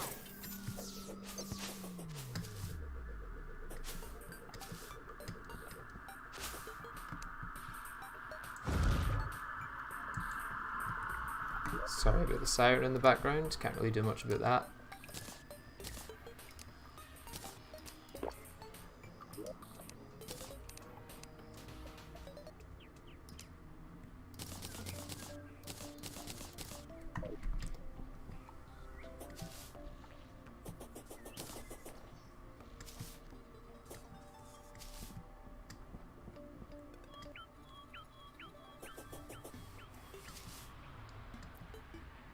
So I think the aim for today's stream should probably be getting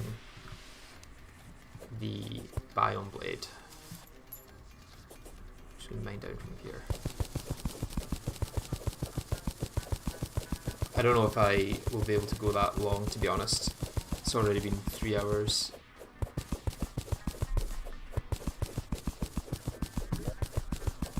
I should have brought mining potions.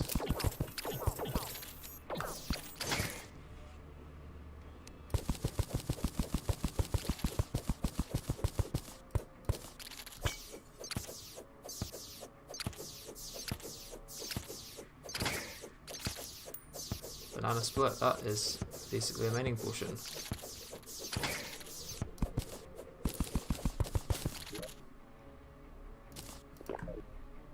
Probably should have saved that for a boss fight, but you can always get more.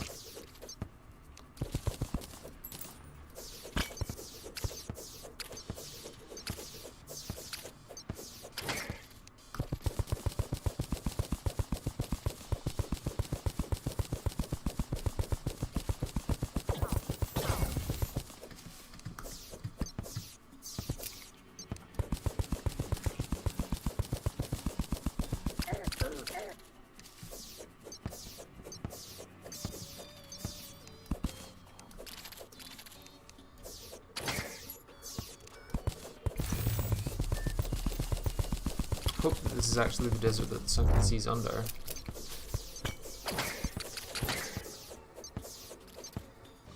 That is a fast antlion stormer. Not the charger, not stormer. Yes, it does crash after going into the mod packs menu, and it's quite annoying because I do use the mod packs menu at the moment because I've got this plus the Eternity mode playthrough. So I find myself getting crashed on quite a bit. Okay, here we go. I hear the music.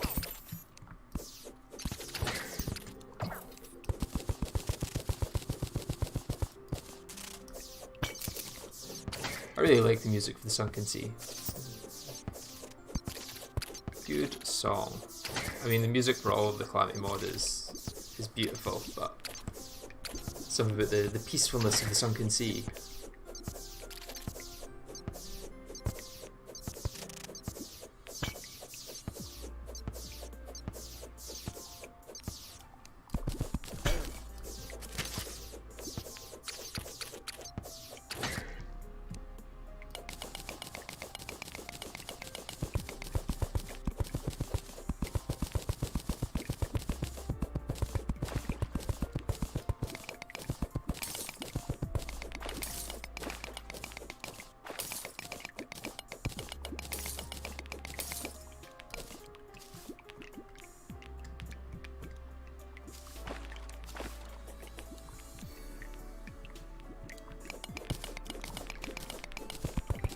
Let's see where the big clam is.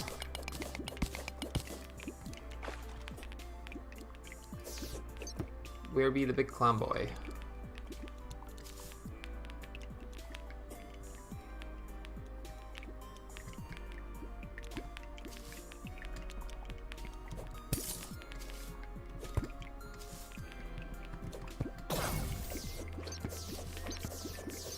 That was sore.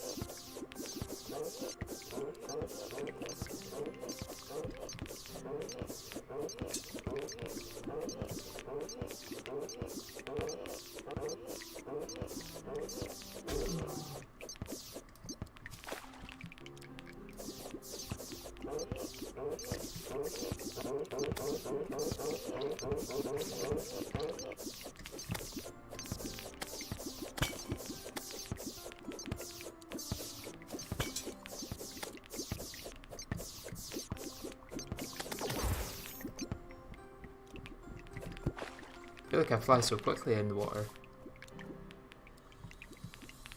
Okay, how do I get to you without causing a way I can't get back?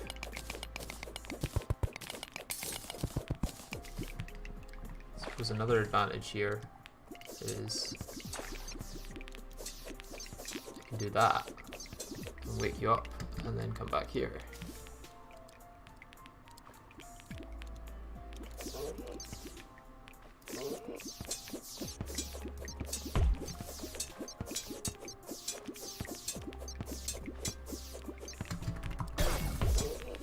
Forget I don't have a dash. I usually have a dash when I'm fighting this guy.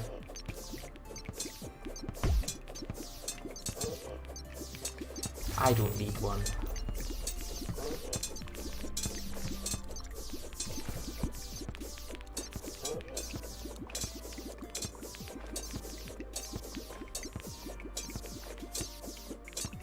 Feels like he's got quite a bit of health.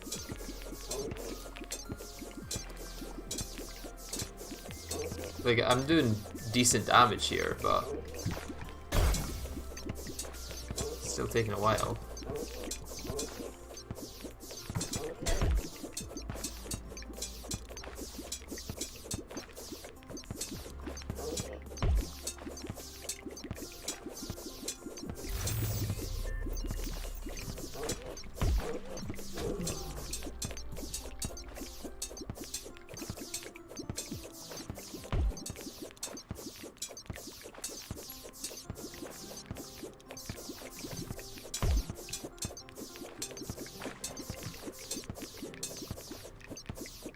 You change mod packs manually. Do you mean just like disabling all of the mods individually and enabling them again?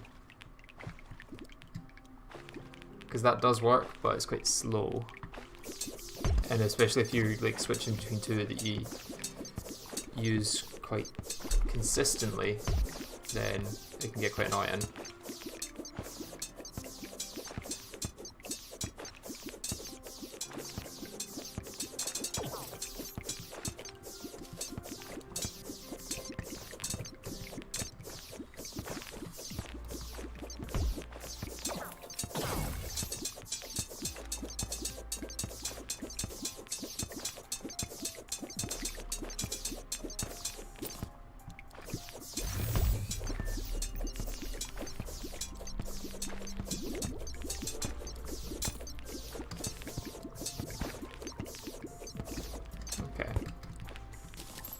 Giant shark, not giant shark. Giant clam is down. I forgot that Calamity sells potions. So that's all weapons.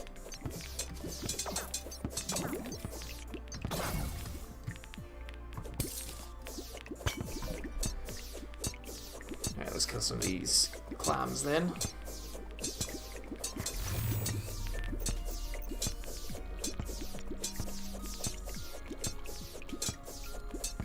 Oh, okay, so you mean going into the files and just changing the configuration file sort of thing? Yeah, I could do that. To be honest, I feel like opening it and letting it crash is probably quicker. Although I can't say for sure.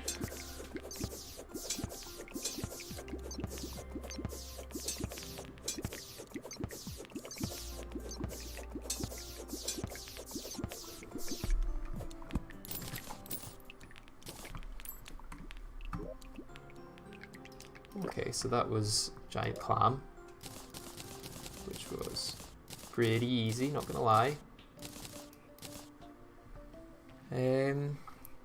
Right, I'm gonna have a look at what upgrades I can make.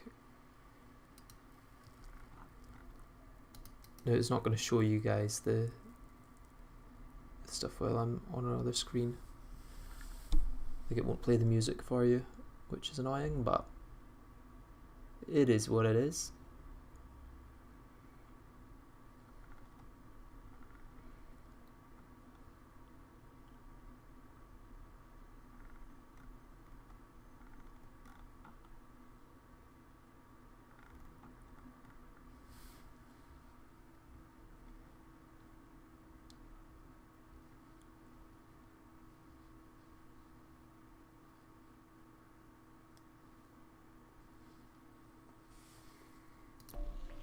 Okay, I might actually farm the Desert Scourge just now, because I've not got much else to do until nighttime. Or I could make an arena in the Corruption, that's what I'll do.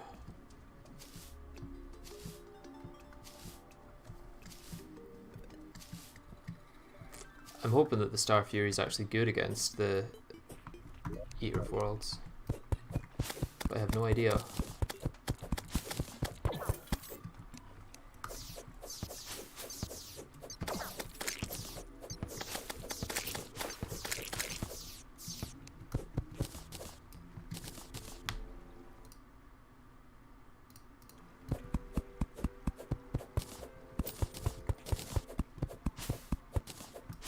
I'm crashing repeatedly, so do you mean it crashes for you even when you're not switching mod packs? Like after you switch mod packs, it'll just crash randomly.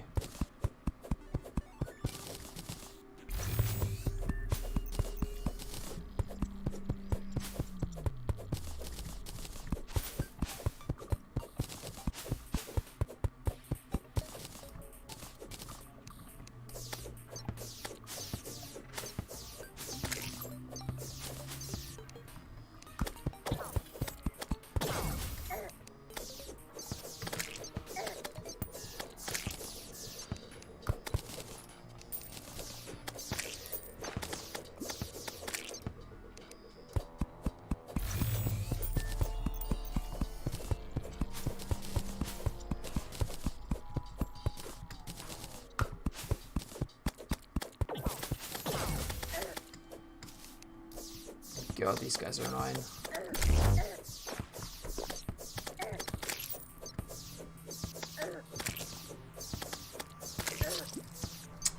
Could kind of sense that happening.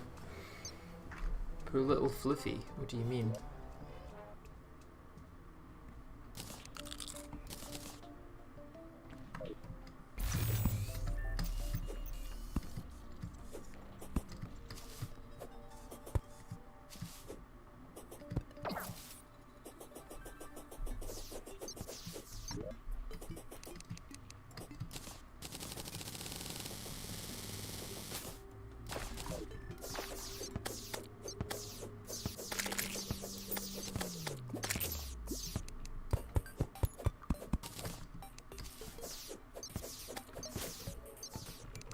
I need some calming potions or something, because these guys are just going to be a pain when building.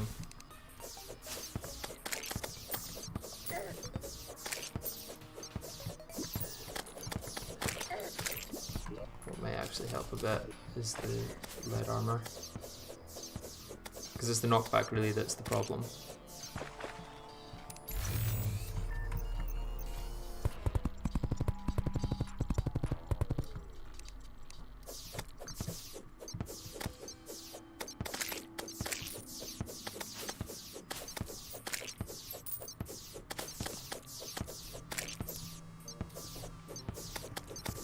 I mean, I guess I need a lot of rotten chunks for the summon, but it doesn't stop me getting annoyed at them.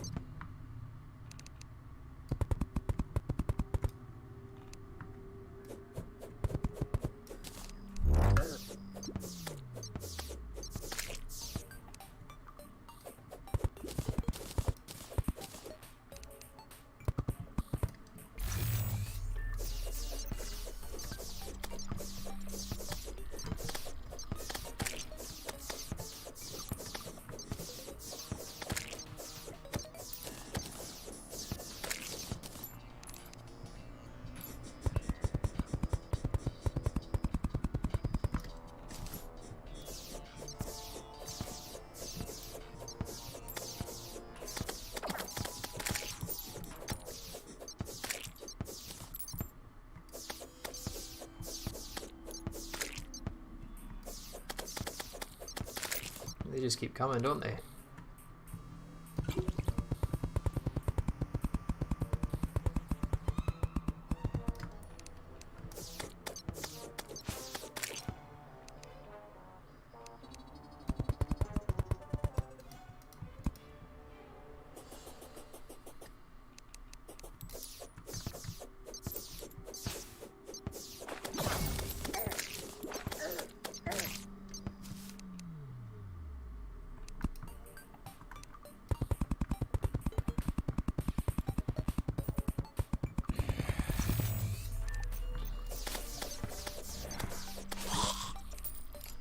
Right, let's go fight the Hive Cthulhu.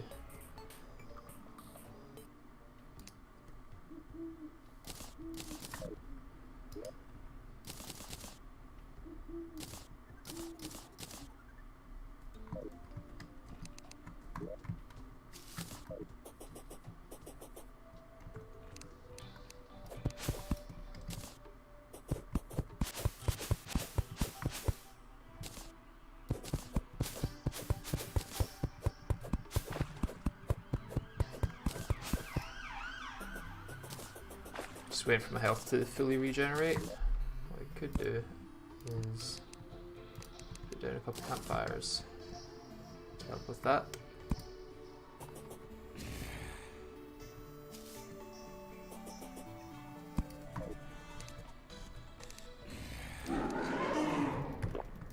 Let's go.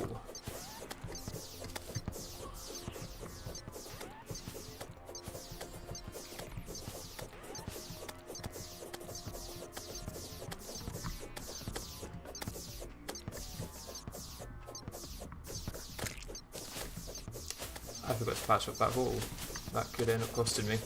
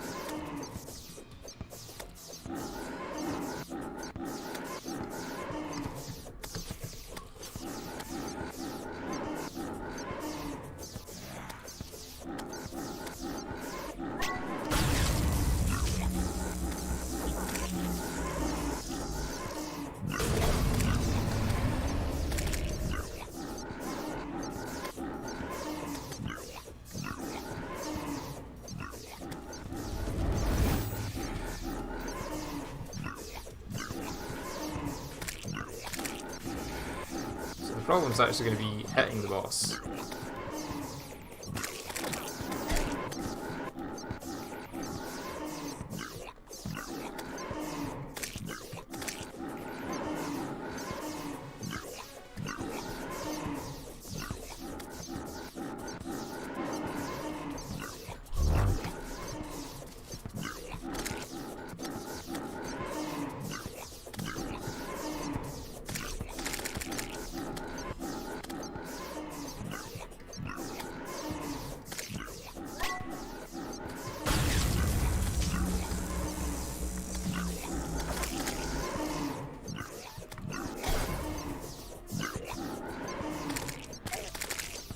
There we go.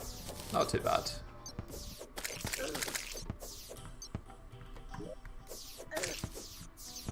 And now I can get the treasure bag.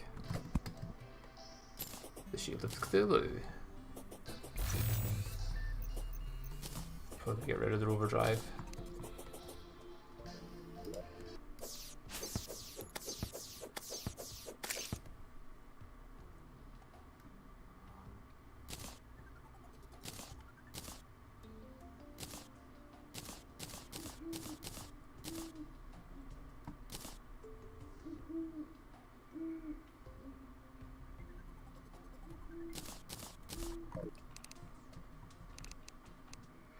And since it's night and I don't want to build during night, I'm going to go farm the Desert Scourge.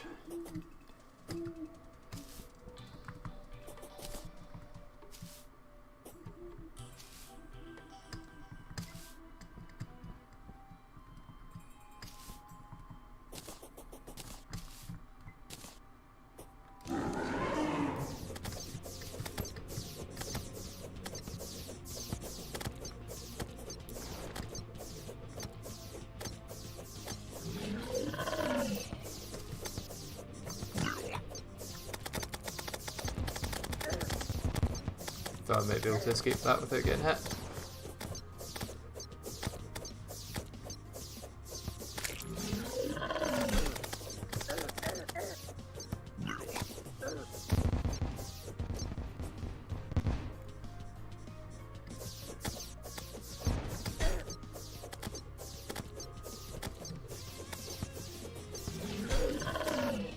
I need to be careful. I'm actually being too naive here, thinking that it's kind of just a given since I've beaten it before.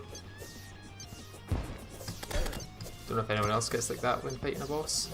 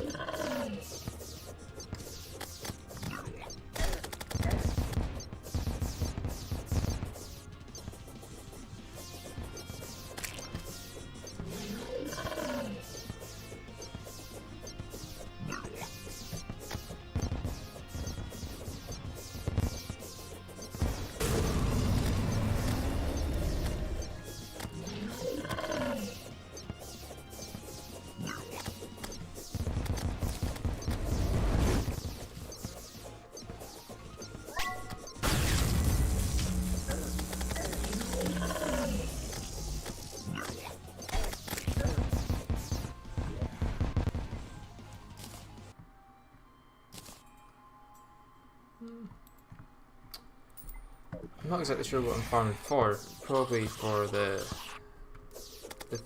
fishing stuff. I probably have a fair bit of it already. Now this is risky because I don't have much health, to be honest.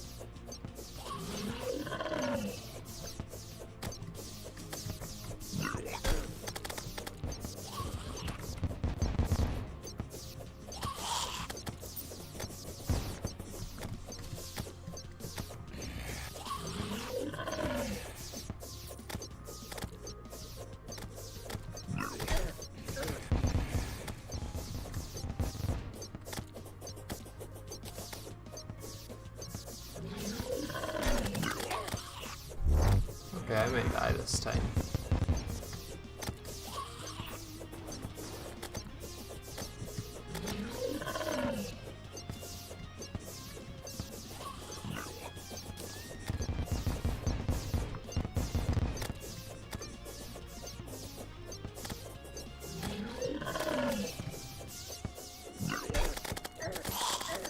Oh my god, the zombies.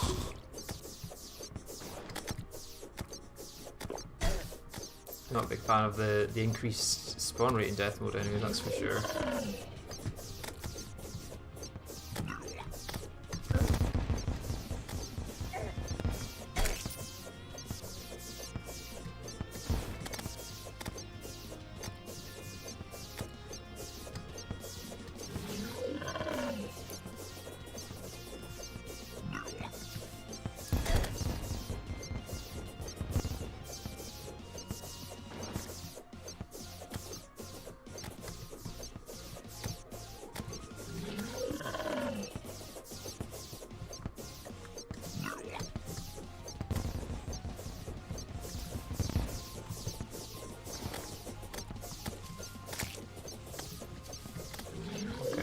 shiny instead, at least. I also keep forgetting that I've got the dash.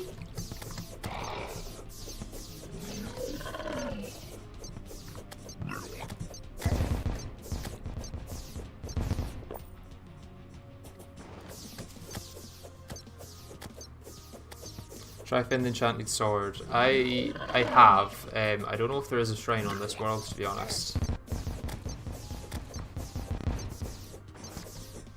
Which is annoying because if there isn't a shrine, it's going to take quite a bit of farming probably to get it.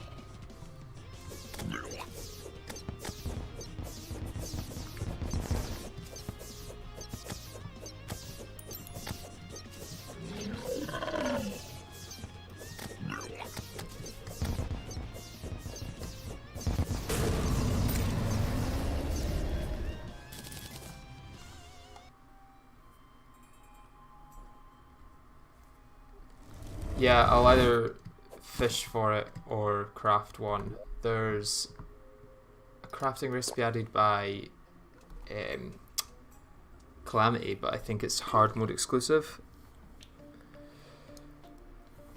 So it's probably going to be a case of either farming cosmic elementals for it in the underground or fishing for it. And out of the two, I'd probably prefer to farm cosmic elementals.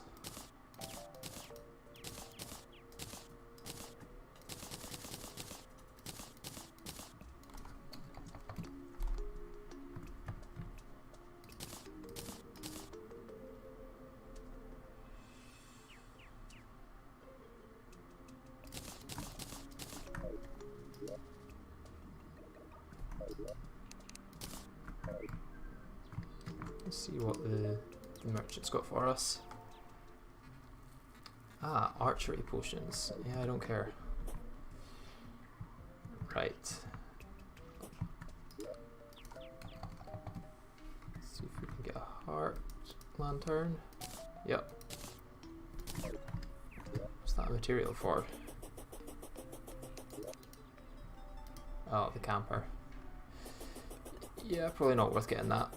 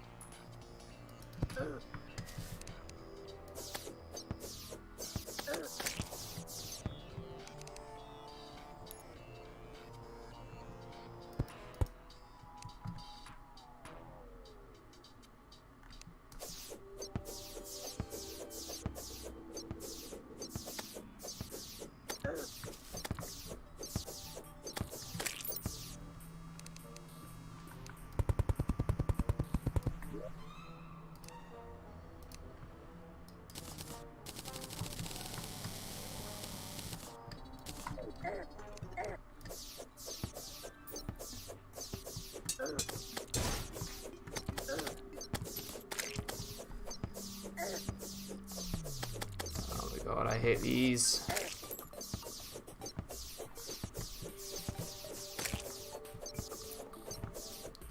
Oh, I suppose at least I've got the banner now. Tell you what. They're not even going to let me place down the banner.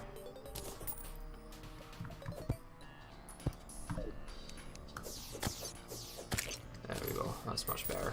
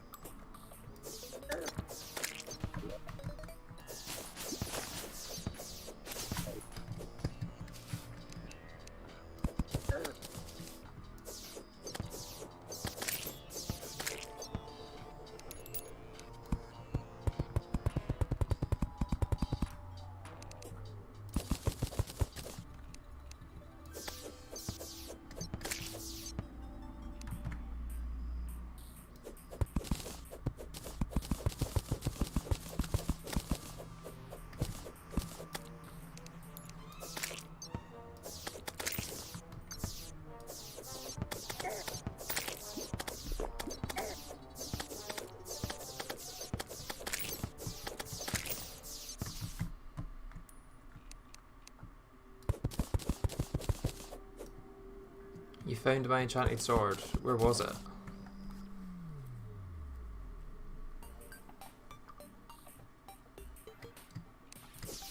Oh wait, so if it's just victory shards, I might actually be able to craft it now. Let's have a look at that.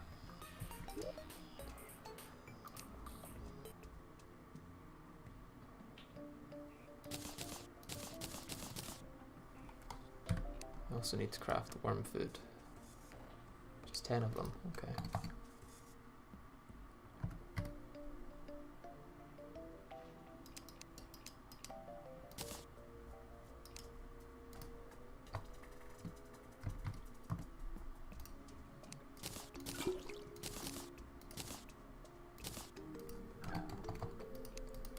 So, enchanted sword. Oh, I can craft it now. Thank you very much, guys. That's very helpful.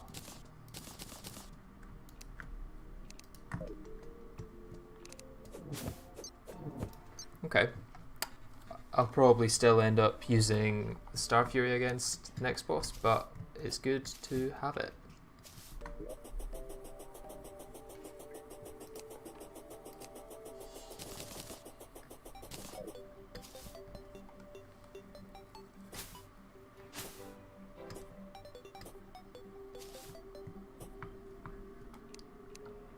Oh, got an Abigail's flower. Don't need it, but got it.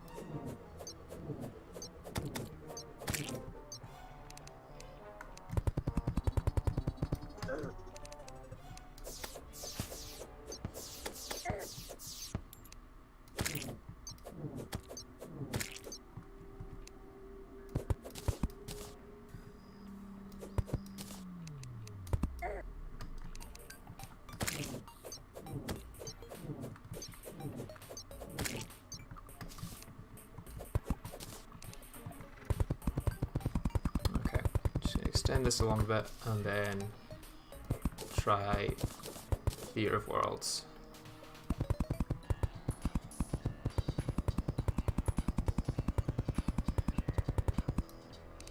That'll do.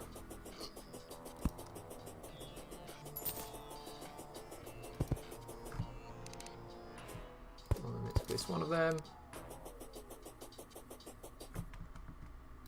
Place that one there. Okay, let's give the Worlds a try.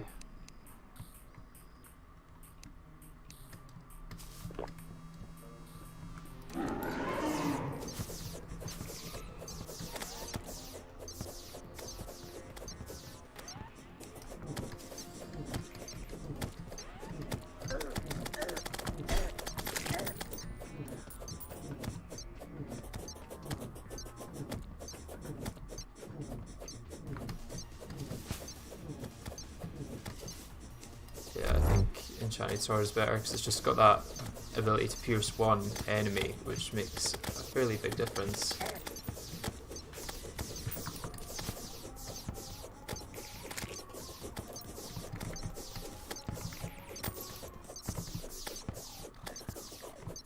I mean, it's still going to be a slow fight, but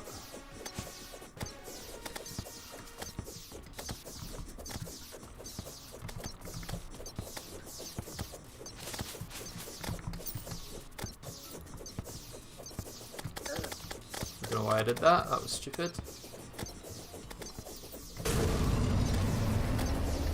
He's about to get adrenaline as well.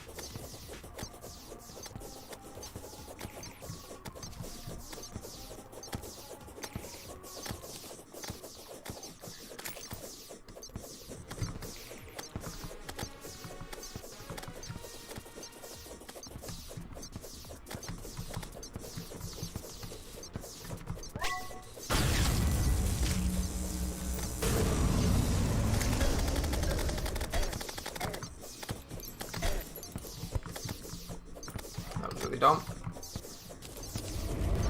Thought I'd get a lot of damage in, but it also got a lot of damage in.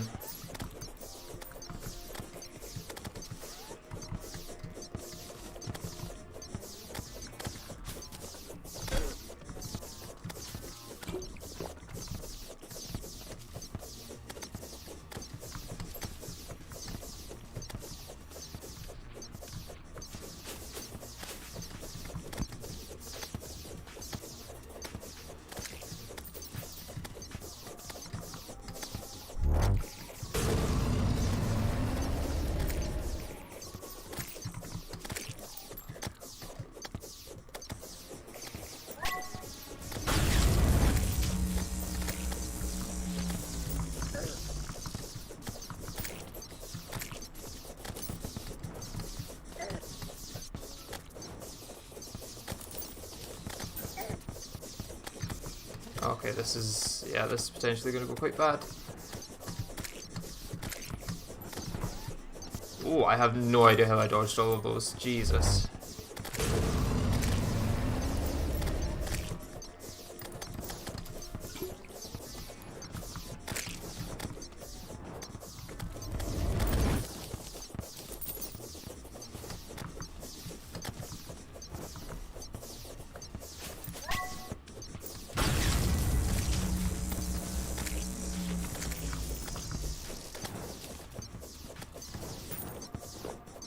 I mean, luckily my health's doing a lot better,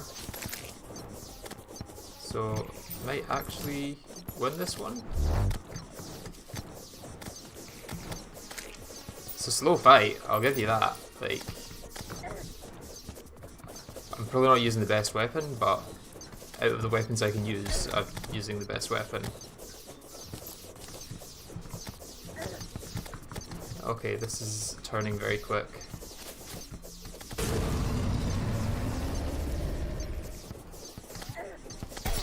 Okay, that, yeah.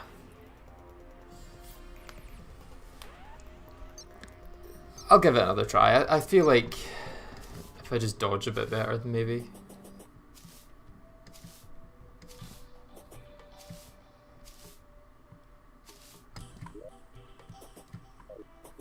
Although I did get a bunch of shadow scales, so it does feel a bit cheaty using them.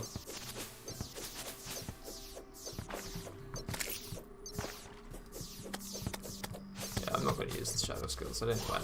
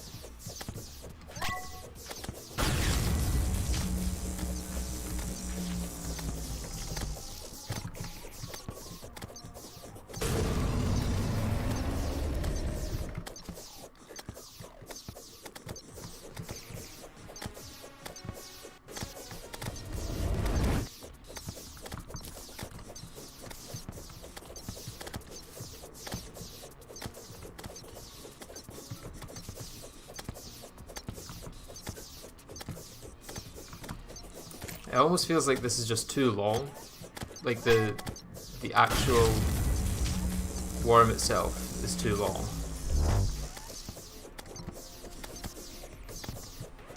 Like it's making itself, it's getting in its own way because it's so long. Don't want that to be taken out of context.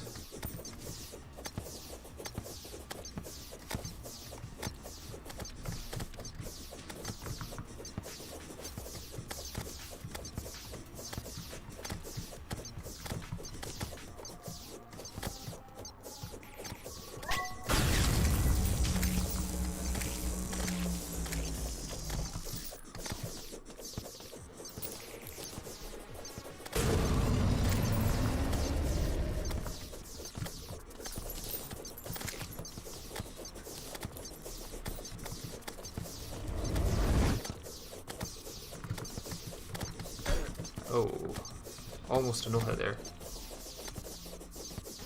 So there's still 56 segments left. I swear normal Eater of Worlds doesn't even have 56 segments.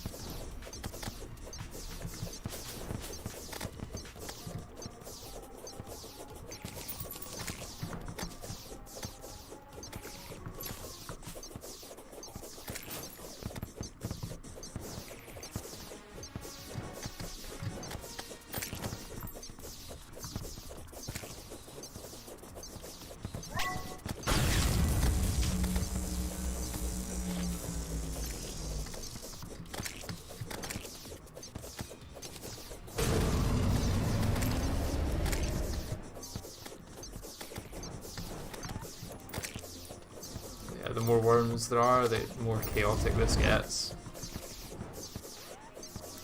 I'm not at all used to giving live commentary on fights, by the way, so you may realise that I'm not talking much. It's because I'm mostly just focusing on the actual boss fight. Okay, now they're all like 3 or 4 long.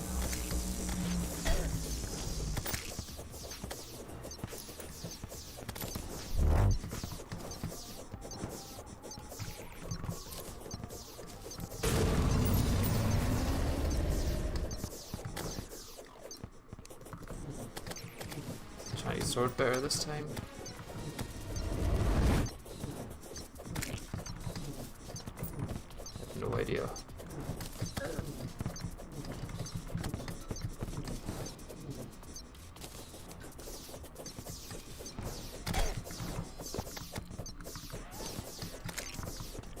They're fast when they get this small. Oh my god.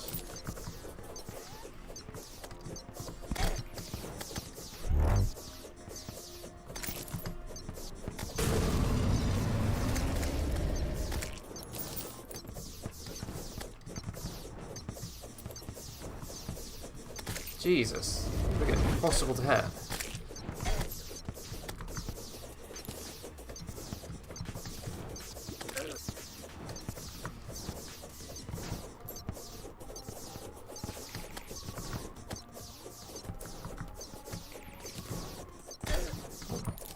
That came out of nowhere.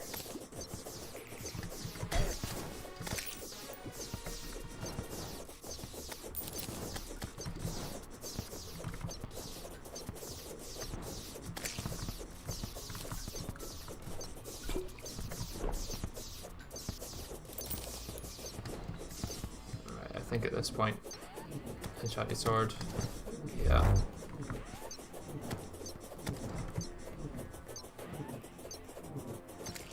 There we go. Worst Calamity boss? Depends what you mean by worst. Do you mean like the one I disliked most, the one I find most difficult?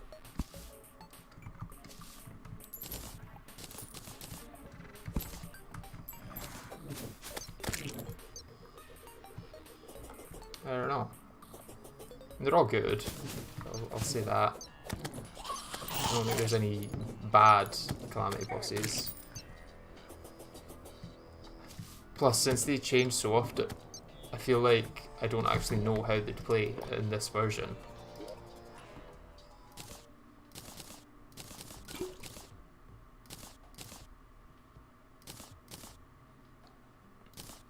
Like the last time I played Calamity was for the 100 days video that I put out, and that was a very different Calamity version. Right, so let's get some Demonite going. And I also want some of these. Okay, I've got one amethyst, so I get one of these. Never mind.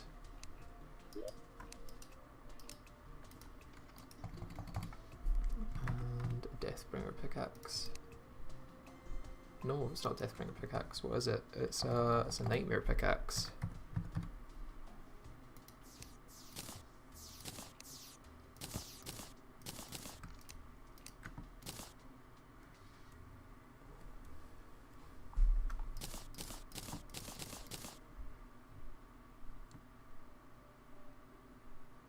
I'm not going to bother with the 10% damage reduction.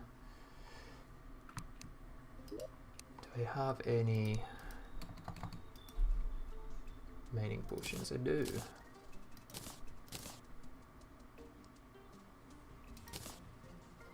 Okay, time to mine to hell.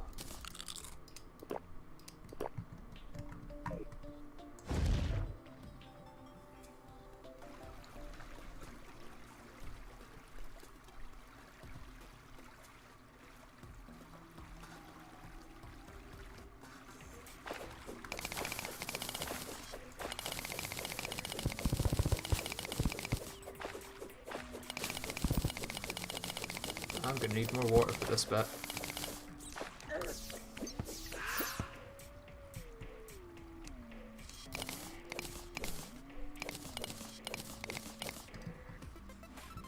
Ooh, just enough water to get through that bit.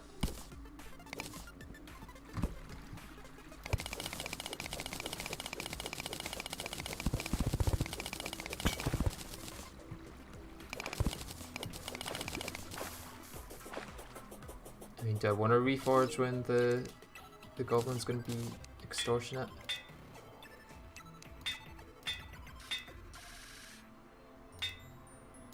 Yeah, if he's going to give me a legendary, may as well. Yeah.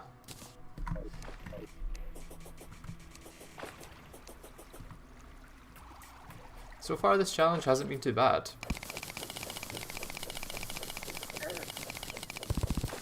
I got quite lucky with the early gravitation potions.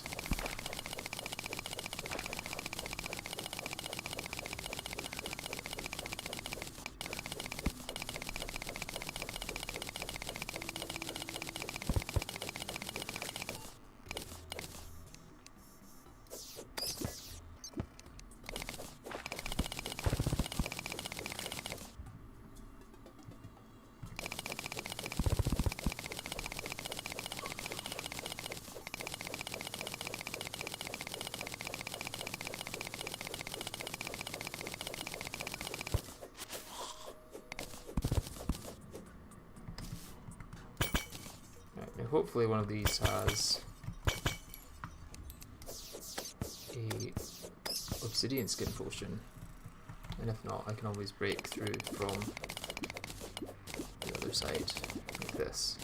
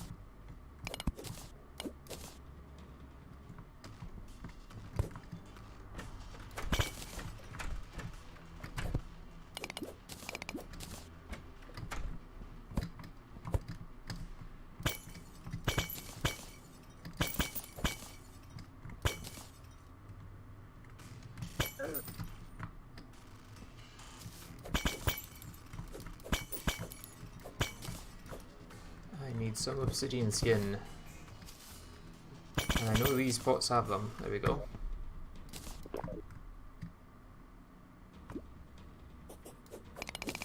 Did I take my mining potion? I did, yeah.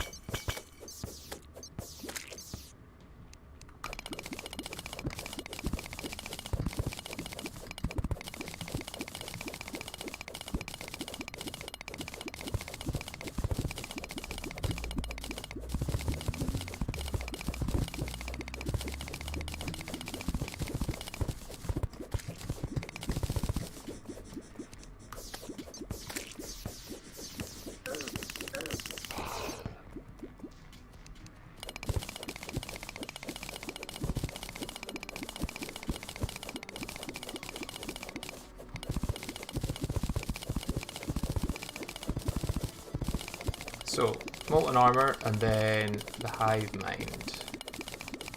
And that will give me access to area light, which gives me access to the next sword I can make, which is the Biome Blade. So I'm looking forward to that. Especially because the Biome Blade isn't really just one weapon. It kinda...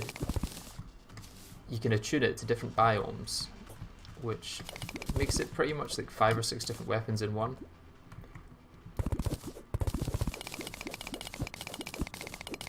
It's really quite cool. You'll see it later, I guess.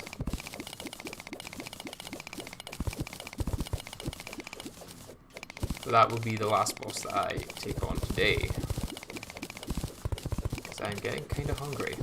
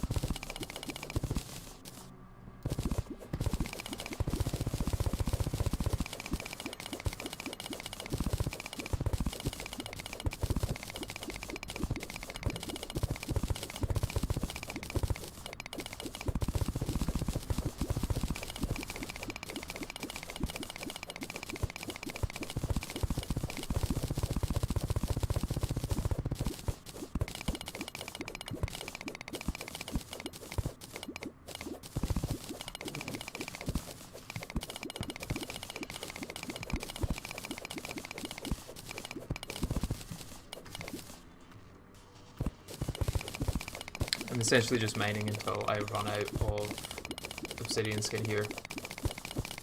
So bear with me. It looks like all of my buffs are going to run out at the same time, which is kind of nice. Or at least roughly at the same time.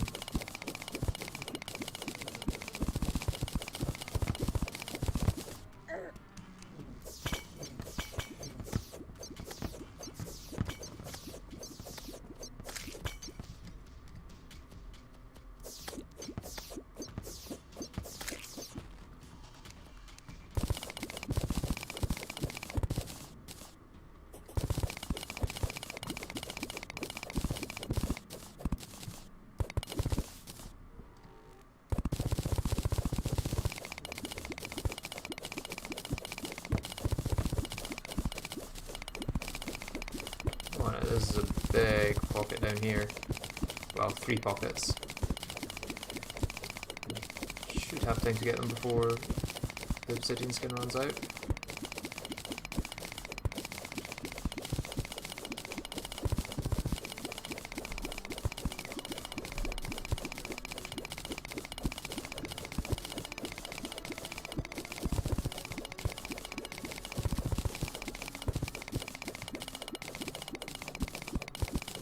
Get this last bit, maybe.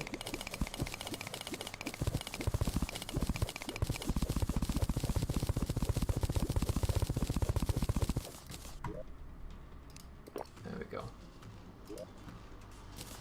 That is quite a fair bit of Hellstone.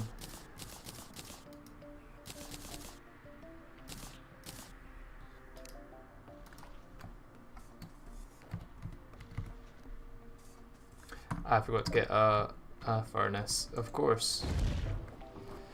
Ah, back down I go.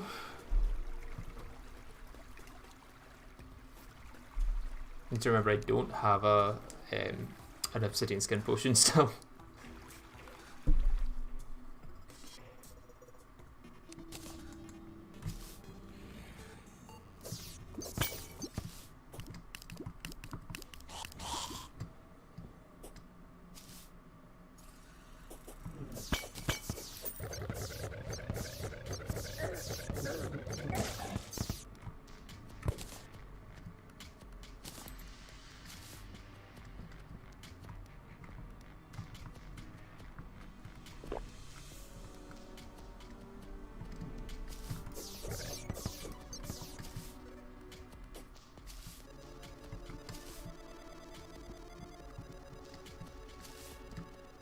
Okay, there's one in here.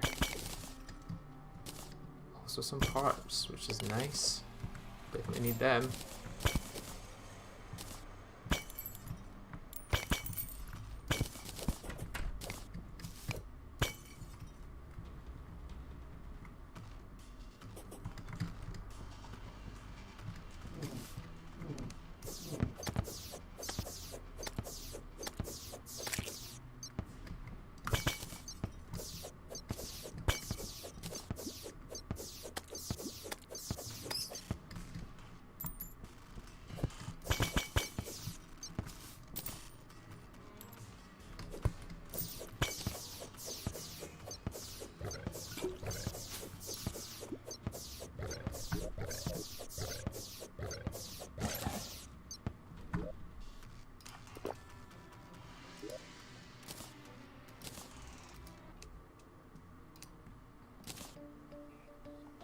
There's 100 Hellstone, and let's get some molten armor.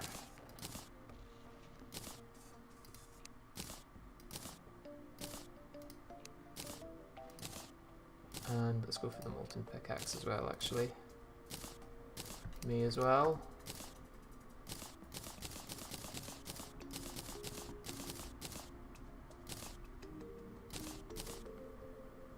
What else can we use Hellstone for? A lot of stuff, apparently. Demon Conch, that's got to be added by Calamity, yeah. Might actually make that. Because getting to hell easily is useful. In the meantime, though, let's see how to summon the Hive Mind. I know you can just kill the thing, but you need to kill it first before you can craft the spawner.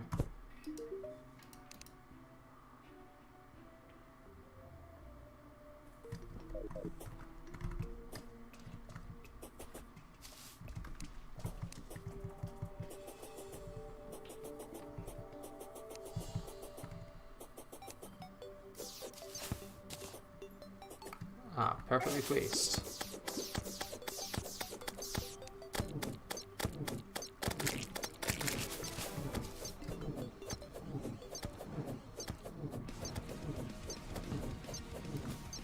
Buff.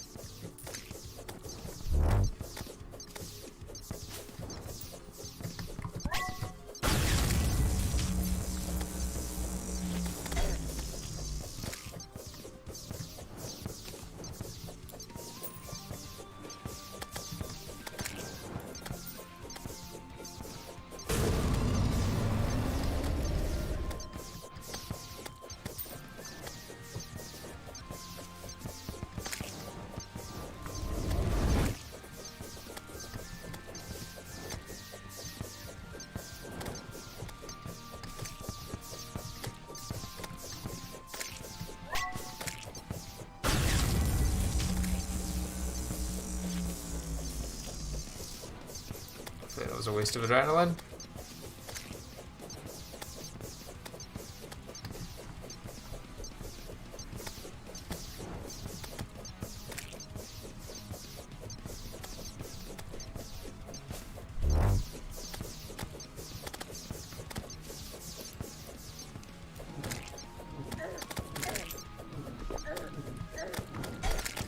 Okay, that was all of a sudden.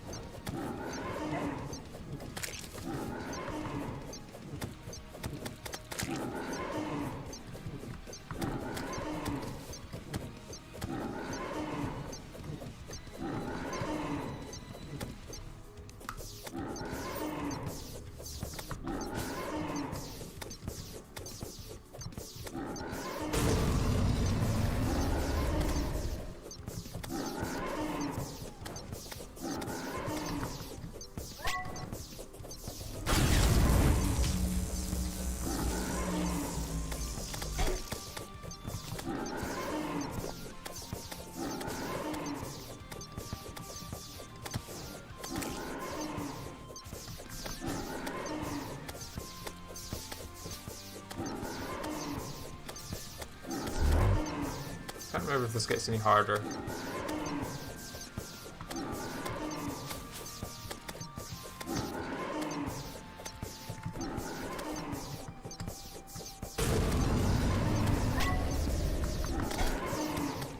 That's annoying. Just missed the adrenaline.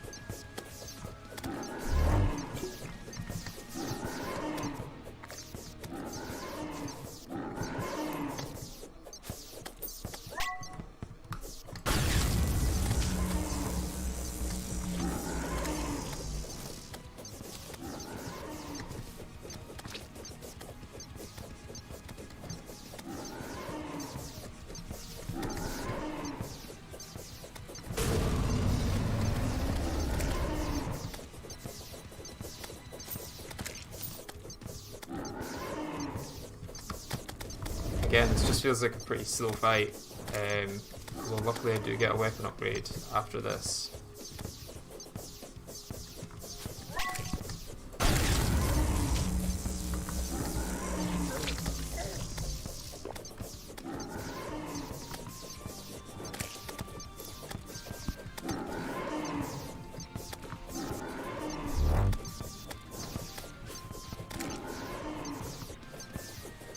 I'm definitely feeling the lack of an on-tier weapon.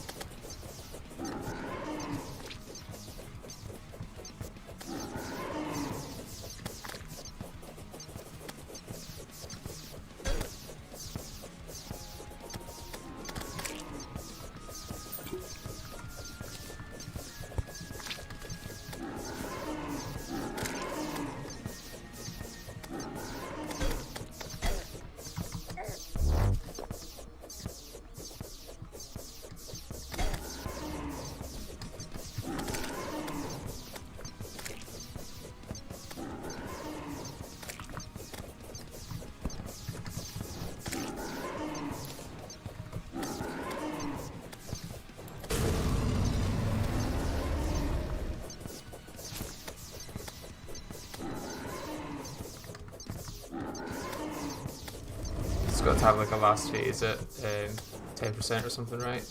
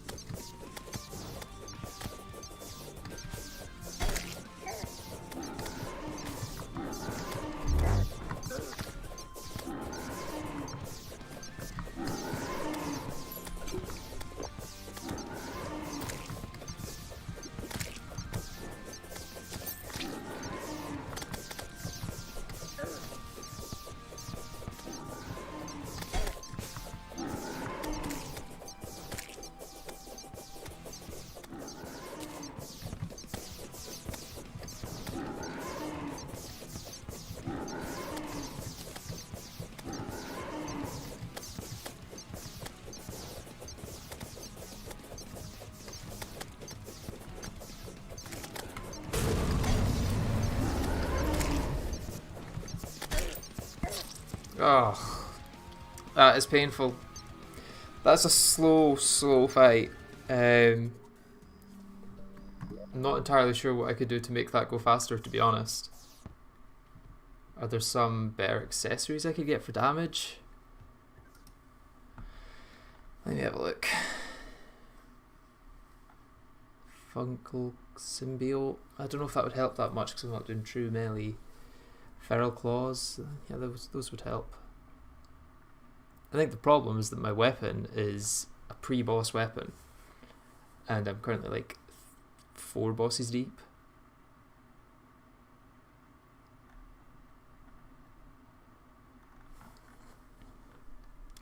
I think it's just going to be a case of retrying. Although for now, I'm going to quickly jump to the toilet, so I'll be back in a minute.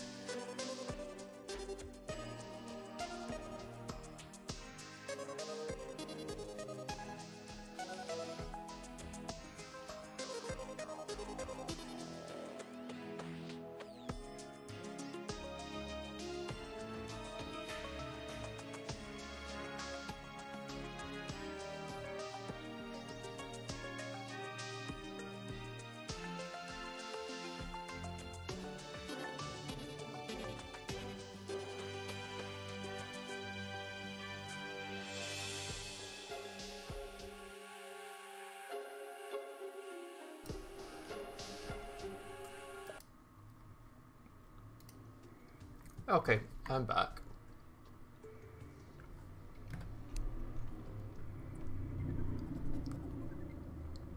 And I'm wondering if there's anything I can make that's going to make this easier.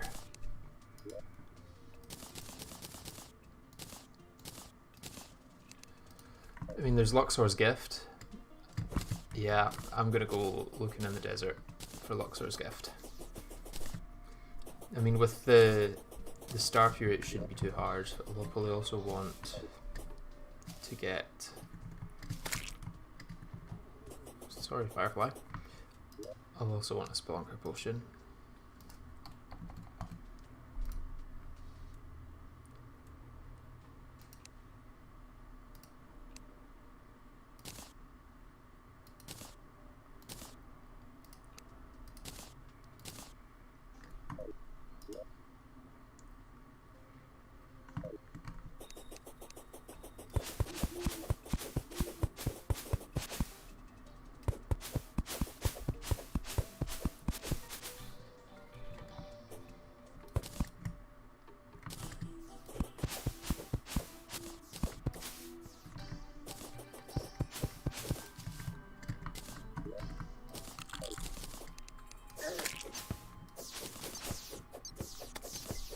I hope it's actually at this desert, because there's probably another desert somewhere in the world.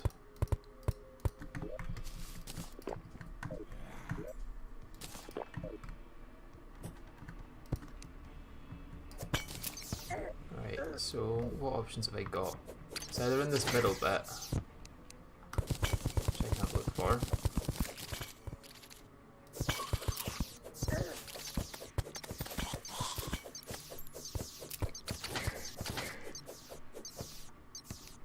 Or it's further down.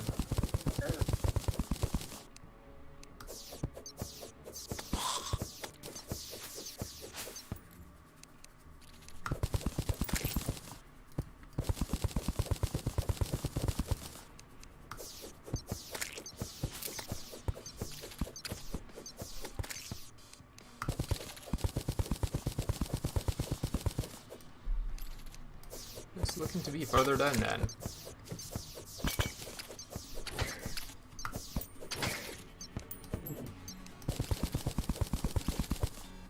Or no.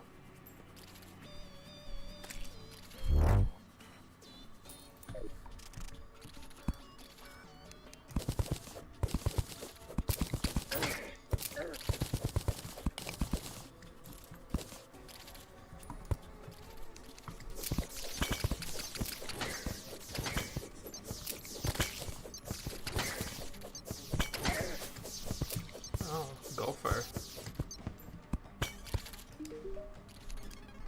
Can't get anything from him. He's not anything useful.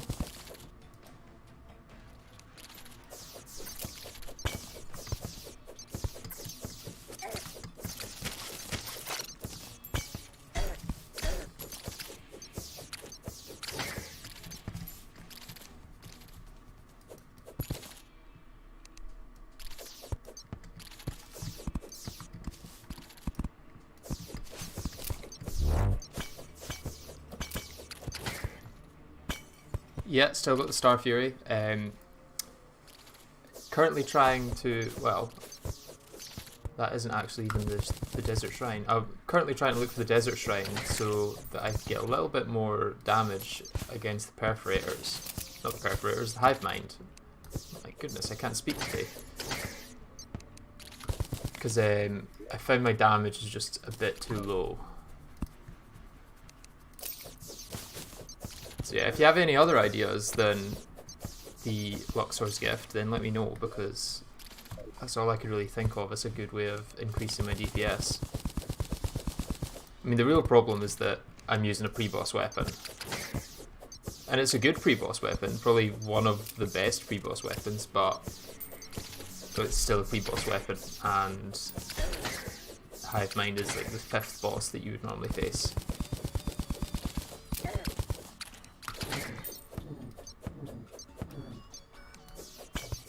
That's just a normal desert chest there. I mean, I'll still go for the normal desert chest, but it's not what I wanted.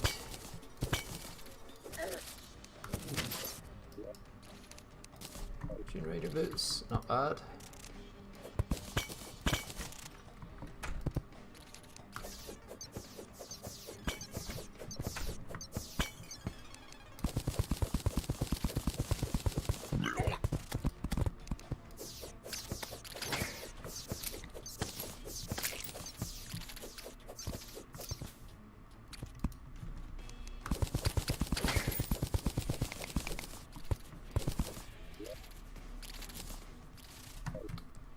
bad. I should have made more Spelunker potions because I'm going to run out before I actually find this thing.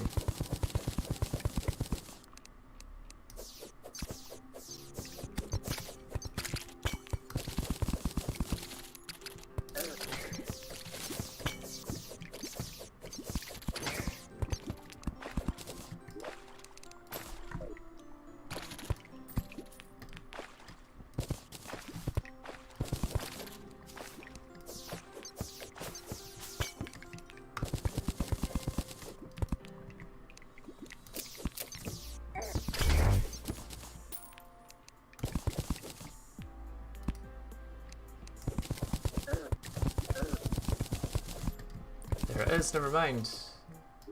Perfect timing. That's my potions about to run out. There we go. Luxor's gift. You could always try and get some rage / wrath / endurance potions if you aren't using them already. I know you can get endurance from Radon Labs, but I don't know about the first two. Yeah, I'm probably gonna do a bunch of fishing off stream because I don't think that would be very fun to watch. But that's definitely something I need to do. Banana split, that should help. Oh, I actually want that shell. Is it a conch? It's magic conch.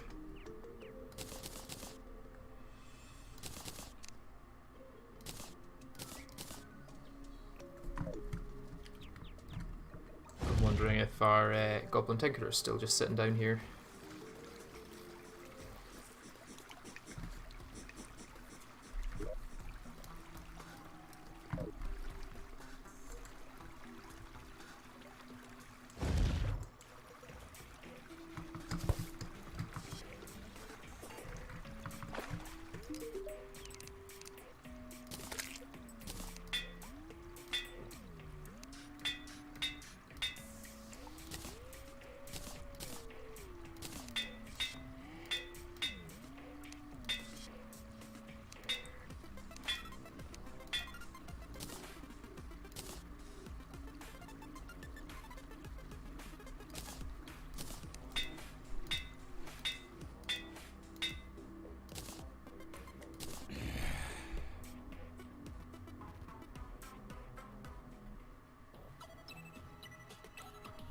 Okay, so even just getting a few of these reforged will probably help. And I know I should probably give the goblin a house, but I'm killing bosses. I'm not thinking about the goblin.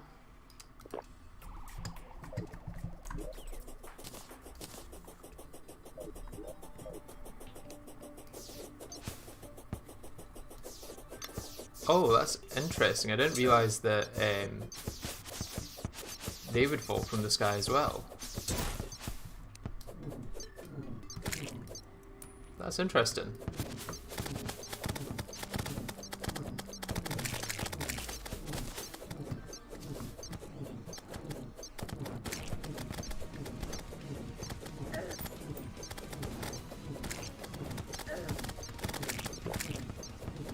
Probably buff up as well, that would help.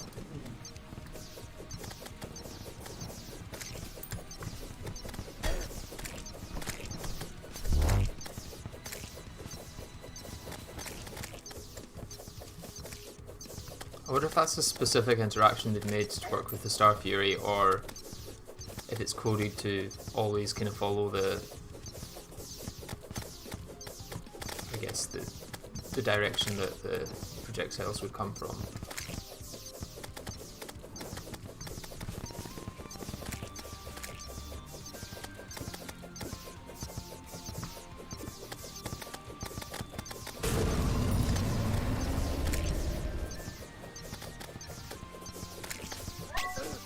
Oh, that's annoying.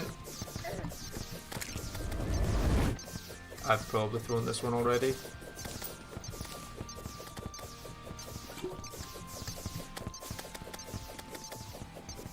I'm definitely getting more damage though.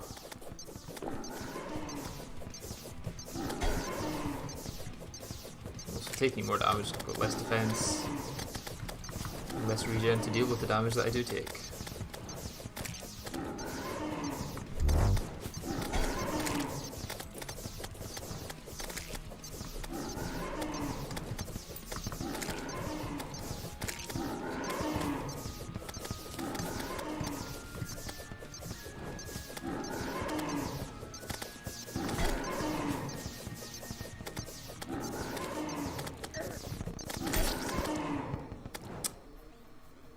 Kind of got messed over by the Shield of Cthulhu there. I mean, not that I'm blaming the Shield of Cthulhu, it's definitely my fault, but...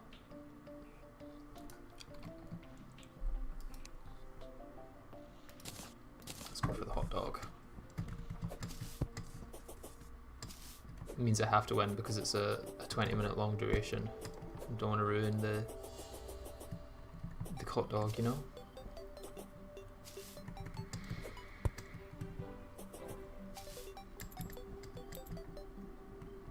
Right, I'm just going to regenerate a bit first.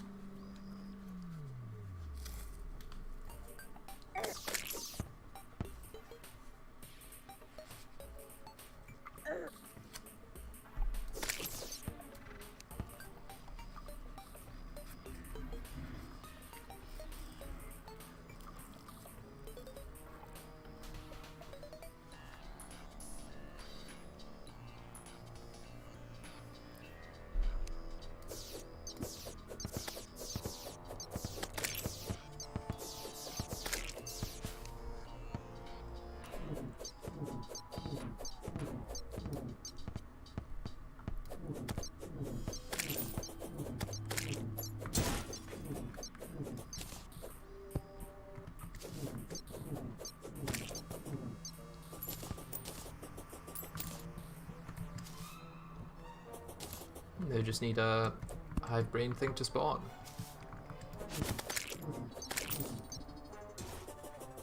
Cool.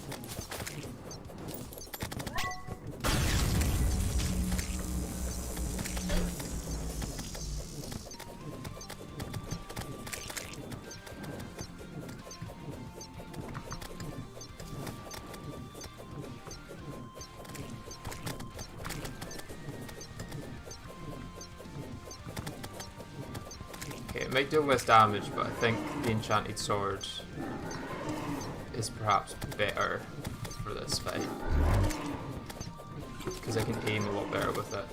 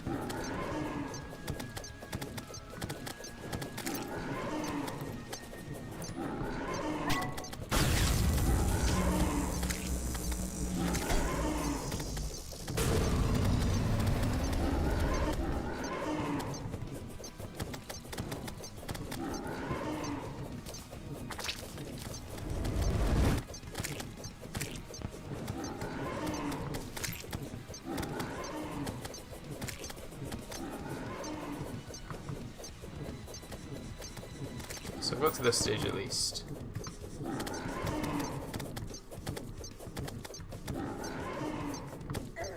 Oh, that's annoying. I was getting quite close to an adrenaline there.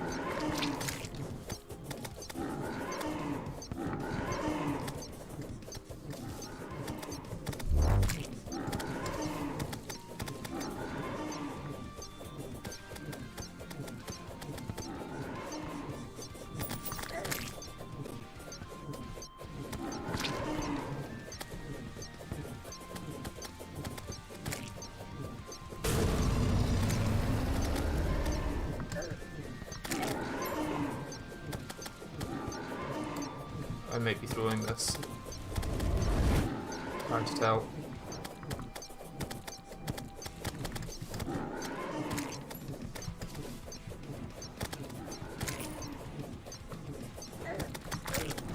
Yep, throwing it. That was better though.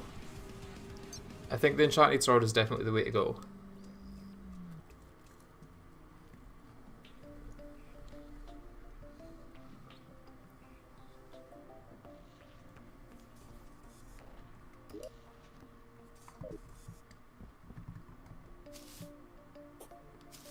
Did I not buff for that fight again?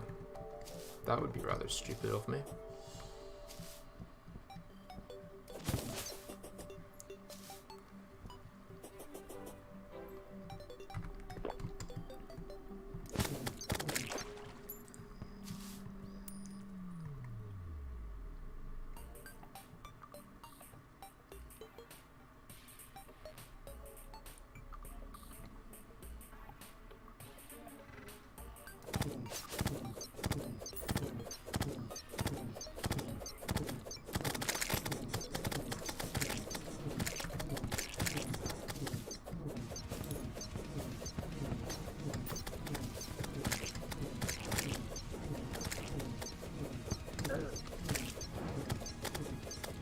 Definitely avoidable damage there.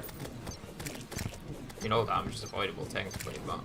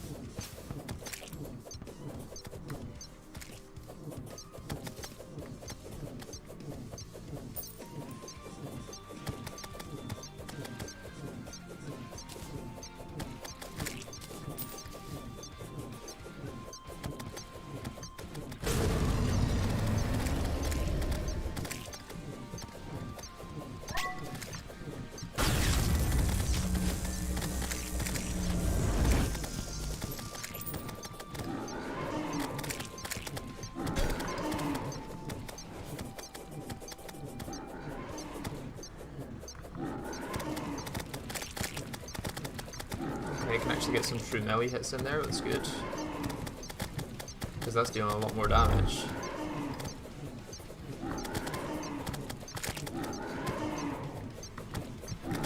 Yeah, that's the risk though.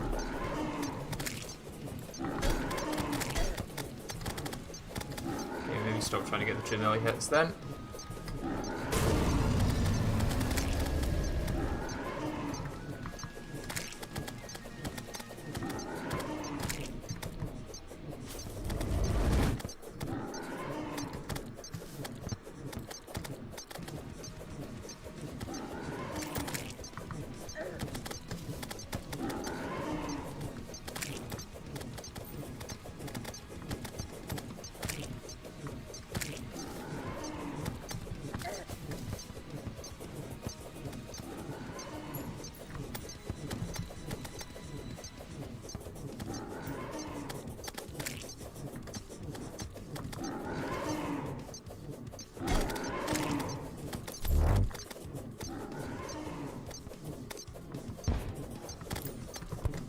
We're still getting plenty of proficiency. Ah. Dude, you deserve so much more attention. I just wanted to say that. Oh, thank you very much. Very kind of you to say.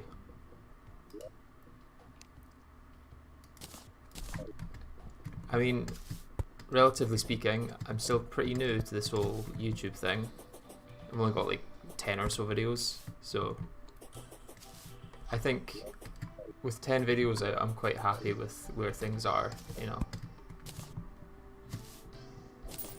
I can't really complain.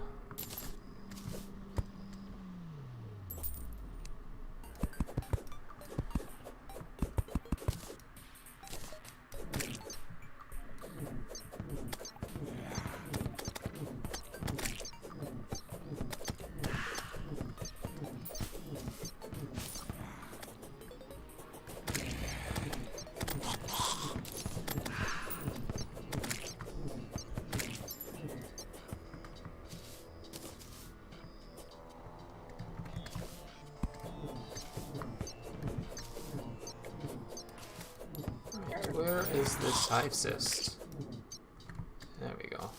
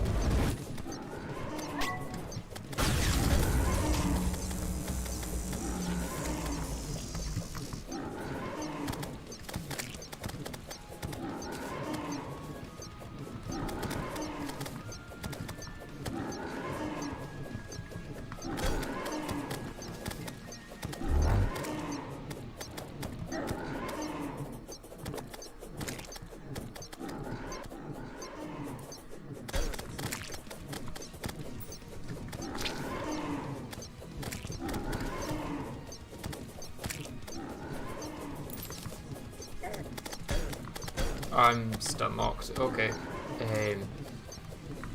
Don't get stun locked then.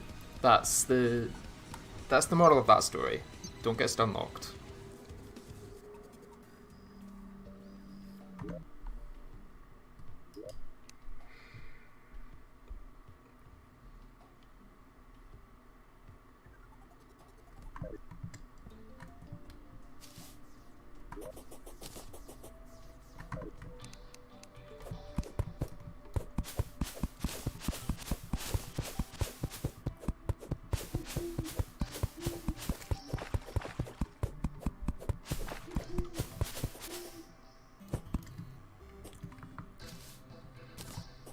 See, the thing is, I know I can do the fight and I know how to do the fight. I just can't do the fight.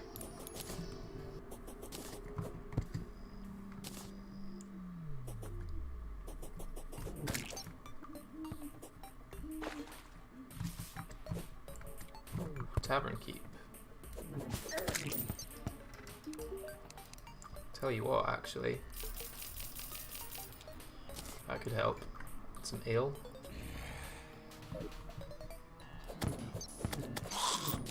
Though it looks like they changed how ale works. Increases melee damage and speed by 10% and reduces defense by 10%. I mean, 20% damage for 10% defense, it's not bad.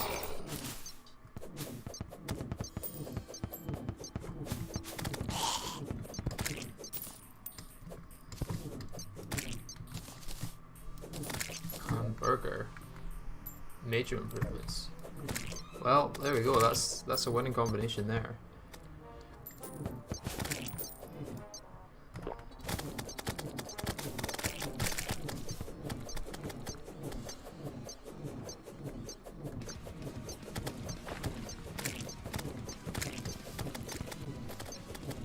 Plus, I've got my buddy here to help me with it.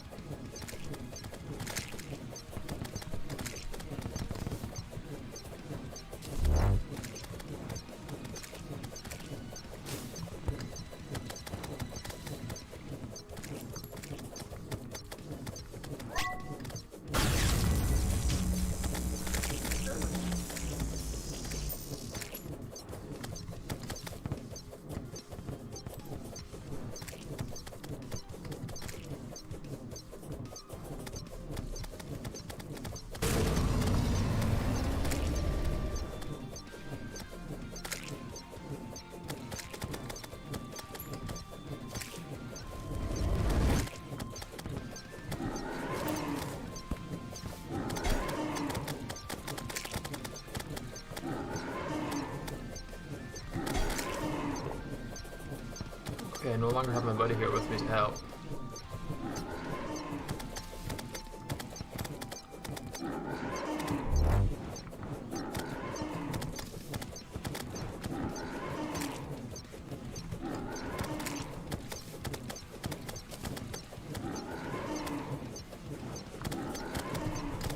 Just gotta stay calm. That's all it's about.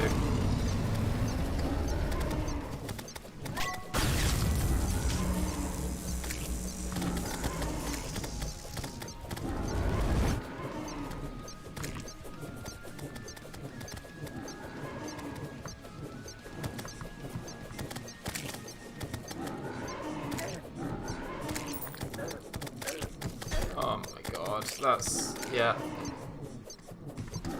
That's the problem, is those little cloud things. I just feel like I can't actually see them.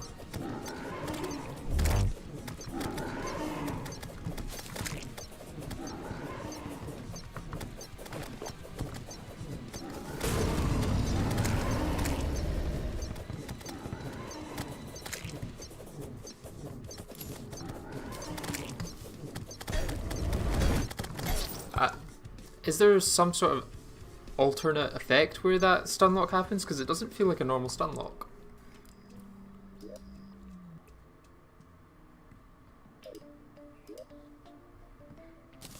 Either that or I'm just bad at the game. So it's probably the latter.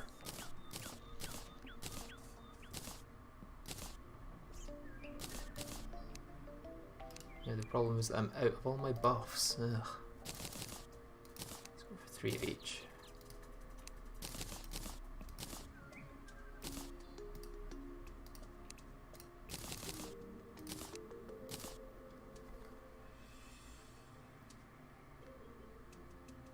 I can make some triumph potions as well, yeah. May as well.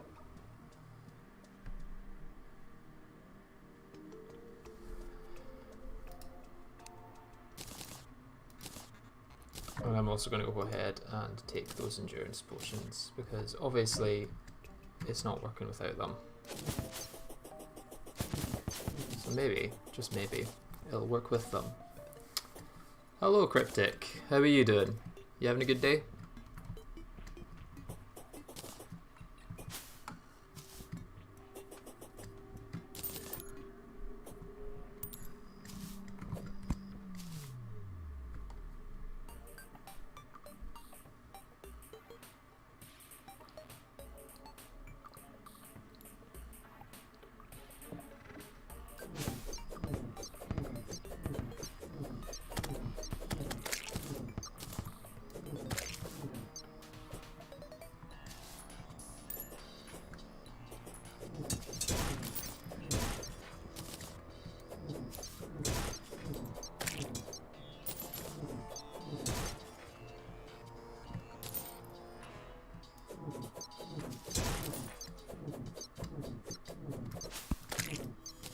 You're having a wonderful day, I'm glad to hear it. Yeah, I'm having a very good day as well. I woke up to 1,000 subscribers on my channel, so, you know, I can't complain about that. That's a pretty good start to the day. And now I'm streaming Calamity, so, you know, I think it's been a pretty good Saturday, to be honest. Gonna have some pizza later as well, so, honestly cannot complain. Have you been up to anything exciting today?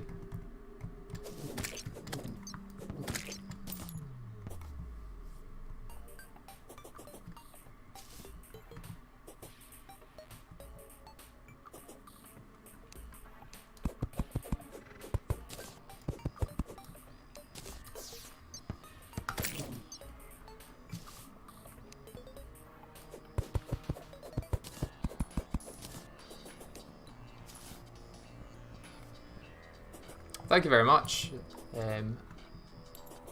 I'm very happy to have actually got there. Like, I kind of knew that when I went to sleep last night there was a chance that it would have happened, but it still kind of took me by surprise. It was the first thing I saw on my phone as well, so I was still half asleep. I think part of me felt like it was a dream. Is this Hive Mind thing gonna actually spawn, or what?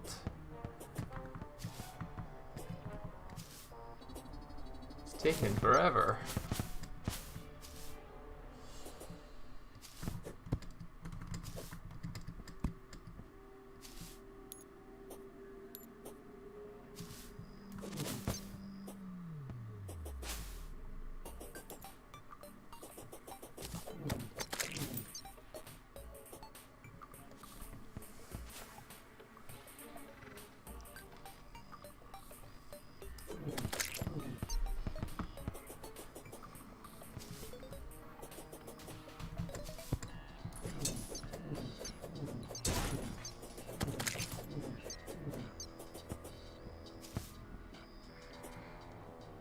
Okay, none of the other attempts took this long for it to spawn.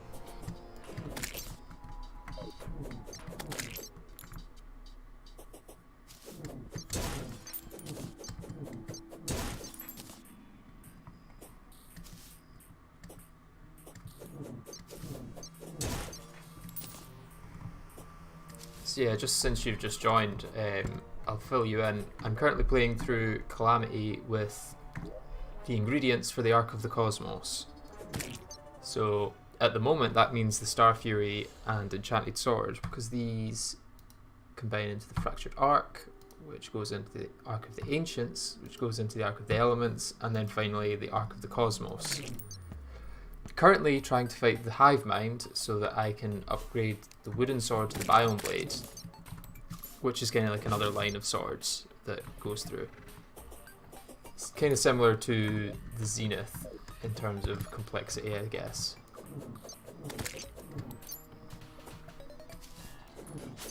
There we go, there's a Hive Cyst.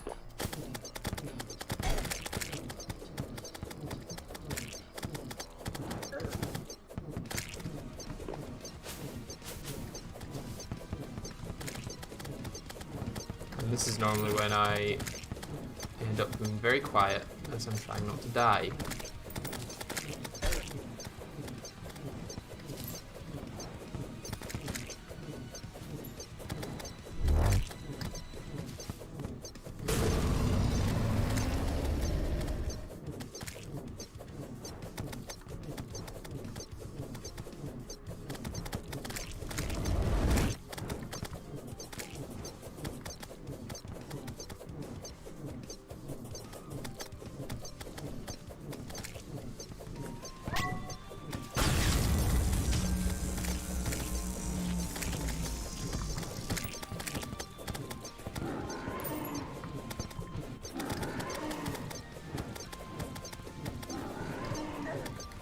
Jumped into that made no sense at all.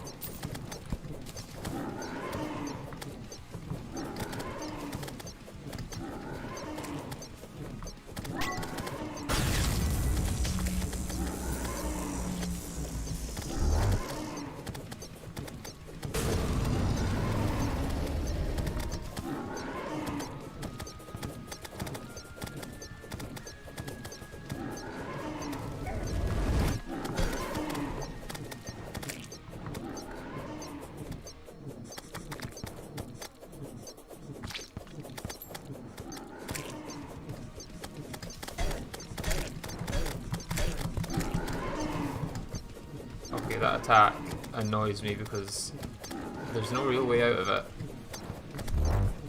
At least that's how it feels. Once you're in it, you're in it.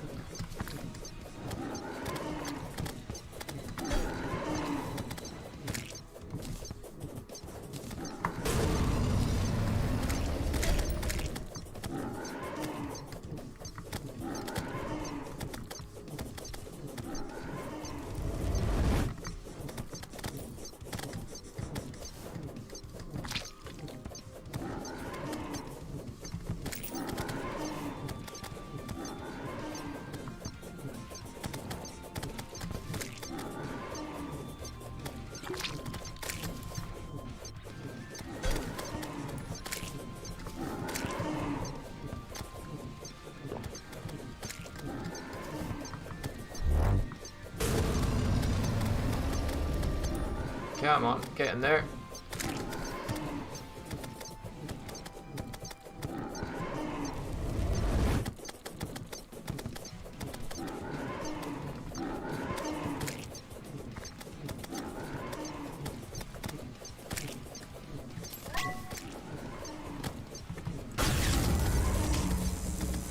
There we go. That's what I want to see.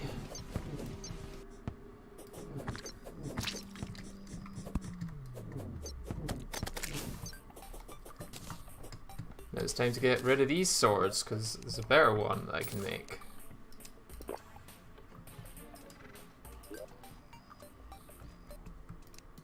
Let's keep these for now.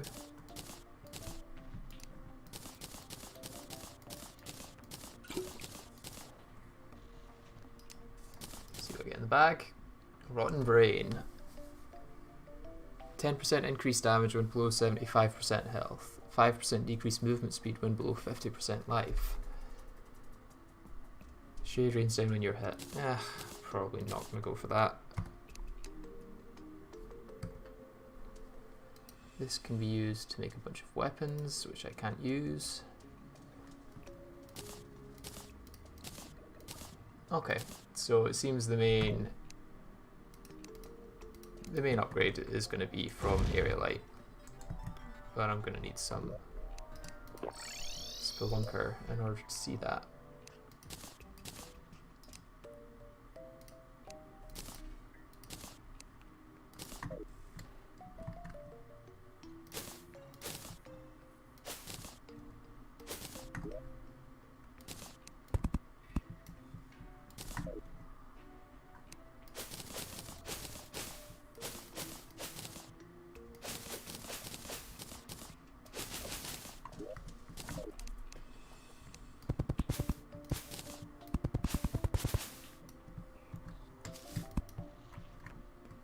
You know, I should probably actually add some more housing as well, because I've not even got the dryad to buy some potions off of.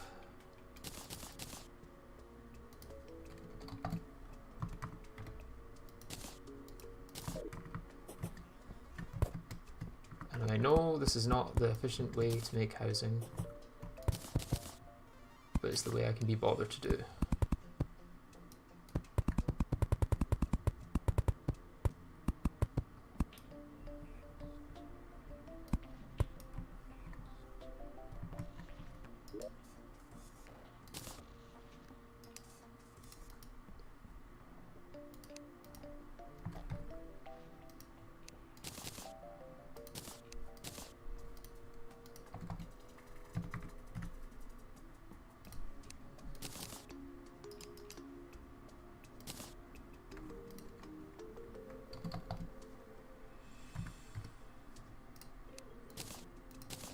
It's now just dawning on me that I could have just searched wooden and it would all come up.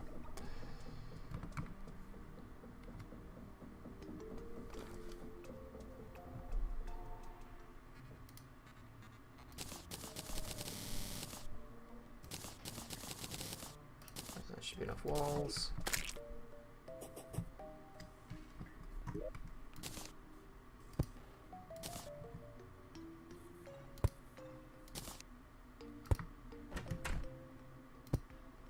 Whoever's living here is going to get a nice decorative gravestone.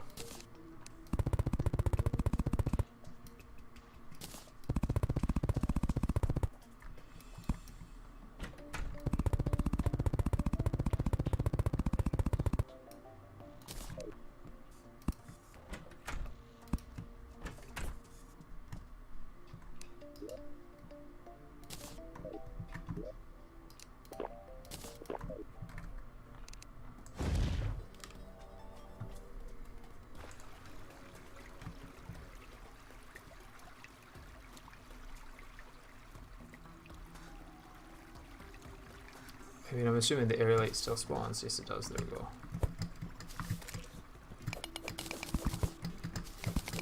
Never sure with all the changes Calamity makes, eh?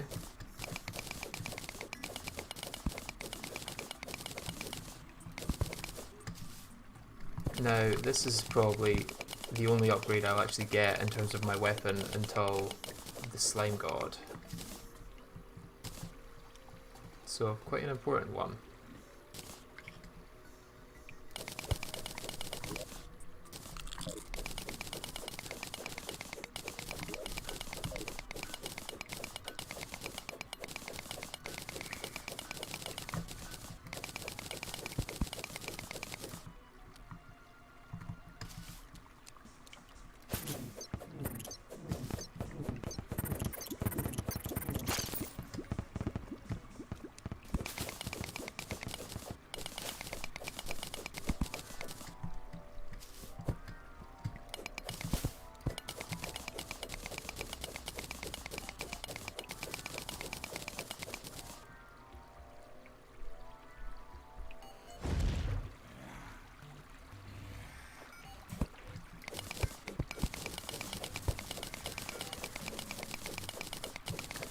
It's like this pickaxe is quite slow, and I'm not sure why.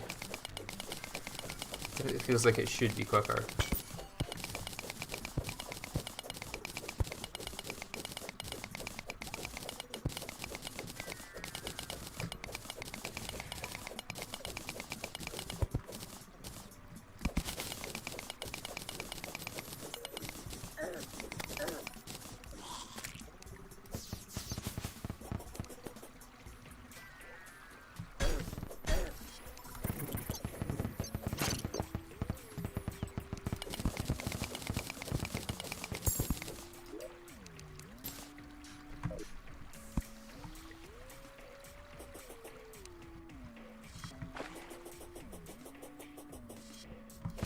I forgot about Crabulon.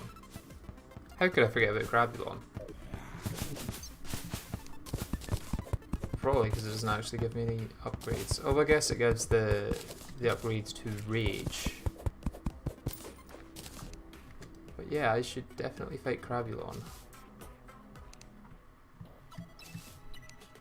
Right, what I'm going to do is expand this mushroom biome by quite a bit.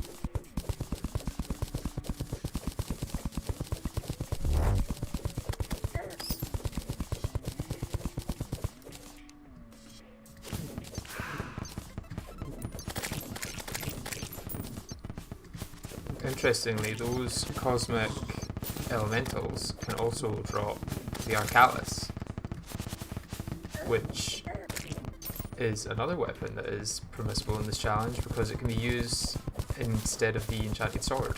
So if I end up getting one of those, that'll be interesting because I've never actually used one before. I don't think I've even found one before, to be honest. It's one of the rarest weapons in the game, probably.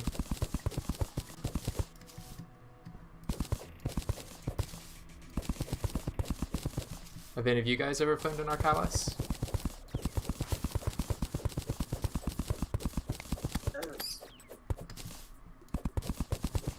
I know they're incredibly rare in base, well, vanilla Terraria.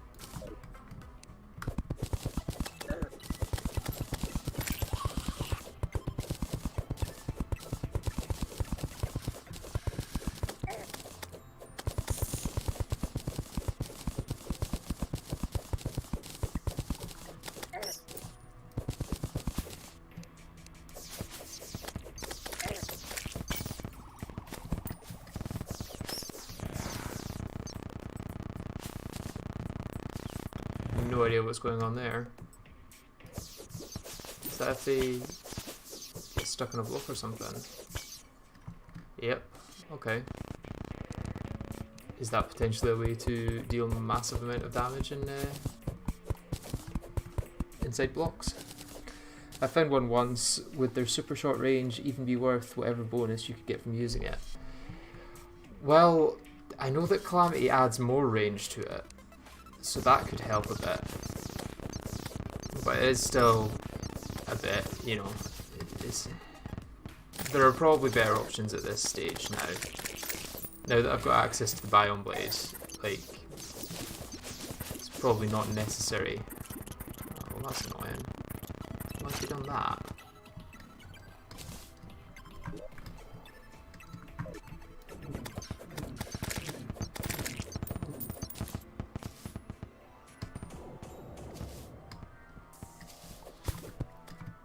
I don't know how much area light I actually want to get.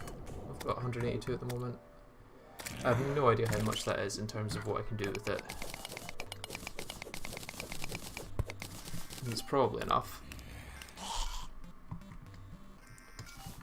Enough for what? I don't know.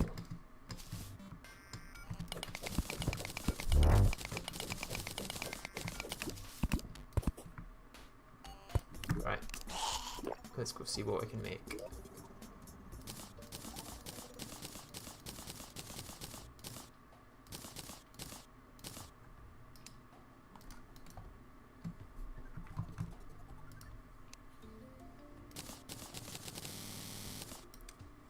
Area light. Now I'm hoping that it's still just 40 for the armor, like it was with everything else. So 11, 7, 5. Okay, that's even less. What is that? 11 plus 7, 18. 23 for the armor. Then, oh, I can make the bundle of balloons. But first is the Biome Blade. The broken Biome Blade.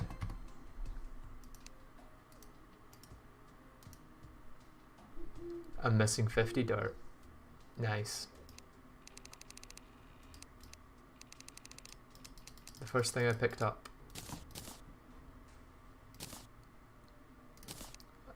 And there we go. That is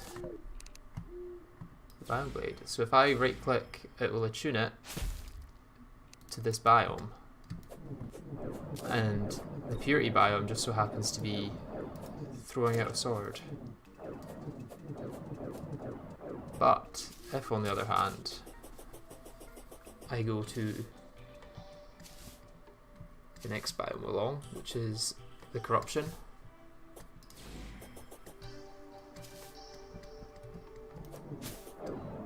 I can tune it to the corruption, and the corruption does this. So this weapon is essentially like 5 or 6 different weapons, because you can attune it to different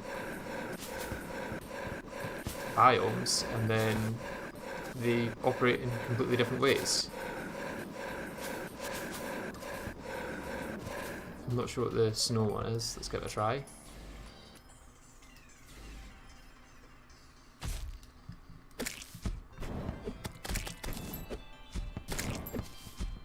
That's pretty cool. And you can store 2, so if I right click I can switch between the snow and the corruption, because those are the 2 most recent ones I've done.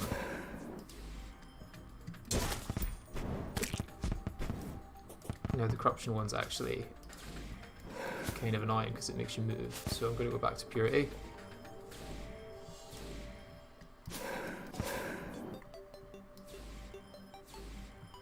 It'll let me actually do it.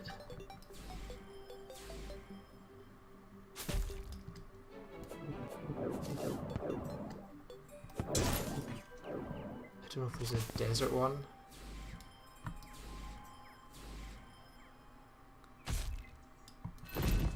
Ah, yes, there is. I think this is one where if you hold it down long enough and then hit the ground, it makes you bounce.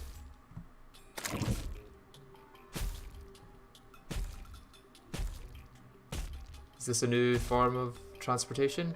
Possibly.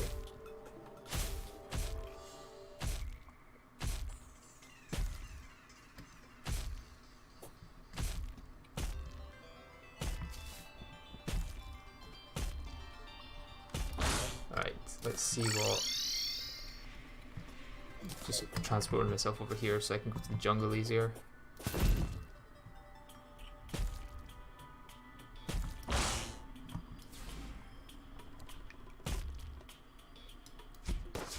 Aha! So the jungle one is like a whip. Wait, does it also move you? It does. That's kind of annoying. I kind of wish they didn't move you.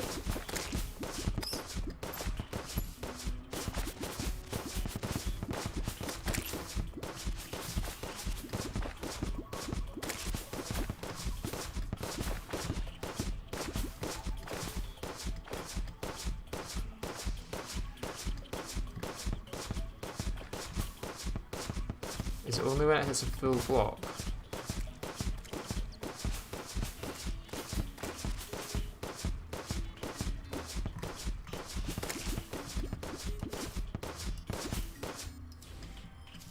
I don't know, I kind of want to keep the snow biome one, to be honest.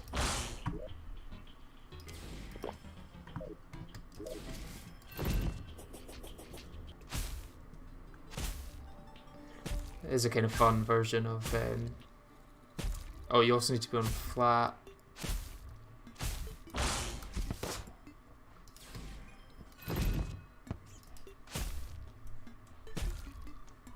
The desert version is pretty good because you can hold it down to get into incredibly close range. Oh, okay. So if I hold down, yeah.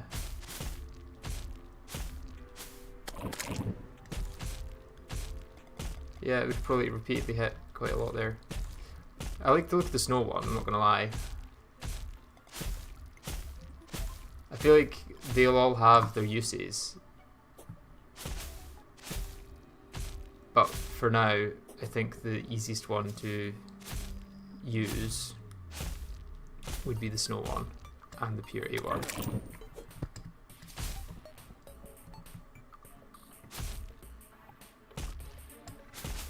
And yeah, I got the message about being on flat ground. Makes sense.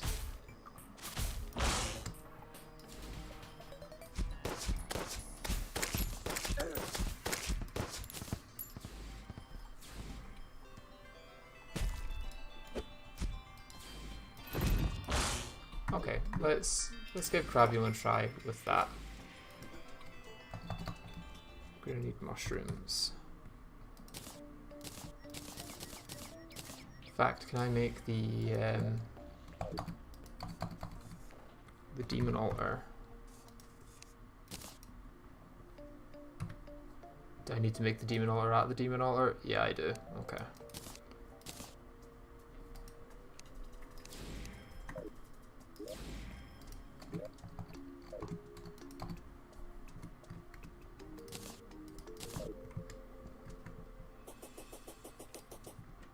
Do you know what kind of movement the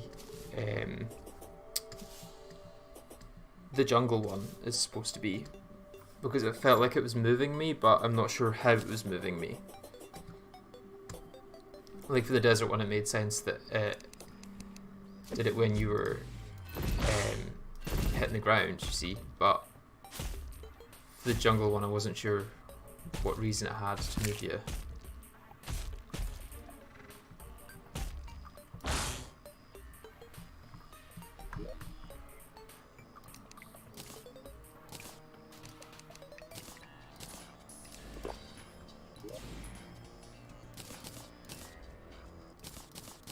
Now, the fact that right clicking changes it is going to get quite annoying probably.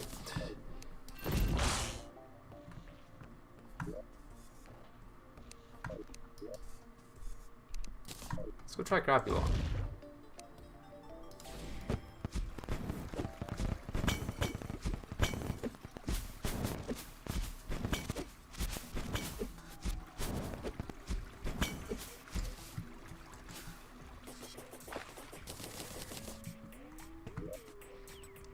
Curious how this one reacts with Crabule.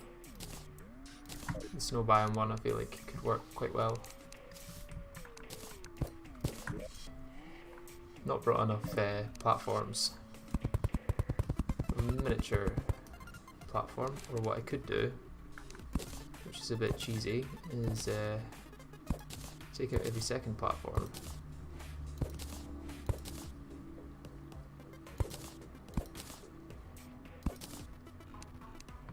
And then a bit more along. And then take out every second platform.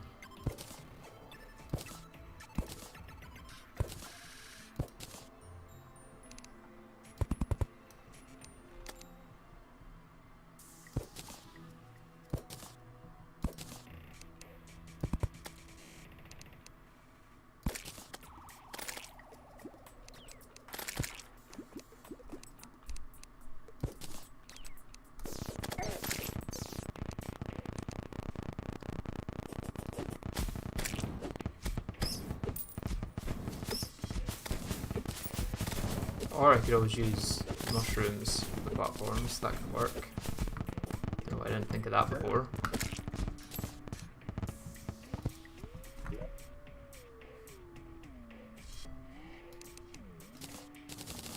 The mushroom platforms just makes more sense anyway, considering I'm in a mushroom biome.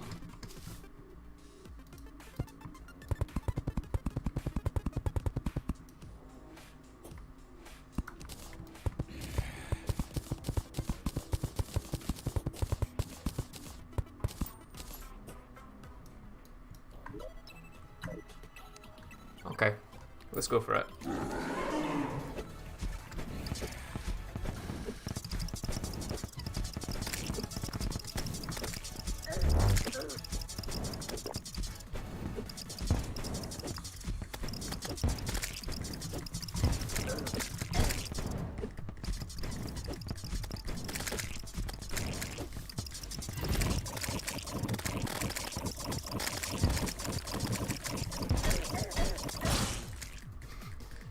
I mean, it was good damage.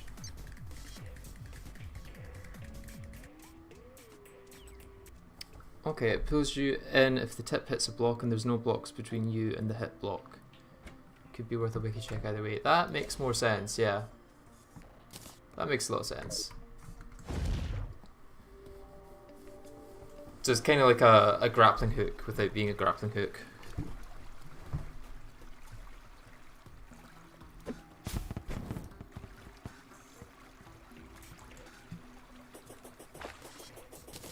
So let's expand this arena a little bit. Because that's what I felt like the problem was. Also, I didn't buff. I probably should have buffed, but...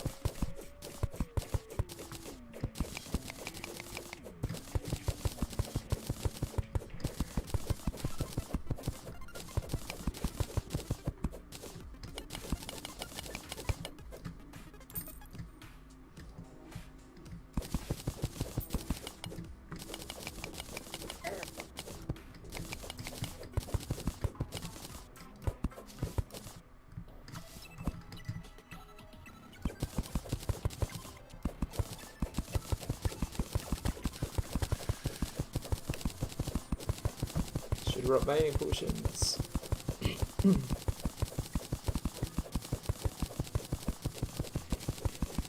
Biome Blades busted for both transportation and damage.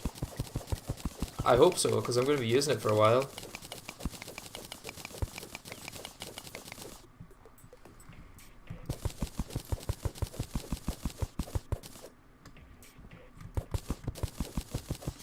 Hope this isn't enough blocks I'm taking away to actually change the biome.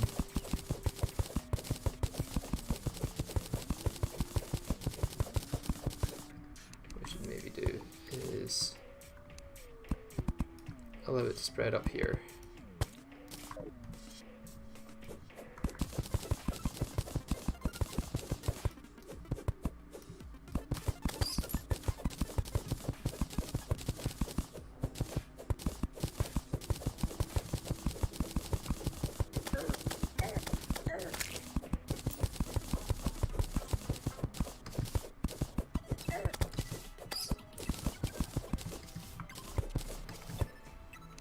Yeah, I mean, it's going to be either between the Biome Blade or the Fractured Arc for taking on the mechs.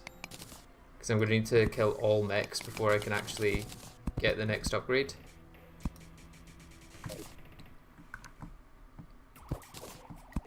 So that's going to be tough. Similar to the Zenith only series I did, that's probably going to be the part where I tested to my absolute limit. Because not only is it going to be a similar case where I'm going to be using free hard mode weapons against hard mode bosses, I'm also going to be using free hard mode weapons against Calamity hard mode bosses, which just hits different.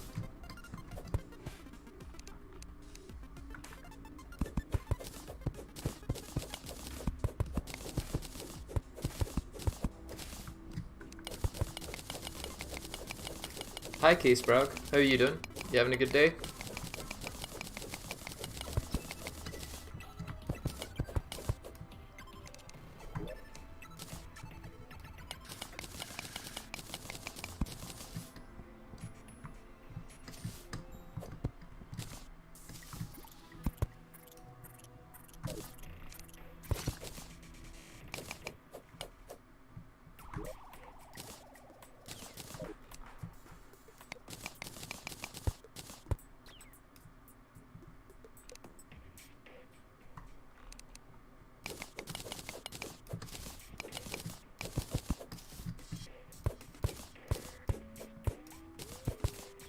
Pretty sure you'll want Fractured Arc from mechs since it's further in progression. Seems to play completely differently though.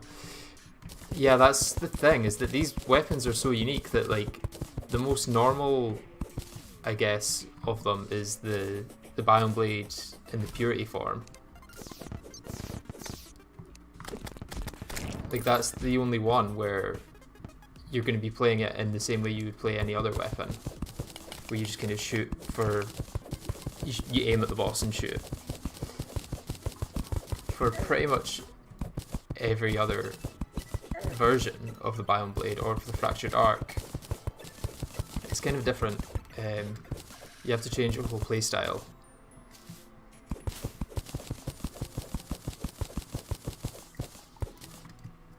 Which is partially why I did the challenge. I thought it'd be quite fun to see what unique ways I have to use these weapons.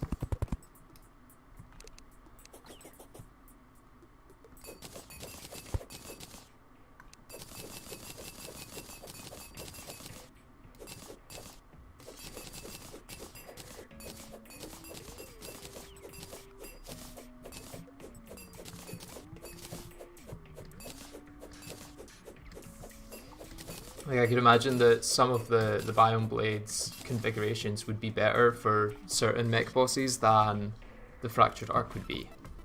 Like just because it's later in progression doesn't mean the way it works makes it better for the mechs, I guess is what I'm trying to say.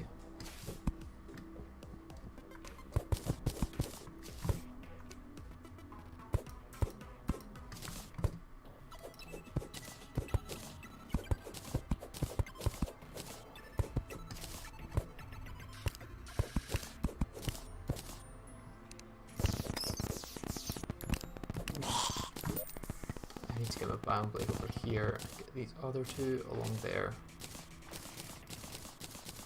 Just keep using it as if it's my main weapon.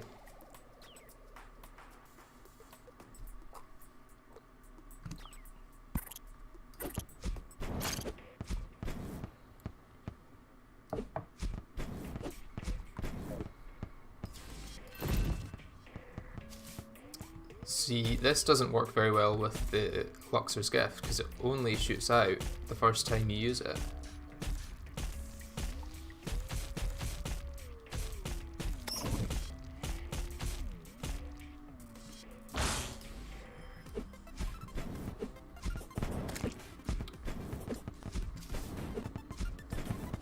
Is this the furthest you can get with True Melee? Like the furthest from the character? At least for this point in the game. Because it is quite far from the player.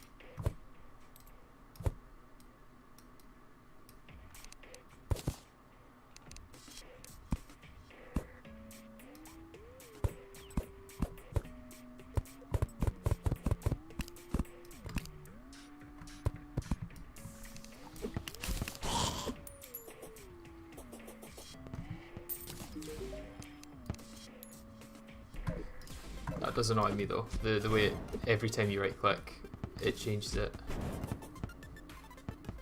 Right, it's obviously staying a mushroom biome, so I'm going to take away these little things. I don't need to extend it. Alright, let's give this a go. Let's buff up, let's put down... Oh, I don't have a campfire to put down. Give me a second. Is that like too short, the wood?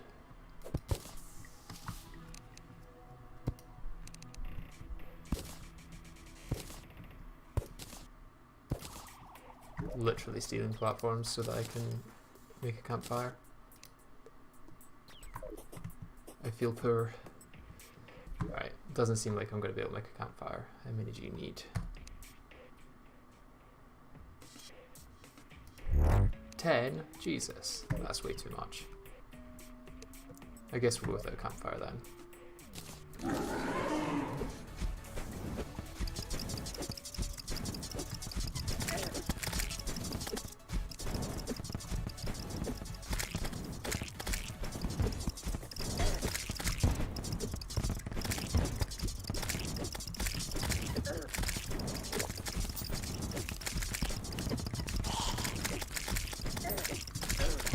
I don't know whether it's the Luxor's gift or the Biome Blade, but something is making it lag a bit.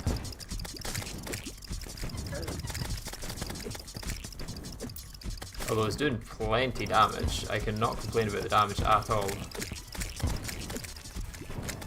Wow. Yeah, that'll do for damage.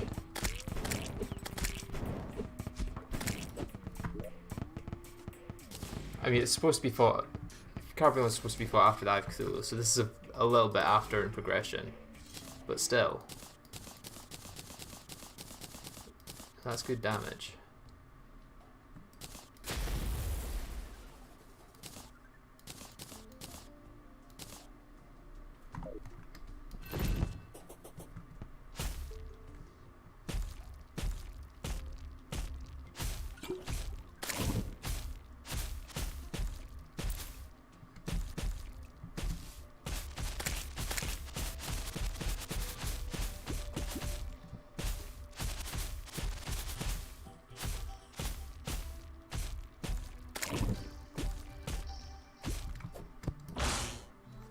What's the next boss? Let's have a look. Queen Bee or the Perforators. Can I actually fight the Perforators?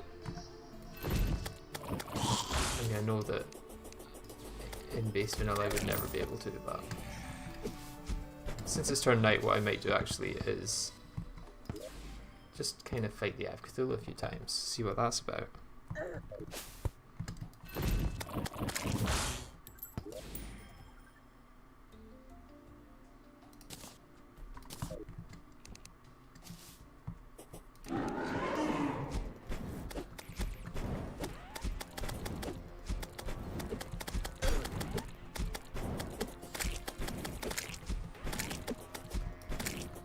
I wonder if I could actually...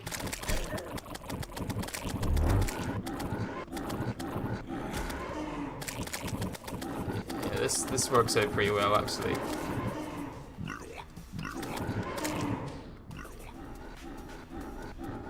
Just drag it behind you.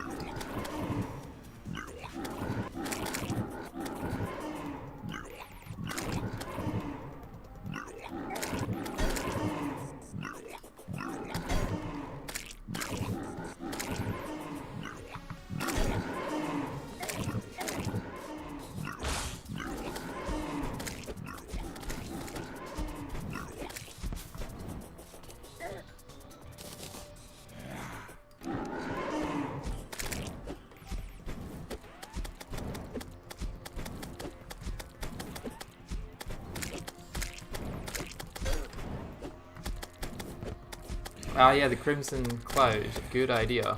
Good idea.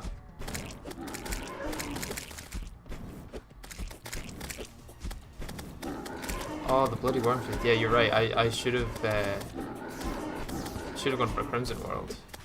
I mean, I could buy it. I believe the merchant sells it, but at the same time, it feels a bit cheaty.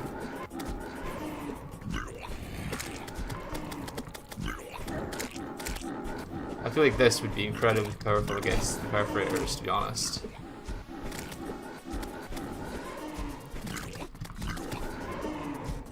I should really get a DPS meter so I can check how much damage I'm doing.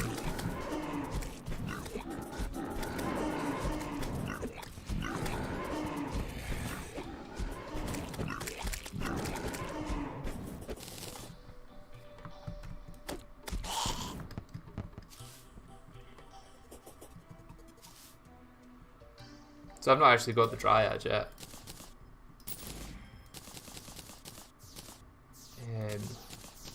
What I might do is go to the Crimson Cloud and actually just make an arena and fight the boss, to be honest. Because I'd rather fight the Perforators than buy the result of the fight, you know?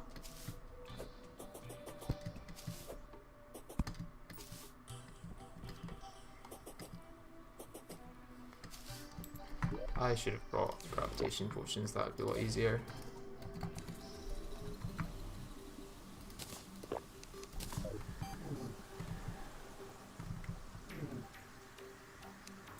But what I can do in the meantime to get to the bottom of the Crimson Cloud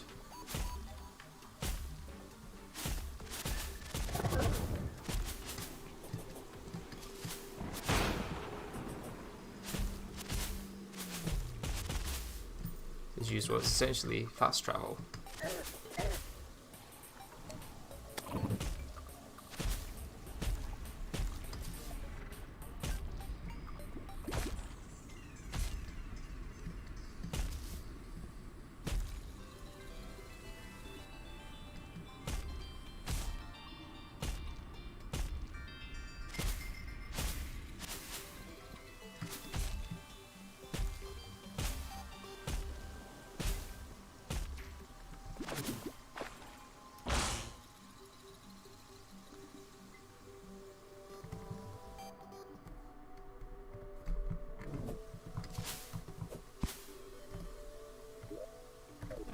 Slightly further along.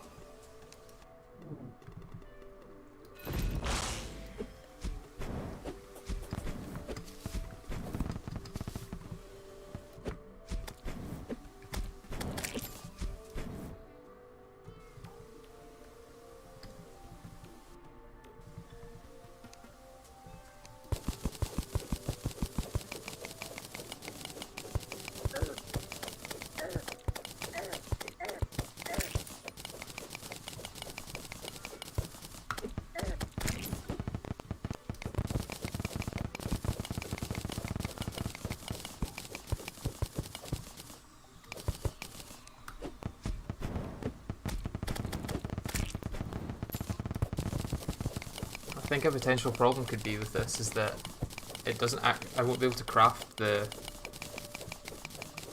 actual summon until I beat the boss. So maybe it is a bit silly for me to actually try and go for the actual Perforators.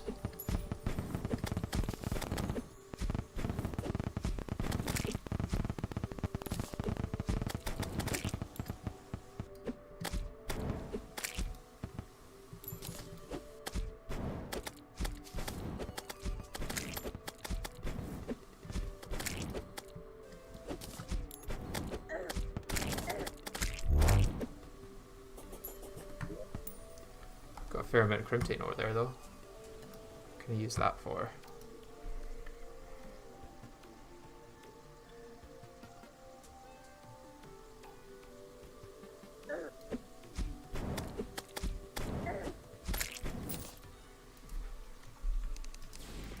Yeah, I'm just gonna buy it from Dryad when she spawns. Which means I have to make more room for the Dryad to spawn.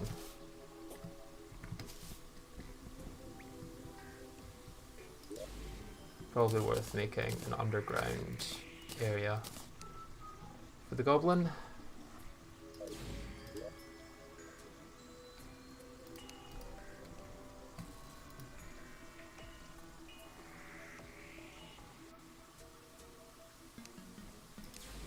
Right, let's get some bricks.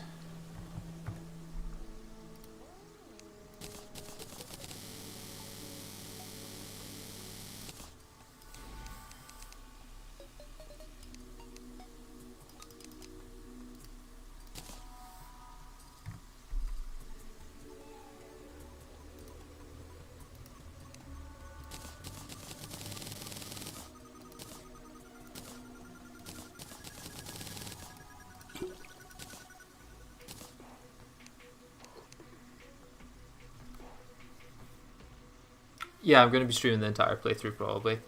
Although it'll likely be a weekly thing, if not even more rarely, because I don't have too much time to stream, to be honest. So it's likely just going to be weekends.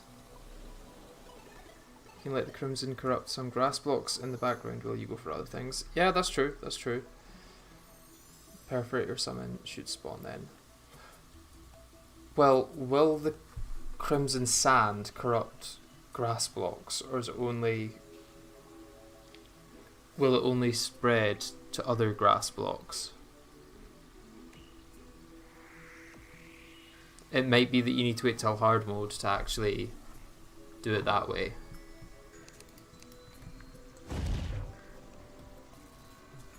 But I'm not 100% sure. I still don't have wood.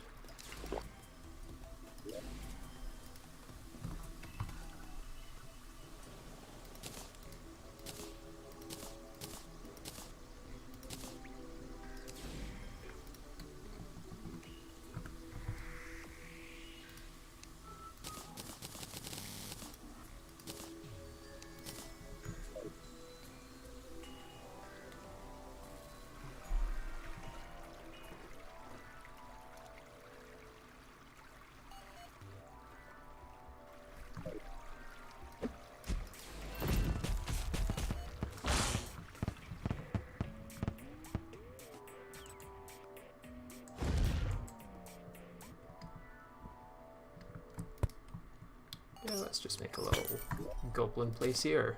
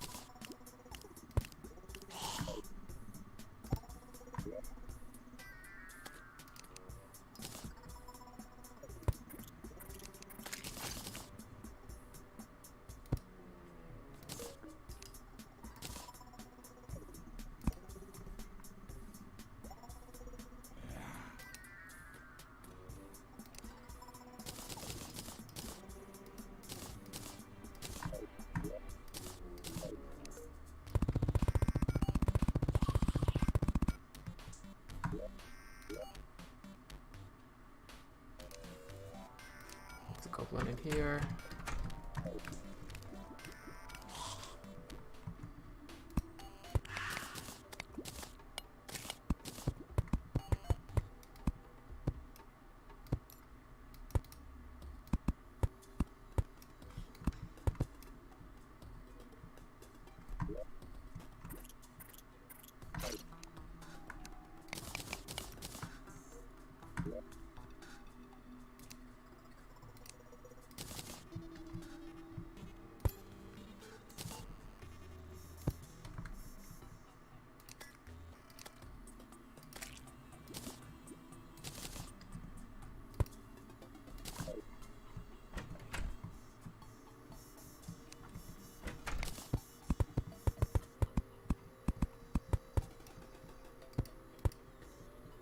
Now, does it have questionable architecture? Sure. But does it work? That's the main part.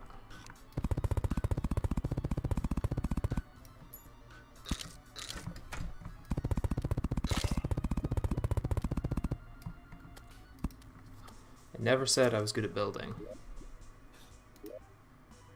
Let's get the dye trader down here as well, and might as well get this automation guy down. I think that should probably be enough. Okay, he's just going straight down there. That should probably be enough for me to get the underground pylon from the goblin. Can I still get the... Yes, I might wait till more people move out though. Or more people are probably just going to move in, to be honest. Right, got that pylon, place that here.